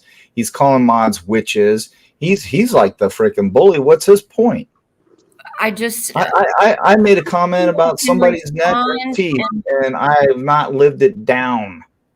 I get that. And some people respond and some people react. And you just I get that, right? You're right. You're 100% right. And if, I'm not gonna argue with that. everything that's been going on, if people could just set that aside and we could. I'm ready to move forward with and start doing what we're doing right now. Exactly. I'm ready to move forward. Yes, and I think a lot of other people are too. And I just wanted to hop on and like, it's not. This isn't a game, it's this man's life is at stake. And I don't, I respect all of your opinions and I sit in and I listen to what you have to say. And I sit and listen to what other creators have to say because, it would break my heart to see this man go down for something that he didn't do. Now, Steve Gonzalez has been told by whatever source when he was in the last interview that he heard that the case was like signed, sealed, delivered, right? But, it's just, I can't not question things because that's the type of person I am. And I think that these other creators it's just, it's conversations. And I wish that it could not be personal and that we, all of us could get, because you do have okay, Heather. I get what you're saying. Show the other picture of the other bag that was sitting on the counter that they took for the sliding glass door that's got the tag still stuck. Yeah. And it's not torn. See, Heather, I get what you're saying. That house was a mess when they were. Yeah, they had a party the night before. Well, exactly. So how do we know that? Do they have the receipt that it came from DoorDash that night? I'm sure they do. I mean, I would like to know I'm sure that. they do because you would have a receipt texted to her. Wouldn't she get a receipt texted to her? And you No, gotta they tape it to the bag, I believe. you gotta Well, the rate last DoorDash them. I got, it came on. I got a receipt. I'm sorry. My son just ordered DoorDash tonight, and they always staple it or tape it to the bag. Where I live. Yeah. Here's the camera that's going to be the tell-all. I think right here Yes, sir. for, And for this area, But I think that's there's what I much need better to see. cameras in If they other come places. out, I think that right there, that's going to come out in the opening statement. I think that's going to be one of the first things that they show, aside from the testimony from the first responders. Yep. And once We I see agree on that for and sure. what happens there, then if he's guilty, I think they should blow his head off. You know, we don't know if we don't know. Did you just say that, Heather? Oh, I yeah, did. I said that If he loud. did I love that, it. We're turning her, y'all. Okay, Heather. Heather. Now I'm happy. Hey, Heather. but I don't know that, and I would hate to see. It hurts my heart to think if he did not do this and him get his head blown off. Well, of That's course. a travesty of justice, right? Well, they Well, say hey, there's a listen. witness. You know that's not. Who- Go ahead, Rachel. Sorry. Go ahead, Rachel. They say there's a witness. What if the DoorDash driver has a dash cam just like all these Uber drivers and everybody else, and they caught Brian's actual car in that neighborhood at that time Yep. with his That's what license I tag think. number? But to Please, believe we that. don't know if they We have don't that know his either. name. Exactly. So and Heather, I want to say one more thing. You do know that the end all is not death by lead poisoning, correct? The only way that they're going to use that is if they don't have the drugs to administer Right. to him. And That's a secondary. That's a secondary. Okay. I believe there's a shortage of it in the country There right is. now. And they're also it The has drug companies are to- refusing to sell it to them. Well, I think one of the reasons is because it has failed and they've had to administer it more than once, which is inhumane. If you are on that side of the fence, I'm all for capital punishment. The pedophiles, I think that they should just get rid of them and don't even let them back out into The only society. way you're going to cure a pedophile is with a lobotomy. Well, castration, and I say cut their hands off up to their elbows, and castration. I'm with you. Hey, I think Xana ordered DoorDash all the time because she didn't want to be responsible for washing all those damn dishes. Yeah, right. No doubt. Right, Jeff. Right. Jeff, what are we looking at here? Because I don't see the bag. Where's the bag? Oh, I see it. I see it right next to the milkshake. Is it next to the cup? Yeah, it's Okay, laying that down. looks in like the an old. Popcorn bag right there next to the milkshake. Or Okay. the Starbucks. My vision's not the good, milkshake but there on it. Yeah, there's a different picture with like where it's clear that it says that looks Xana. old as that looks like a Yeah, I'll try and find it. 2-day-old latte. Actually, I got one thing to say if I could jump in at some point.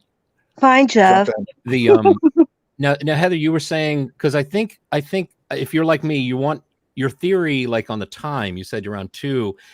I know with me, I'm around 4. So everything that I hear, I'm trying to make sure that it fits with that. But that 4:12, were you saying that the Xana's TikTok post at 4:12 you think might have been done like by the killer with her phone? I think it's possible. Now, do you know what that comment was that she typed? No, And I do who not. was it? Now, here's the thing that makes it solidified for me is that her comment was never forget the foundation in the bathtub. And I used a program called Unfurl. A friend of mine talked me through it. I would have never figured it out for myself. What the But hell you does can that use- even mean? You can use, well, here's basic. I'll make it short.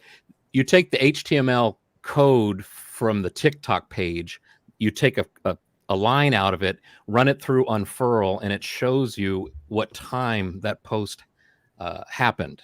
And so that's how we know it's 4:12. A lot of people thought her last comment on TikTok was just the word queen. And of course they ran with that because like, oh, it's Queen Road, it's Queen. What does this mean? But their comment queen was actually at 3:44 a.m. and using the same method, you can derive the times. But here's the thing that's critical for me. From what I understand, from what this person told me, the never forget the foundation in the bathtub, that's a comment posted, and maybe I'll bring the picture up. I've not wanted to dox or even come close to doxing this friend of hers, but apparently this friend of hers is like from like grade school or a long time ago. And this comment is referring to, I don't know if it was a sleepover or whatever. They spilled their mom's makeup or something in the bathtub. And that's my understanding of it. Oh, So, that kind of foundation. Okay. yeah, foundation. So that's where my mind goes. A killer would not know. I'm going to comment. She's, Xana just happens to have this TikTok post up, and I'm going to comment something that only they would know. Yeah, that only they would know. So that's why 412 sticks with me as Xana's last sign of life, and then 4:21:01 a.m., which is how many? What's that? 9 minutes after 412. Now I'm not saying she was unalived right at 412. That's when she did the TikTok post. So it's sometime after that it happened, but that's 9 minutes from when I hear a car trunk slam. And then 18 seconds later, 4:21:19, that's when you can hear the car speeding off at a high rate of speed, right? So if you say at the maximum between 4:12 and 4:21:19 a.m. And the thing is, here's the thing for me. The PCA is clearly talking about and referring to, I'm guessing, the light bulb camera, because all the timestamps that they're giving are just like about a minute or so before what we see on Linda Lane. Now, the Linda Lane footage could have come out, I think it came out afterwards, right? After the PCA. And the Linda Lane footage could have blown the PCA out of the water with like incorrect times.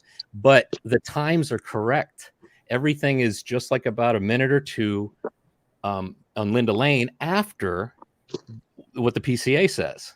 And what I'm suggesting is that the light bulb camera and the Linda Lane camera are about a minute or two apart, at least in his travel, from being seen on Linda Lane light bulb camera first, and then Linda Lane camera. Yeah, it shouldn't add up, but it does. Also, too, the other thing I wanted to debunk that gas station camera and just prove that car couldn't be the same car we're seeing on Linda Lane. And unfortunately, there's plenty of time for that car to get to that gas station, have its picture taken at 3:45, and get back to Linda Lane to be seen on all the other times that it was seen. So I couldn't debunk it. I set out to debunk that gas station, and I thought I couldn't believe I didn't think of this earlier. Yeah. I mean, that makes sense to me. See, I love that you said that, because the So we get you to 51%. I hate the most is make it make sense, because I think it can make sense if you just let's keep talking about it. Let's keep thinking about it. Let's keep an open mind to have your mind changed, and let's keep an open mind to we don't got to yell at each other about it. It's it's not Republicans and Democrats here. It's a mystery. And it's a puzzle. We're trying to figure it out. That's all. And that was my point, is that, other channels, I'm not going to judge those people because they're all trying to do the same thing. Sure, there's some outlandish stuff out there. And I will say, this Lana chick, I can't with that girl. No, don't mention her. I can't. I'm sorry. But I think everybody can contribute, since there could be a variety of scenarios. And like John, you have convictions about what you think happened, and Jeff and everyone on the panel. I just have to keep an open mind, because I don't know. I'm not a professional.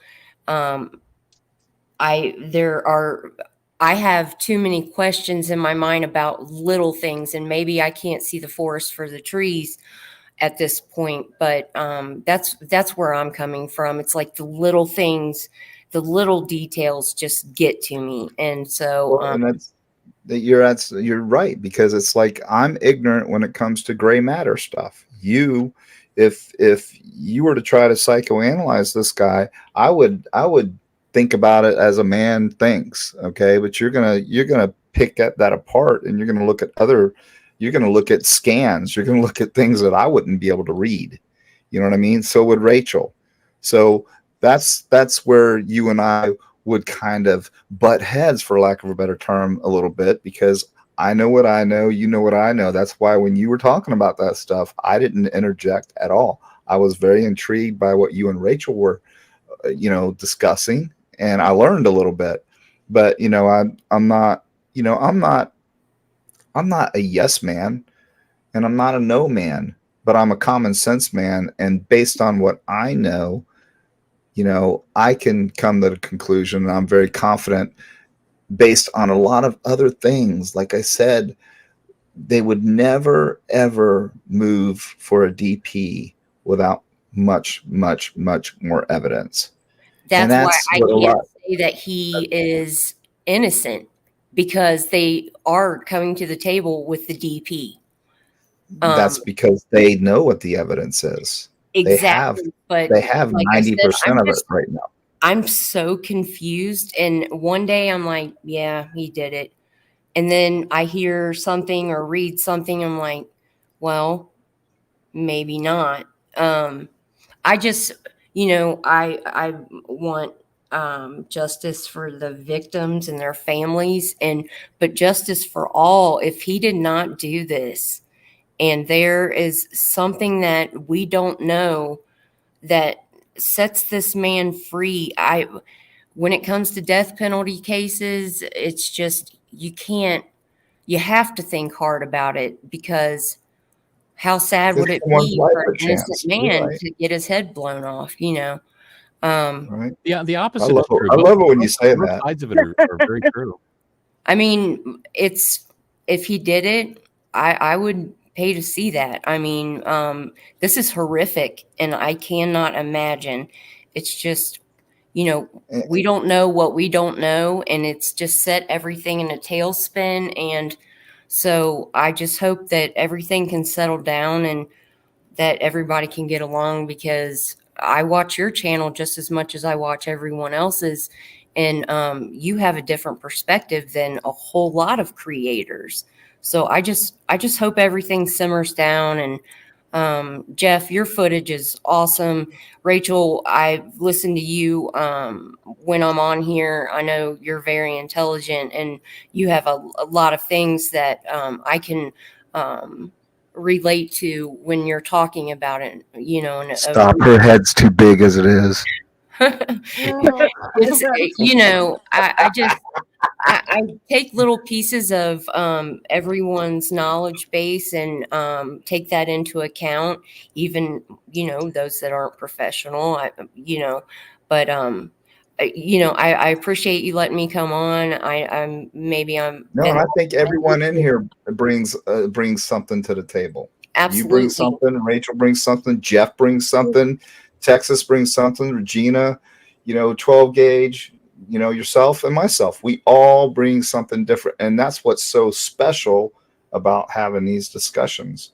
exactly. And, And I just wish that all the creators could come together and have this huge think tank, and all the crap would stop, so that we could have somebody from law enforcement without all these personal attacks towards you, towards other creators and things like that, and just get all that out of the way, so that we need somebody from law enforcement to have a voice in this. But because of all the crap, it's just it's kind of impossible. And that's why I have to make the rounds, because I want to know what everyone's thinking. And I just wish that, the creators would come together and whatever. But We can. So I got one question for you before you leave. Are you at 51%? no, maybe tomorrow. Damn it. Jeff, we failed. Rachel, we got to go back to the chalkboard. I mean, can I show you this TikTok No, post? I've this blurred out Okay. the name. this no, the discussion for TikTok me post wasn't is 50.5. interesting. Is The what? TikTok post 50. is The TikTok This- post Heather, is what? 50.5. This 50.5. Give me a maybe with 50.5. the thing that with the TikTok post. Here, let me Yes. show you. Can I show you the This TikTok discussion post? wasn't to change your mind. If you It put was to answer everything some together, all the questions. circumstance, that's a lot. If I could It's a show lot you of the TikTok post, circumstantial this is evidence. You're right. Put it together, it equals BK. I've blurred the person's name so we're not doxing them, but this is the TikTok post, and you can see it says "Never forget the foundation in the bathtub." So it's like a deep, an inside joke or. I Wow. mean, it's an experience that was shared between the two. Yeah. So, I mean, I hadn't seen this before, Jeff. So Yeah, thank and not many people Wow, have seen Jeff. it. And I'll be honest with you, I've been holding it back from showing it. I think I showed it once on one live stream, and then I felt like I don't want to dox this person and have people go in and wanting to. Of course. So yeah, sure. But I mean, Of it's. I mean, I believe it's legit. The time I did show it was to Kara on that live stream where she was on. I'm forgetting who's had her on there, but she wasn't even familiar with this TikTok post. So she was seeing it for the first time. I was really hoping she would say, "Oh yeah, I was familiar with that. I know what that's about." My eyes are too foggy because my contacts are chafed over. What does it say? I can't even read that. Yeah. Wait, I'm like, my nose is up against the screen right now, but I believe what you're reading to me, Jeff. I just can't see it. What does it say? Never forget the foundation on the bathroom floor. Now let me oh man, if I had my Apple mouse, it'd be easier. I gotta just. Oh my god, I love this. That's really. Never forget the foundation in the bathtub. Oh, in the bathtub. Sorry. Day of rest and peace, Anna. Oh god, that's terrible. And what time does it say? So this is, well, you can't see the time. It doesn't display on TikTok. That's why you have to use you have to go into the HTML code for this page and then pull out the, there's just one line of text. It's like a 13-digit number that corresponds to that post. You run it through well, it wasn't an app. It's a website called Unfurl. And Yeah. I think it says 11/2022. No, it shows you the time. So the time of this is 4:12 a.m. Here, let me take it. Where do you see that timestamp? Because I'm not seeing it. No, you don't. No, you don't see it. You got to calculate it. She's TikToking, and then you have to calculate the timestamps. And what you do is you go into the HTML code for this page. And it's got a number similar. See at the top, 716-516. Yeah, I see that. I was looking at that. It's similar to that. You run it through Unfurl. Unfurl tells you what time this TikTok was posted, and then the last step is you do have to convert the time zone from PTC time to whatever. But basically, I was able to calculate this was 4:12. And this is not my smarts. This is somebody else that showed me how to do it. I've only met one other person that when they were describing it, I was like, okay, you know how to do this too. It's almost like meeting somebody that knows Rubik's Cube. It's like, okay, yeah. And but 344 is her post where she just typed the word queen, which I haven't really looked into much other than to check the time of it. And then this one is it 4:12 a.m. And I think this is the reason why they I think the PCA says 4:12, or at least 4:12 a.m. is the time that's thrown around when I hear people talk about, technically Xana's last sign of life. Actually, I can talk amongst yourself. I mean, Jeff, you lost me at code, but I believe you. You have the technological expertise base that is valuable, and that's my point. That's why I'm blocked on all 9 accounts on some very known YouTube channels, right? I guess maybe that's I've the only reason. That could seen be. every time I've ever seen you, you've been very kind, and Yeah. it's just such a mess. And I just hope that once this trial is over, it's dividing us like the Democrats and Republicans. Exactly. It's just so decisive. And I hate to see that because everybody has something to contribute. I don't care who you are, because our brains work differently. But, that's all I wanted to say. I know I've been long winded. I'm going to hop off here. But, Jeff, thank you for pointing that out. And,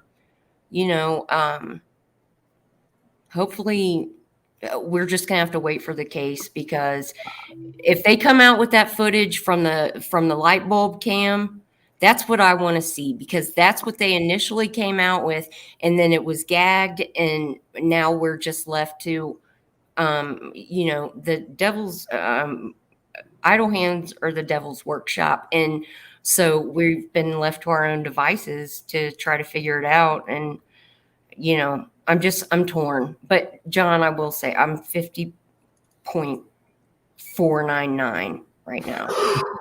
Heather, Holy congratulations on being clean. I feel thank like you. I accomplished a I lot. remember that. You're saying there's a chance. Me and Jeff and the rest of the crew, we accomplished something. So I think, like I said, I think the opening statements are going to be epic. Yep. And I believe that it's gonna floor a lot of people. Yeah, I'm John, I going to be I hope they calling pick the right person to tell the story. Is all I have to say. I'm interested in hearing both sides. I just, I think of the victims first, but we also, our justice system, he's innocent until proven guilty. And I would just hate for him to go out like that if there is something else that is possible, I don't honestly. I don't think the defense What is did going to you have. say about that word presumed that everybody leaves out? Right. He's Yeah, presumed innocent until he's proven presumed guilty. innocent. When I hear that, In when I the hear the court word of presumed, law.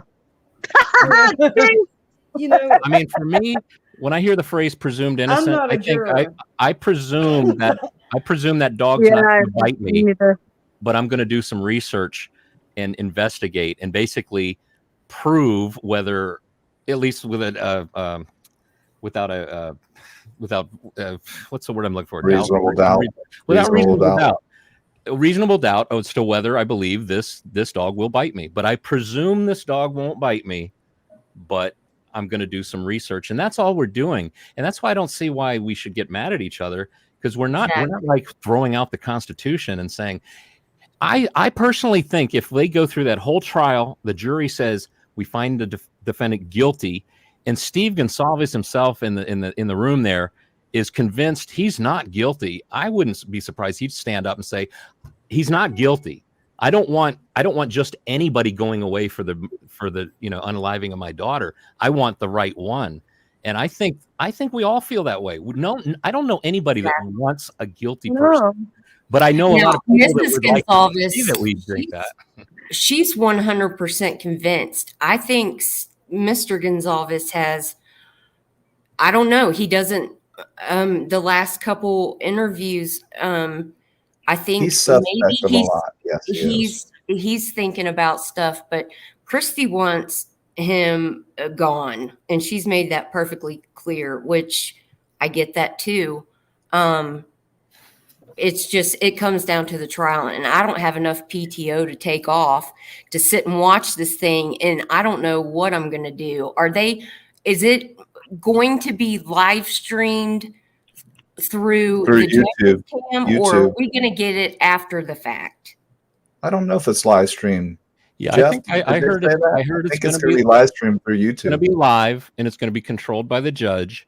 And I think that is really no different than like a city council meeting. They control the cameras. I used to work with the government channel, and they control the cameras. The place that I worked at, they had like 3 cameras in the council chambers.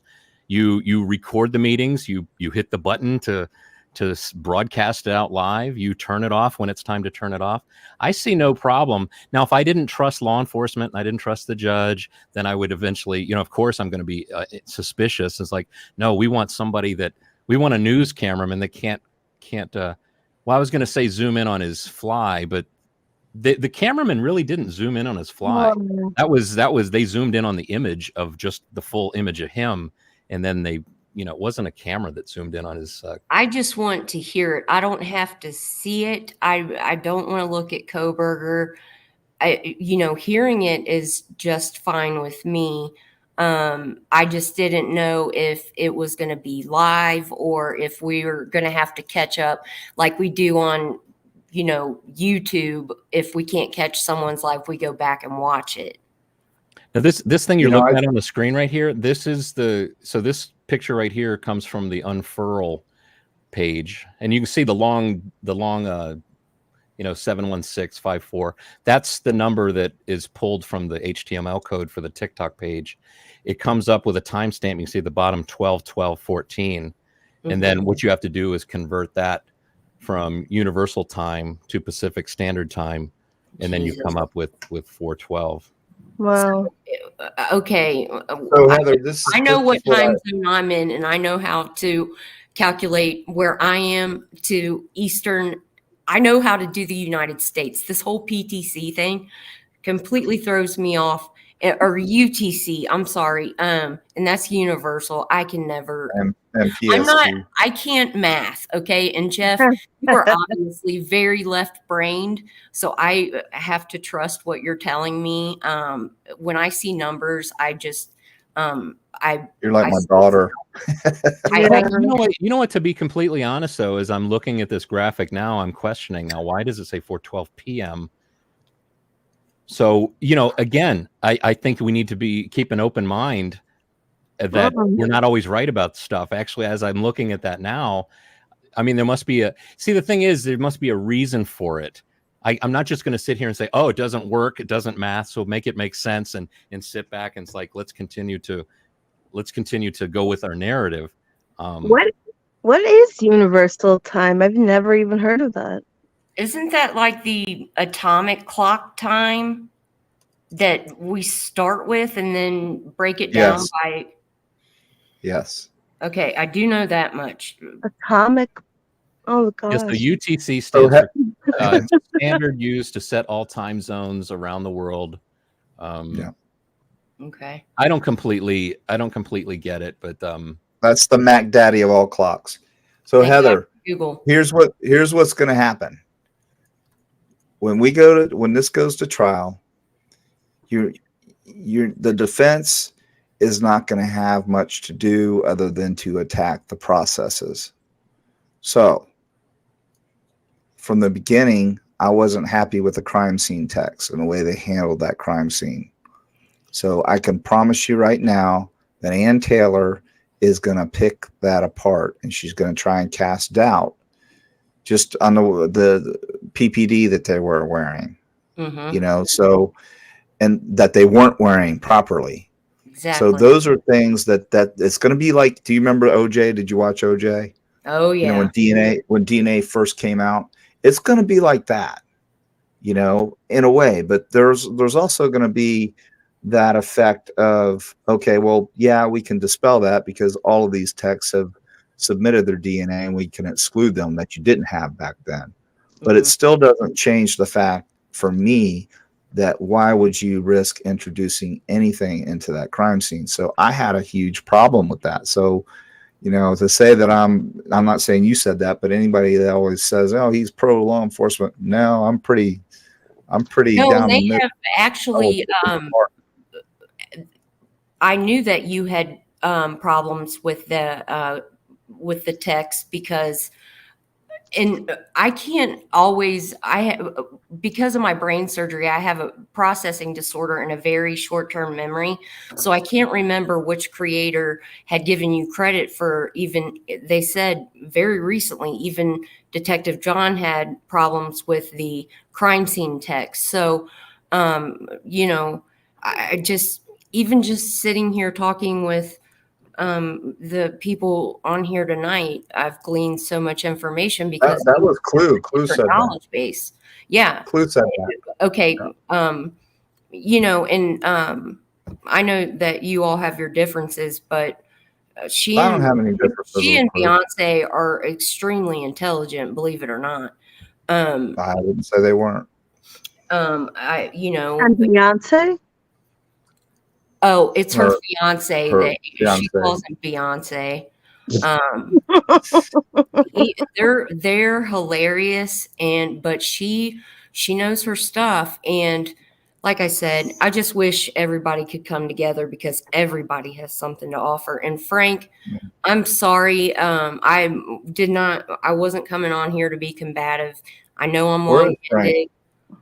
He dropped off. I Oh. don't even know if he's here. But I've never seen Frank before, so I'm interested in going over to his channel to see what he has to say. But Frank's very analytical, so I like that. You probably get along with him very well. He's a very analytical guy. He's a thinker. And he's from the Nebula. Just one last thing, Jeff. I'm the one that commented on your video that I heard a scream at a certain time stamp, and I think I commented on that video. Did you ever get a chance to like listen to that again? Do you remember what time it was? I do remember. I usually try my very best to respond to every comment I can. I guess I didn't respond to you. And that's fine. I get it. People are busy, but I'm just curious if you heard what I heard. We could listen to it. Let me see if I can find your do you remember roughly what time it was? Because it was probably on one of the hour-long Linda Lane videos. It was God. I want to 2 say a.m. to 3 a.m. I think it's the 3 to. I want to say it's like 3:30 something, but I'm not sure. I think that video has been passed around so much that we don't even know. Like this people was on added things. This was on, Jeff has this like from day one. Yeah. Okay. Well, Awesome. it was you know, I got it shortly after it was released to the public. I think probably all of my video clips I think came from, what is it, Veritas something. I downloaded the video file from there. Personally, I don't see any evidence of like tampering with these videos or the audio or anything. And I know the landlord at 1330, I've emailed back and forth with him many times, and I don't get the sense that he's got any desire to. He would like all this to just go away. He would like people to stop coming over and taking video in the area there. And I'm sure he's probably very glad to see the house gone. I don't know that for sure, but I know that in news reports, he turned this footage, the Linda Lane footage, over to the law enforcement the very next day. Although in those reports, they always talked about the 1320 camera, the one that shoots all the way down the length of Linda Lane to where you see Taylor Avenue at the far end, and you see Is that where the dumpster footage comes from? Right, you see the dumpster there. That's from the Yeah. 1320 Linda Lane building. The footage that we're talking about right now is from 1330, just Yeah. up the hill, right? So, but I don't. Dumpster footage throws me off too, because that dude is doing something shady. I don't care if it's related or not. It's just one of those things that. What's that? What is he doing? He's putting trash in a dumpster. I think he's just checking the dumpster to see if anybody's. He reaches in there. I'm thinking he's ditching like he picked the something out. weapon, you know, and everybody's saying that he has a flashlight on his head. He's smoking a cigarette. Yeah, well, not smoking a cig. It looks like someone left him something in there. That's what it looks like. He's smoking. So, I think. But I'm just jailer left something in there. This kid is doing. It's just another thing thrown in that I'm like, wait a minute. But Jeff, if you know some of the crazy, I don't say crazy, but some of the outlandish claims with this very video clip, there's somebody that said, "Don't you see the cougar that's running across really fast across. It's a bug that flew past the lens and blurred. That's the kind of stuff. Here's the thing, at least when I approach this, when I use the tools that I have as a video editor for 30 years, I'm not trying to use tools that will add anything that's false and not there. I'm Right. trying to use my video tools to enhance so that I can see better what really is there. That's why I've only watched your videos. Well, I But appreciate that. this guy right here, he looks shady to me. But he's not in a hurry just or as anything. innocuous. He doesn't See, it looks like he's pulling something out of his pants, and maybe it's a gum wrapper. I don't know. It's just in the context. Well, I see him with I think he's got a light in one hand and a cigarette in the other, and I think he probably pulled his phone out of the. I thought that was a cell phone. Yeah. Let's see. I mean, flashlight on the the thing cell is, phone. if you look at the way he takes a drag in the beginning of the clip and the way he takes a drag at the end, I mean, so he's left-handed with the cigarette, right? It's in his left hand. He pulled like his phone out of his right pocket just there. So now he's probably going to his flashlight. It takes a second to. I know with my own iPhone, it takes a second to. Yeah, there you go. Flashlight's on. I see that. Anybody throw anything away that's worth anything? I'm checking. It looks like he's looking for something to me. He's looking for something. So maybe he's collecting cans. Maybe he's collecting cans. Who knows? He could be. I only saw him. I didn't see him take anything. It's just one of those anomalies that makes me not 51%. You know what I'm saying? All right, let's let 12 gauge. What you're saying? Where you're from? Hey, what? Where I'm from, a lot of guys that are on methamphetamines or tweaking or whatever, they're walking the streets. They have those little lights on their heads, and they're looking in the dumpsters, looking for stuff to take to the dope man to re-up with, stuff like that. I mean, I'm not saying that's what's happening, but he's not walking fast enough for me to think he's on meth. I'm just saying. He's looking for it. He's just. I didn't say he was. I'm just saying, that. No, I get what you're coming from, but it could be that. It could be a million things. He could be throwing out a gum wrapper. He could, whatever. It's in that timeline, in the area, and I just question it. The other thing that I've heard people say is they think this is the guy from the Banfields, the first guy they let go. But look at his jacket. This guy has a long, loose-fitting jacket that hangs down over his belt line. The guy in the Banfield has a hoodie that is the bottom of that hoodie is right at the belt line. There is no, this is just a loose-fitting hanging jacket. You can see it. Now, I don't think that jacket would most definitely have blood spatter on it somewhere. And I'm not saying that's just saying by any means. It's just it's. But I think most people think that this could be the guy from the Banfield just because the time stamp is similar, like when the guy left the Banfield and the direction he was headed, that it could be him. Again, I don't think it means anything or adds anything or is really that important whether it's him or not. It's just an overload of information for me, and I can't take any more information about this case. I want the trial to happen so I can go back to my regular life is all. Now, Heather, which Heather are you? Because I think I know like 3 Heathers. I want to be sure I'm thinking the right Heather. Rachel asked about this earlier. I'm Heather B. I'm not a moderator. I'm okay. Nobody. I just go around and watch all the channels, just information gathering. And you go by Heather B, right? Yes. Okay. Because I think there's a Heather M that's a mod. There's also a Heather Fitzgerald that I've seen. Yes. And a Heather X. Got a Heather. Yeah. So yeah, I'm not a mod. I couldn't do that. He's definitely looking for something. See, from my perspective, I have done this. I've got a guitar amplifier that I play through all the time that I found in the trash when I was walking my dog. It was sitting out in front of somebody's house in the trash, and I thought maybe this is an accident. Maybe they went to get the car and they're going to come back and pick it up. When I went back there, like half hour later, it was still there. So now I have a new amplifier. But I'm not ashamed to say when you see a dumpster and nobody's around, it's like, okay, nobody's going to judge you for looking into a dumpster because you find some good stuff.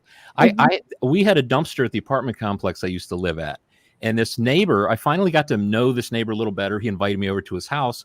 I went into his apartment, and I was like, I think his name was Charlie or something. I was like, holy crap, Charlie, you got like, that's my old dining room table I threw away.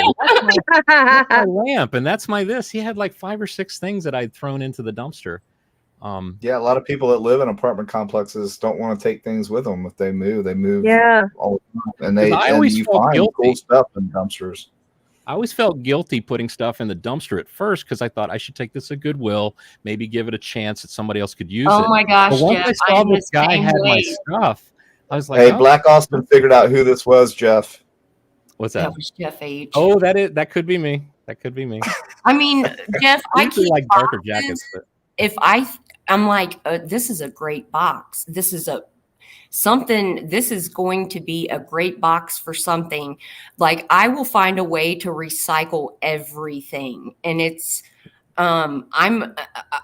my grandparents, they grew up during the Depression, and they raised me, and we had like 20 cans of pinto beans just in case anything happened, that we were going to end up eating cat food. And watching that, I have made myself not become a hoarder. Now, they weren't nasty hoarders, but I'm just saying, pork and beans and pinto beans were in the cabinets at all times. And so I get where you're coming from. Like, My grandmother would see a piece of throw furniture. anything out if I can upcycle or whatever. But anyway, My like grandmother would see a piece of furniture on the side of the road and come grab me and make me grab it and throw it in our station wagon and bring it back and strip it. Heck we yeah. picked up a dead I rat. had ball jars throughout my ears from when we cleaned out the cellar at my grandma because From her I used canning. to have to pickle all kinds of stuff, pears. That was something I wish I would have learned to do because, we ate. My family's from the South, and that's the best kind of food you can have, in my opinion. You know what the irony is my wife that passed away of cancer. She was from Muncie, Indiana, where Ball State is where they make the ball jars. Oh, And really? her house was where the plant was, where they made them, was a block away from that. You could see it. And my son, when we were cleaning out my grandmother's house, we had all these ball jars. And I said, "Did you know this is where your mom's from?" He goes, "No way. We have these," he worked at a bar. He says, "We have these at the bar." And I said, "Yeah, this is Muncie, Indiana, Ball State University, where they have the ball jars." It's crazy. I bet that factory employed that whole town. Yeah. I kind of forgot about this video right here. I think most people believe that this is a continuation of the guy that walked up from the dumpster, based on the timestamp. I kind of forget that I've even got this video. Let me make sure it's not getting cropped. Okay, yeah, that's the top of the frame. So this is the continuation. He was walking with a cigarette, walking up, I believe. So this is insinuating that he walked around the building. No, he walked along. See, he's on the opposite side of the fence, just walking through the parking lot. I assume he lives in the long buildings. That's where he's. There you go. See the cigarette? I saw the cigarette again. They're right there again. And he's just walking towards the towards the center of those 2 apartment buildings. Oh, maybe not. Maybe not. Let me see. Yeah. He's going in. Maybe he went out for a smoke, and it was just a quinky dink. I have no idea. See, that's what I'm saying, and I agree with you. It's just all these little pieces of information. I literally cannot. Hey, Lindsay, send those to me at detectivejohn68@gmail.com. I think too, the thing that, like, I look at this guy and like, okay, could it be this guy? It's 3:15. I don't see that he's got a vehicle. I don't think I would want to unalive. Did he not get picked up? Is this not the guy? Because I've just, oh my gosh. I don't believe, there's no way of knowing that this guy got picked up. There was footage that was from the camera that had the angle of the dumpster, and there's a car that pulls up. I have no idea what time it is. and they're Oh yeah, picking someone up. there's another video clip of somebody getting into a car there, but I don't know what time that is. I That's don't a good, I'll either. make a note for myself. That's I keep forgetting about that clip. It's these kind of things that just make my head spin. I dream about this stuff. But the reason I think I had do, 2 dreams about Brian Koberger, and the second dream, Oh, we were in the same place, and I walked up to him and I was like, "Hey, dude, did you really do this?" And he said, "Yeah." And I woke up the next morning and I had this feeling like of sickness that I felt in the dream. It's just, it has to end. yeah, I have the same kind of dreams that is really messes with your head, and you wake up and it's so real, and yeah. yeah. I wanted it to be him when they first announced it, because this is just so awful. But then they gagged it, which I think is one of the worst things they could have done, because all this speculation, the crazy theories, and I don't know. One thing I'd like to point out, if I could, I hear a lot of people talking about, they're seeing stuff happening like in reflections or over here. Look at the pavement right over here when it zooms in, and see the movement, and it's just all it is video compression artifacts. It's trying to the algorithm is trying to figure out how to make the next frame, the newest frame. If nothing in the frame changes, it just shows you the same frame, and it's so when the guy does appear, it's showing you the same frame, but it's filling in new information that's just in the region where he is. That's why when you see people moving, you see it's like the outer edges of them, like they've got an aura. That's because it's new pixels being created in that area. How inefficient would it be to create a brand new full frame every frame? So video compression is like if nothing in the frame changes, it's just basically showing you the same frame over and over and over again until something changes, then it updates that information. That's why look at the pavement. You'll see like it looks like all kinds of movement and a little flickering and stuff. And I think a lot of people are seeing that kind of thing, and they're like, I see somebody. It's somebody moving. Don't you see that? It just changed. God bless her, but Unravel was doing a lot of work with the Chris Watts footage, and I went on her show and I had to apologize. Like, I'm sorry, I just am not seeing the same things you're seeing. But what I did notice is that when the times when she was seeing something that she was sure was there, a lot of times, like 90% of the times, it was during times where something new had moved across the frame at that spot. So it's making new pixels, it's making new information at that spot. It makes sense that it would look like something is there, something's changed. Yeah, you're just smart for me. I know, he's so left-brained. I'm trying to follow, and it makes a little bit of sense, but you're just so you've got that inclination for technology that I just I don't have. It makes sense when you say it, but I would never know that. He's a geek. He's a geek. You can say it. Heather, you can call him a geek. It's okay. I was married Navy nuke, and he was. Me too. My fiance was a Navy nuke. They're hard to deal with, especially when I'm a psychologist and trying to deal with, like, I now know how a nuclear reactor works, and I'm not afraid of nuclear energy. And but he was so very mathematically, he can do anything with numbers, and I can barely add. And if it's an even number, I'm good. If you give me an odd number and tell me to add, I'm screwed. I can't. Yeah, my fiance was a Navy nuke. 52% then. Yeah. No, I think now she's 54 because she doesn't like odd numbers. You guys see the 52 is an even number. Oh, gotta be 60. Sorry. 60. No, thing that was that is a nugget that I got to put in my pocket for real. Nugget is my dog's name. Oh, come on, go up. nuclear fusion, boyfriends, dogs, names, nuggets. Man, we got a kumbaya going on right here. You see someone sitting, I don't know if it's a sidewalk.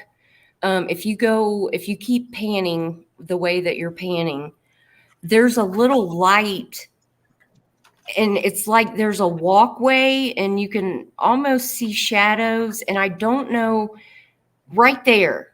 Um, there's like a window that has a light, and then in between that, I don't know where I saw it, but people were saying that there was someone crouched down right there. Is that true at all? I don't know. I don't see anything like that. I Somebody walks didn't by either. right there. It could be Somebody a girl walked by. peeing. Here's the method I would use for even speculating on things like that. See, I don't think we should go by still frames. I could show you this still frame and say, look, I see this. Don't you see it too? It's Jesus and the spaghetti. Don't you see Right. Jesus' face in the spaghetti? Come on. What I need I need context when somebody's showing me something. So if they showed me this, it's 3:15 and 35 seconds. And I want to be able to go shuttle backwards and shuttle forwards. You see the guy's cigarette right there. See my mouse? Yeah. And it's moving along with him. Right. So that tells me this is a human in motion.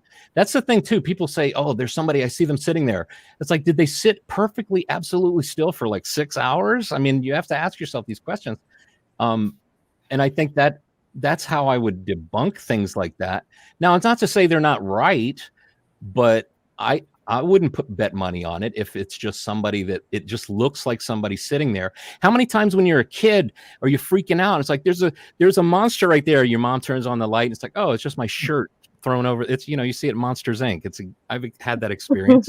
Very good. What it looks Yeah, like, very it's good not analogy. moving. Yeah.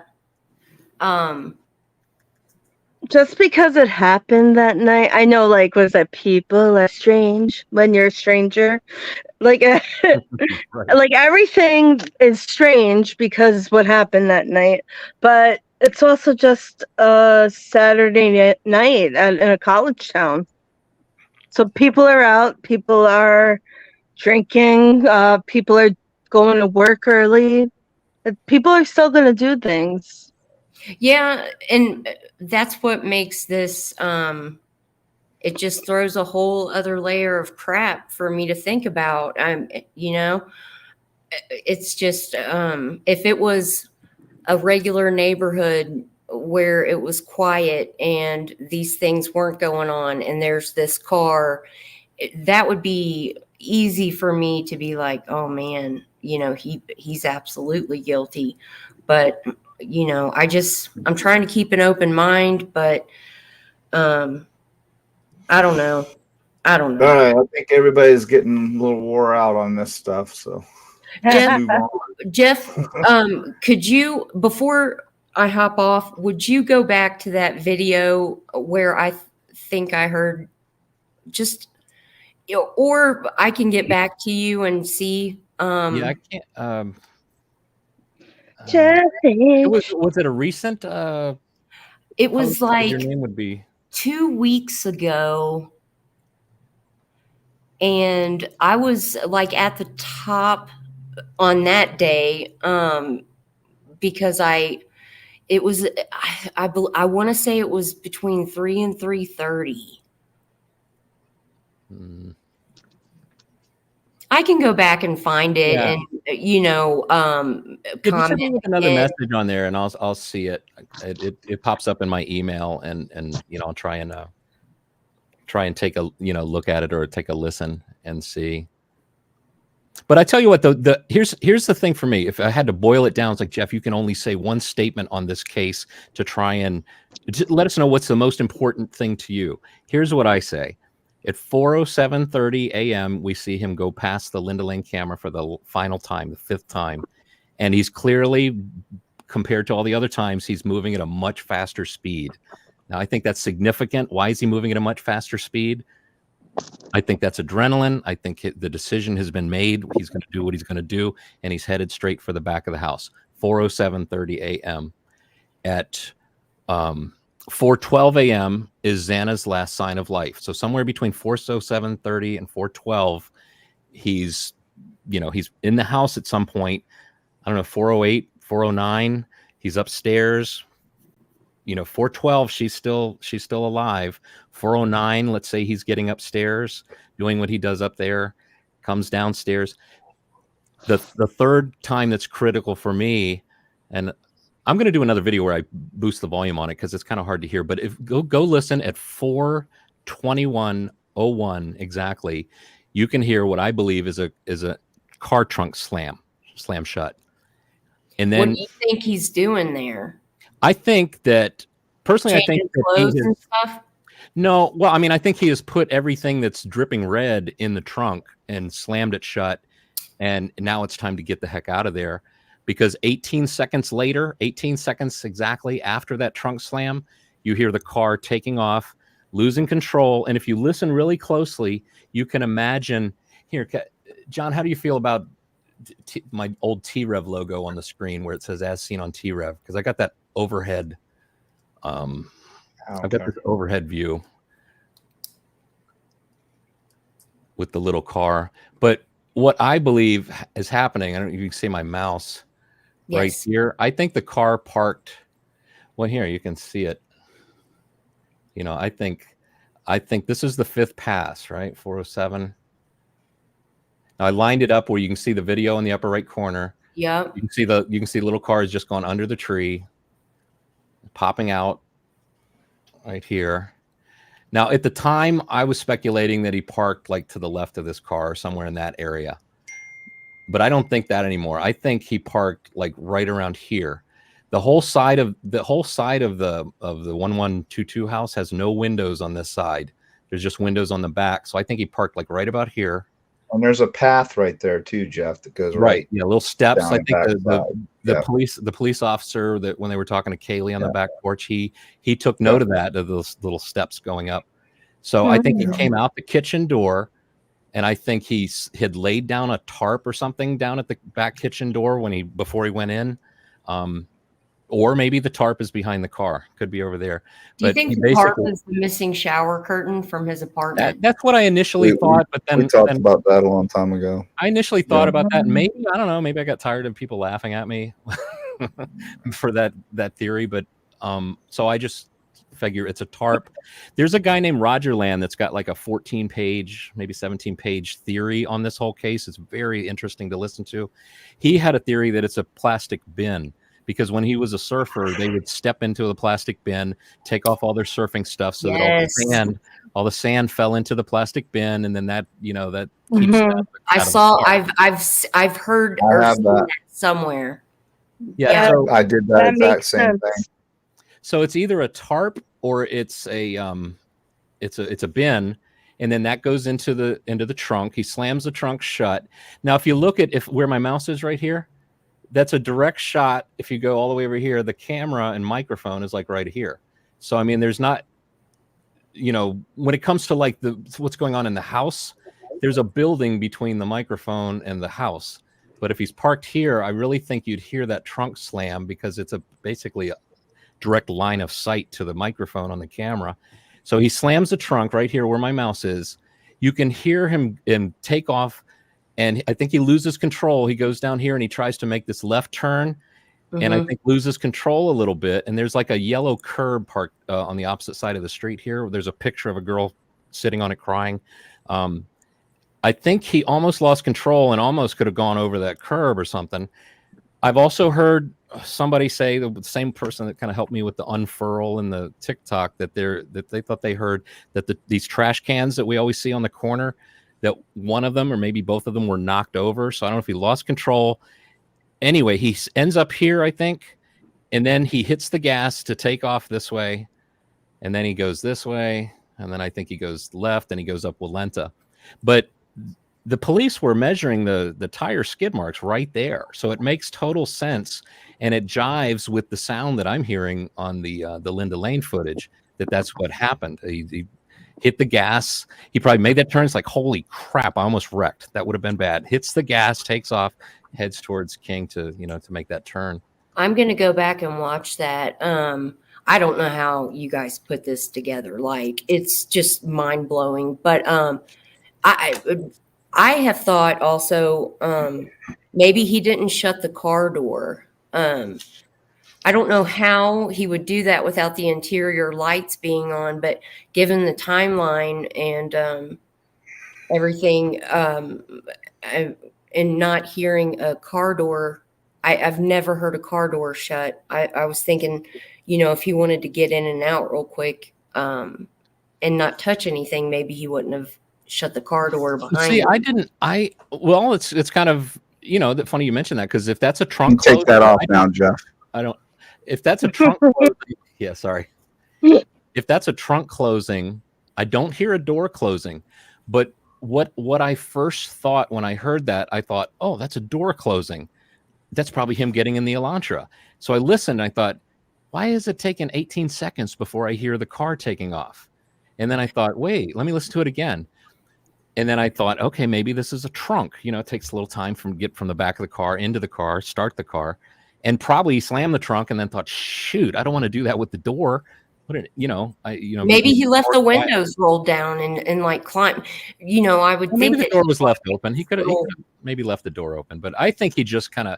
But see, the thing is if he did it like a surgeon does, a surgeon comes out of surgery with red stuff all over them, and then they strip, and then next thing you know, you're seeing them down in this cafeteria having lunch, right? They're not still covered in stuff. So I think I work at a hospital, and there is a certain method to don the surgical PPE, and then there's a proper way to take it off. So that totally makes sense. Like, we have to know these things, which, the lay person, it wouldn't occur to you, but with that type of training, if he knew that, which he's very intelligent, it very well could be. So you look, I appreciate everyone allowing me to come on and go through my crazy thoughts, and You don't have crazy thoughts. We get it. No, you have theories, and you're thinking crazy about your You're thoughts. good. Jeff, I'm going to go back to your channel and go through some things, but it was nice chatting with you. And if Frank's still hanging around, I'm sorry if I ran you off. I didn't mean to. No, I don't think you ran Frank off. He's got thick skin. All right, thank you. Thank you. Thank you. I appreciate you. Have a I'm good glad night. I'm glad we got to the 54 at least. Thank you. You're welcome. Well, not 54. Check with me tomorrow. All right. Good night. Good night, everybody. Hey, Texas Ranger and Amy Terry, guys, you were accidentally blocked by one of my mods, and she's profusely apologizing, but I can't take you out right now. I have to wait till we close down. So Ranger and Amy, you were accidentally blocked. I will fix that later, okay? Oh, poor Texas Ranger. Yeah, he was up here on the panel with us. We put her a lot. Yeah, when you're scanning through, sometimes you accidentally, when you're clicking on one, you catch the other one, and I think that's what she did. It's no big deal. But don't think you were blocked. Hey, John, can I speak for a minute? Yeah, absolutely, man. Guys, I'm sorry. Jeff. He's into this video, and man, that's a lot of knowledge. We kind of start to doze after a while. That's a lot of knowledge, Jeff. Good job. I'm like I started making earrings, Ricardo, showing his home movies. Go ahead, 12 gauge.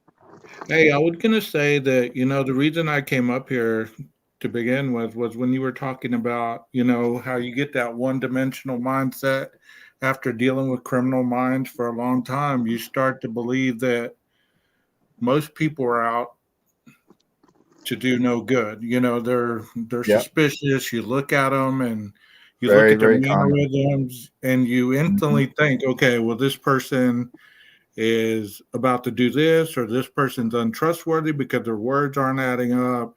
They're Yeah. stuttering, their eyeballs are going to the left, so therefore they must be lying. Well, as a Yeah. therapist for 18 years, I mean, I worked with criminal offenders my whole career, and I still work with criminal offenders, but they're just juveniles now. But Right. you know, I quit working with adults for that reason myself, because I started to feel very jaded and very cynical Perfect about word. humanity. Perfect You word.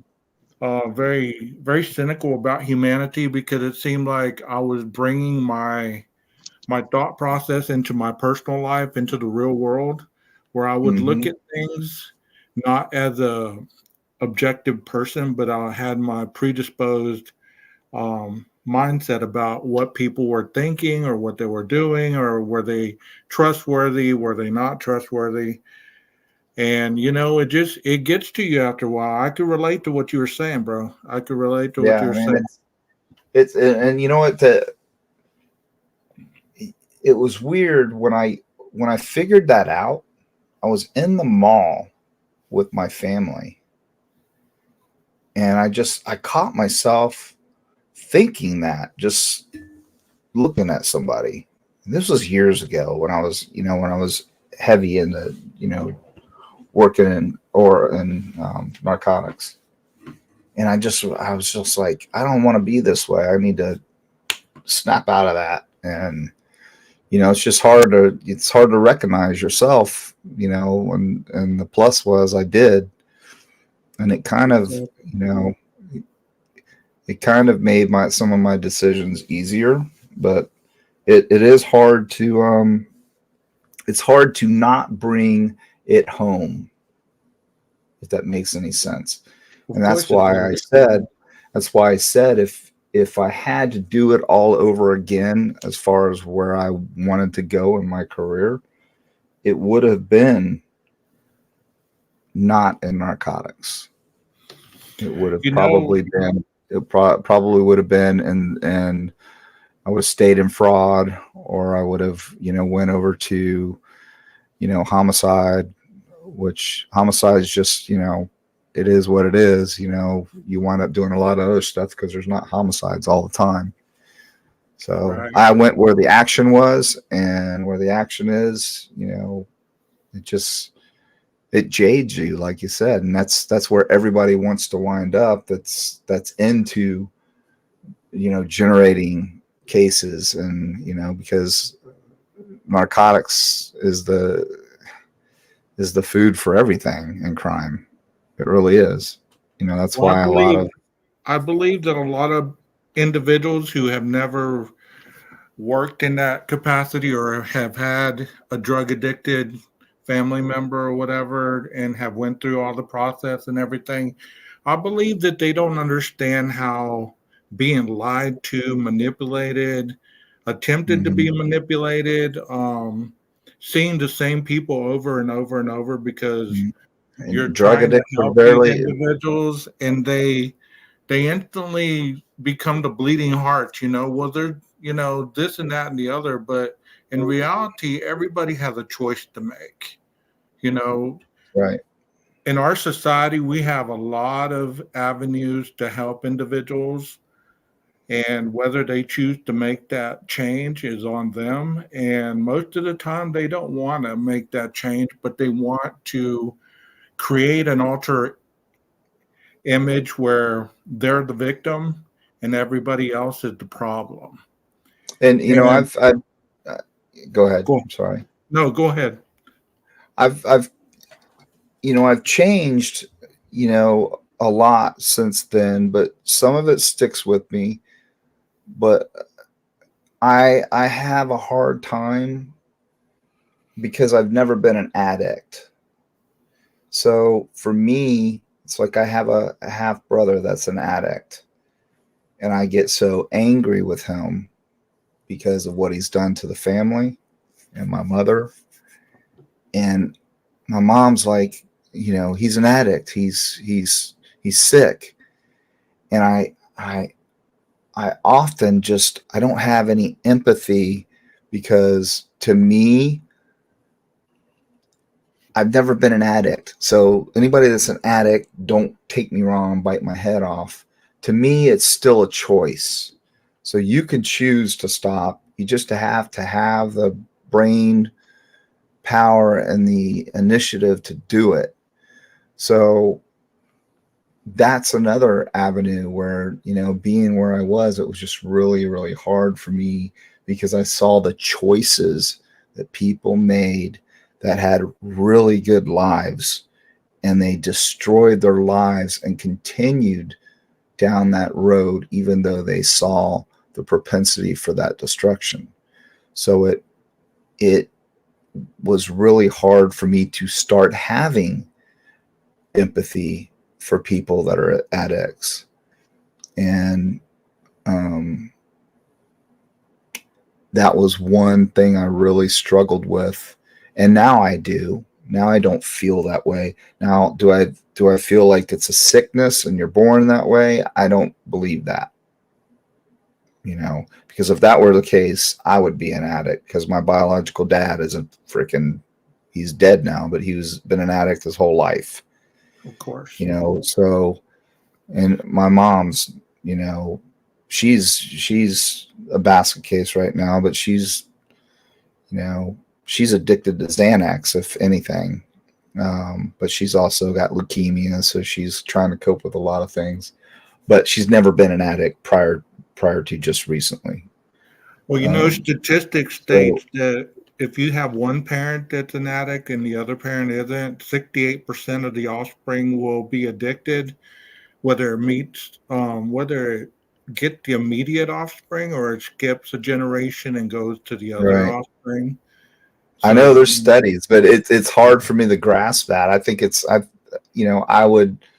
I would agree, but I would also argue that it's you know, all in your surroundings and where you are, your demographic, you know, where you know, what situations you put yourself in, because, you know, let's just face it, if you're not around it, you're probably not going to crave it or want it, you know. And that's why when addicts come out of prison, they go back to the same area they were at before, they relapse. Probably you would know the stats better than me, but I'd probably say 90% of the time they'll relapse instead of coming out and going somewhere else. Exactly, because they don't utilize the tools that quote unquote normal people use on a daily basis. They're so right. You're So dealing with two mindsets, a criminal mindset and you're dealing with the addictive mindset, which both of those instantly when they cross, then the relapse occurs. Right, exactly. Yeah. Exactly. So listen, y'all, we're gone 5 hours and 33 minutes almost now. Hey, John, you want to go like just 2 more minutes? Are you allowed to show a Fox News clip that without the audio? It just shows that turn with the skid marks very clearly. The one coming up the hill in the front. No, there's actually a police car, I think, or a car that is driving in the path that what I was suggesting, coming, you know, as if they were coming down the hill from the back of the house. But so just for your bearings, this is the corner of the house right here, right? So yeah. And around here is the trail where I'm talking about, back on the backside. But there's skid marks right here too, remember? Yeah, that's the skid marks I wanted to show you because it's that's kind of up a hill right there. Right. So he comes down that hill, I think. And if it's true that one of the trash cans was knocked down, like my friend told me, you can see it looks like, wait, maybe the skid marks are shown better right here. Oh, here you go. Here's the car. It's coming down as he would have been here, isn't it? Yeah. So see those skid marks? I mean, is it possible he tried to cut that corner and lost control? Now, I'm no skid mark expert, so I don't know if I assume these are actually braking skid marks right here, like he was stopping, not. No, those look like acceleration skid marks. Okay, so maybe he did hit the trash can, and not maybe it wasn't so that he went so far over to the curb. See how it goes from dark to light? To me, that's acceleration skid marks. See how it's dark up the apex, and then they get lighter. Those are peel outs. See that? So maybe that's where he came to rest after almost losing control and then hit the gas. Yeah. And it was icy. They think it was icy too, right? Right. Mm-hmm. So, yeah. Good stuff. Good stuff. Yeah, and it's kind of hard to see. You always kind of forget the slope, how steep a slope this is. Right. That's yeah. And that was one of the first thing that I picked. The first things that I picked up on when the crime scene techs were there was they were out there looking at those skid marks. Remember that? Mm-hmm. They had a tripod set up here. Mm-hmm. So I think that those skid marks are pivotal because I think they got it on the camera. And I don't know what else is in this clip. I don't know if they show. Aren't you supposed to work the crime scene outside in? Yep, generally. Right. Well, it just depends. It depends on how many. It depends on how many you have available. How many crime scene techs. See, you would assign. You would have somebody on the perimeter out here, canvassing, looking for any kind of skid marks, latent prints, footprints. Evidence. You're looking in the trash can here for maybe a weapon. I don't know if I would be looking in a trash can like that. I would probably take these bins back. Wasn't that glove found? The picture of the glove right I remember being like right here, like by the wheel. Yeah. So now I don't. But wasn't that was determined to be a first responder's glove, wasn't it? I'm not sure. Yeah, I think it was because he came out and said, if I remember right, it was a first responder's glove. Oh, okay. Yeah, I didn't think that had anything. Paramedic or something. I'm not positive. I just remember hearing that, so it could be speculation. But I thought actual mainstream media reported that. Okay. No, I'm not sure. There was part of me that I don't want to accuse the YouTuber guy, but is it not impossible to just toss the glove up in there and then say, "Hey guys, what about this glove?"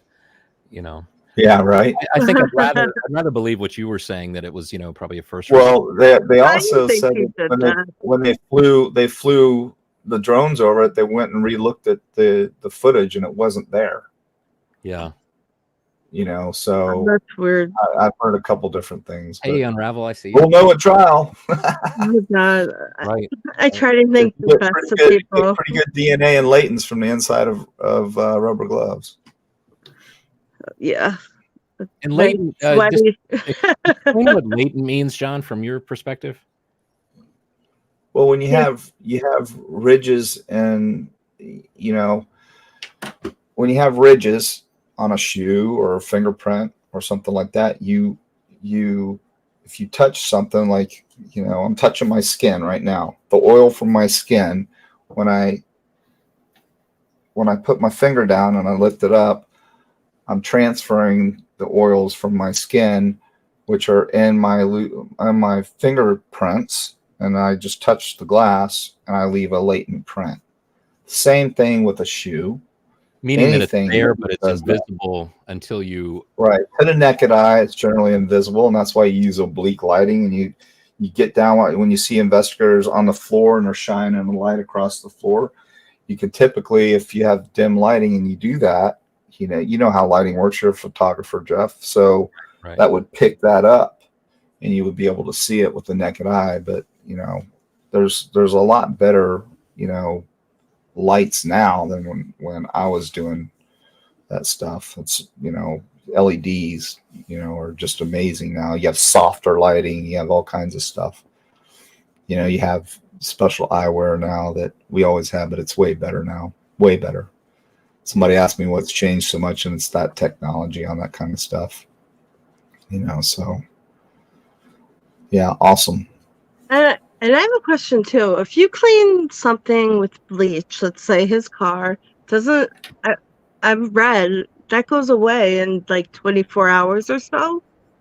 The bleach thing, or like that, like let's say you tested for it 7 weeks later, but can they still see that the Depends bleach is on there? it depends on what you're putting the bleach on. I mean, bleach will evaporate, yeah, but Yeah. if you get bleach on carpet, it's going to crystallize. You're going to get some. You're going to be able to determine whether bleach was in there. You know, you can swab it just like anything else. If it's on a glass surface or something like that, it's probably going to evaporate and not be any. But you just don't know. I don't know. Yeah, I don't think he cleaned with like a bleach his car anyway. I mean Yeah, the rugs you and stuff. typically bleach it. But I was But I just heard from Bob Mata yesterday. I was talking to him, and he said that he bought new floor mats at an AutoZone, and that's the first I'd heard that. I wonder if he got new tires too because of the skid marks. Could have. Oh, we're Well, gonna listen, find y'all. out a bunch. I'm gonna wrap it up. Rachel, are you still in here? 12 gauge, you still in here? Thank you, Yes. John. Yes, I'm still Thank here. you, Regina. Thank you, everyone. It was awesome. I appreciate you guys. We still got 145 people in here. So, And we all great. had good conversations. Right, yeah, right. enjoyed this conversation very much. I can hang here. I can hang. Yeah, here. hell yeah. Rachel, are you still with us or no? Pablo? Yeah, she's sleeping she's curled up with the dog. 12 gauge, I appreciate you, brother. Anytime, man. Thank you so much. Hey, thank you, John. Thank you. And what did you guys, say? it was nice to meet all you. Nice Yeah, to meet yeah. you. So what did you say you do now? Are you doing juvenile evals? What are you doing? I'm currently almost finished with my criminal justice bachelor's degree, and Good for you. I'm a therapist with the juvenile probation department. I do groups, individuals, psych evals, assessments, things like that. And I do individual. I work with the juveniles, so it's totally different, but but you see their parents, so you see exactly where it comes from some of the times. Yeah, that's where it all begins, is in the home. You know that. I mean, it's horrible. That's why I get kind of touchy when I see a creator that's talking about getting high around their kids. It's that nothing good can come from that. Just like I believe nothing good comes from alcohol. I'm sorry, I just feel that way. So well, it's one not good thing, for anybody one thing that I've seen, John, is they're all cool with that until the juvenile becomes so delinquent that they can't deal with it. Then they want our help, but they don't want to be part of the solution. They just want to dump them off, kinda, and let us do what we need to do. But we're always the enemy. They're always, the parent. Oh yeah. My mom would always say, the state let me down, the county let me down with my brother. And I'm like, Mom, you're an enabler. You enable him. He's not going to work if you don't make him work. Right. If you give him a roof over his head and a bed to lay in, he's going to lay in that bed and get high all the time. And she's done that, and he's 40 something. What is he, 43? That guy's never worked a day in his life. Nothing.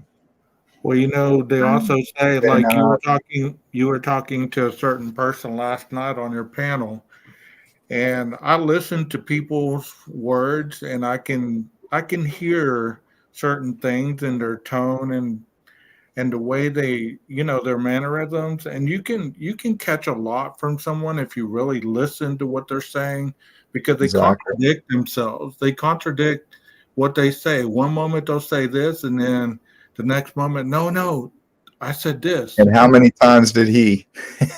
Oh my goodness. Well, yeah, it was pretty bad, wasn't it, 12 gauge? Yes, it was. I mean, and you can also see see people like when they are on camera, you can see in their eyes, you can tell deception by Yeah, looking at people. I mean, you do this long enough, it's not I do it's it. not I rocket do it with my. science. I used to freak my kids out. I'd know when they were lying because of their eye movement. I know where I know that's an involuntary thing unless you seriously are thinking about it. Yeah, Because construction and fact, two different parts of the brain, exactly. and it's amazing what you can learn by just if you want to. Anybody wants to truly test somebody, watch their eyes and ask them who their second grade teacher was, real quick. And if they come up with it quick and you don't see eye movement, ask them another one that they're going to have to think about, and watch where their eyes go when they have to recall fact. And another thing, as far as watching all these other creators or listening to them, you'll hear them spew this big old long intellectual moment, and then they cover it up by saying, "Well, I don't know." Well, how can you Yeah, say right. something like that and then come And, back with "I don't know"? Stand and what what you know. exactly? And what did I say about him? That same person. I said he talks too much. Just Yeah. talks and talks and talks and talks. I mean, I don't And have anything against anybody on YouTube. I'm just somebody that just started following this case a year ago, and honestly, I'm getting tired of all the nonsense. So I just stick to a few, well, creators I or shows. appreciate you, man. And you're always welcome here. And I loved having you on panel. And anytime you have my email, if you ever want to email me, it's detectivejohn68@gmail. All right, you Um, guys have a good night. all right, buddy, and good luck with school, man. Congrats. Are you trying to get into law enforcement, or are you just trying to get a Well, I'm going to be a CA? PO and eventually the chief of the Do probation There you not. go. team. So you got a goal. It's Yes, so hard. You got a goal. yeah. So I got POs are about 10 more hours to go, and then I should be graduating March of 25. So all it's all good. right. Are you in New York? No, I'm in Texas. Oh, okay.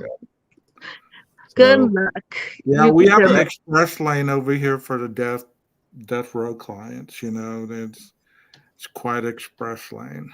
Mm. yeah, right. Sad I but don't know true. why people murder people in Texas. It's like, oh, we went on vacation to Texas. Murder. I always go to Florida when I vacation. I mean, I've been in your neck of the woods, John. I went to St. Augustine, down to Daytona. Yeah. I actually was on that beach over there. It was very nice over there. So Yeah, we got tore up pretty bad a couple years ago, and it's still we're actually I got a contract on one of the condos on Beachside right now where they're finally replacing the pool and the deck and everything. And yeah, I mean it's been over 2 years now, and we had some devastation here. St. Augustine's awesome. A lot of people don't know that it's the oldest city in America. Oh, I went there. St. Augustine. It's the fort, It and was it's been in occupied. Jacksonville, It's been right? occupied by the French, the Spanish, I don't know, us. Who else? Conquistadors or somebody. I forget how many. Wasn't There's that so the many. Fountain of Youth too? Yep, Fountain of Youth. Yep. well, you Yep. Oh, guys have a good night. I'll see y'all later. All right, Peace. buddy. You too. Thank you. good All night. right, Regina. Yes, So everybody else, I really appreciate everybody hanging out tonight, and it was we a look nice forward song. to doing some great things. I've got somebody that's we've been talking to that's going to be joining us, and I think can offer a lot to the show. And we'll see what happens, and we're going to move in a more, like I said before, we're going to move in a more positive direction. And I think we've Start. achieved kind of a goal, and think everybody's got the message that we need to be more responsible, and everybody can have a theory, but let's just not get too crazy with them. and outlandish. And I hope that everybody would show some respect to the system, and the officers that work real hard to get these convictions. It was I'm not the retired guy that did 25 years in LE, but I've got two different aspects of investigations that I had to use my head a lot, and I did learn a lot. And so, John, what you're saying is that BK is presumed innocent until proven guilty, and law enforcement is to be presumed competent until proven otherwise, right? Perfect. Is that fair? Is that fair? That sounds That's fair. fair. That's a very good way to put it. And you've heard me say multiple times, okay, well, if you are so dead set on innocence, why can't you lean the other way a little bit and have a little confidence in the process? It's like no one wants to have confidence in the process anymore. The process is always attacked like we're all defense attorneys. And I get it, but I don't get it. So I was going to say, I feel like a lot of people hopped onto this case without really ever like delving on other crimes before. So they are just like, they think it's a movie. That's real people. well, I'm wondering what's going to happen with like the Rex Howerman case. What's the difference in that case? Honestly. Right? Like why? Yeah, why isn't anyone like, oh, So because we got a lot of the scary? same type circumstances, but we don't know everything yet. A lot of speculation, but who's to say that people don't start saying he's innocent and jump down these rabbit holes just to start a channel with a bunch of nonsense? And I can guarantee it's going to happen. We won't be in the rabbit hole. Ew. Yeah, I'm from New York, so yeah, that's not too far for me. Yeah. Like, 40 minutes. Yeah. Long Island, right? Yeah. Right in there. Yeah. If you ever were up here, Jones Beach. Yeah. Yeah. Yeah, it's right there. It's like probably that same stretch. Wow. I had to go up there for a suppression hearing on a homicide trial, and I can just remember driving from LaGuardia to Brooklyn to Court Street Street. We could see it almost. It was like drive a block and you could see it, and it would be like a 5-minute drive for us over here, and it took like an hour and a half. I could see the buildings, and it took an hour and a half to get there. Oh, I'm like, how do people live in this freaking place? That's crazy. I don't know. It's everything's in Court Street. The Board of Ed. I have to go over there for like my dad's and the electrician. I mean, engineer. Well, this is how ignorant I was, right? So I'm there, and the district attorney picked me up at the airport, and he's walking me down. He's showing me all these hoagie shots, right? And you can see the Hudson Bay right there at the end. Mm-hmm. And you can see the bridge. So I see these big, huge freaking icebergs. I'm like, holy shit, there's icebergs in the freaking Hudson Bay. And he goes, no, dude, those are barges with snow on them. I couldn't see because it was kind of downhill and they were moving, right? Oh my god. I literally thought they were freaking icebergs. I'm like, holy shit.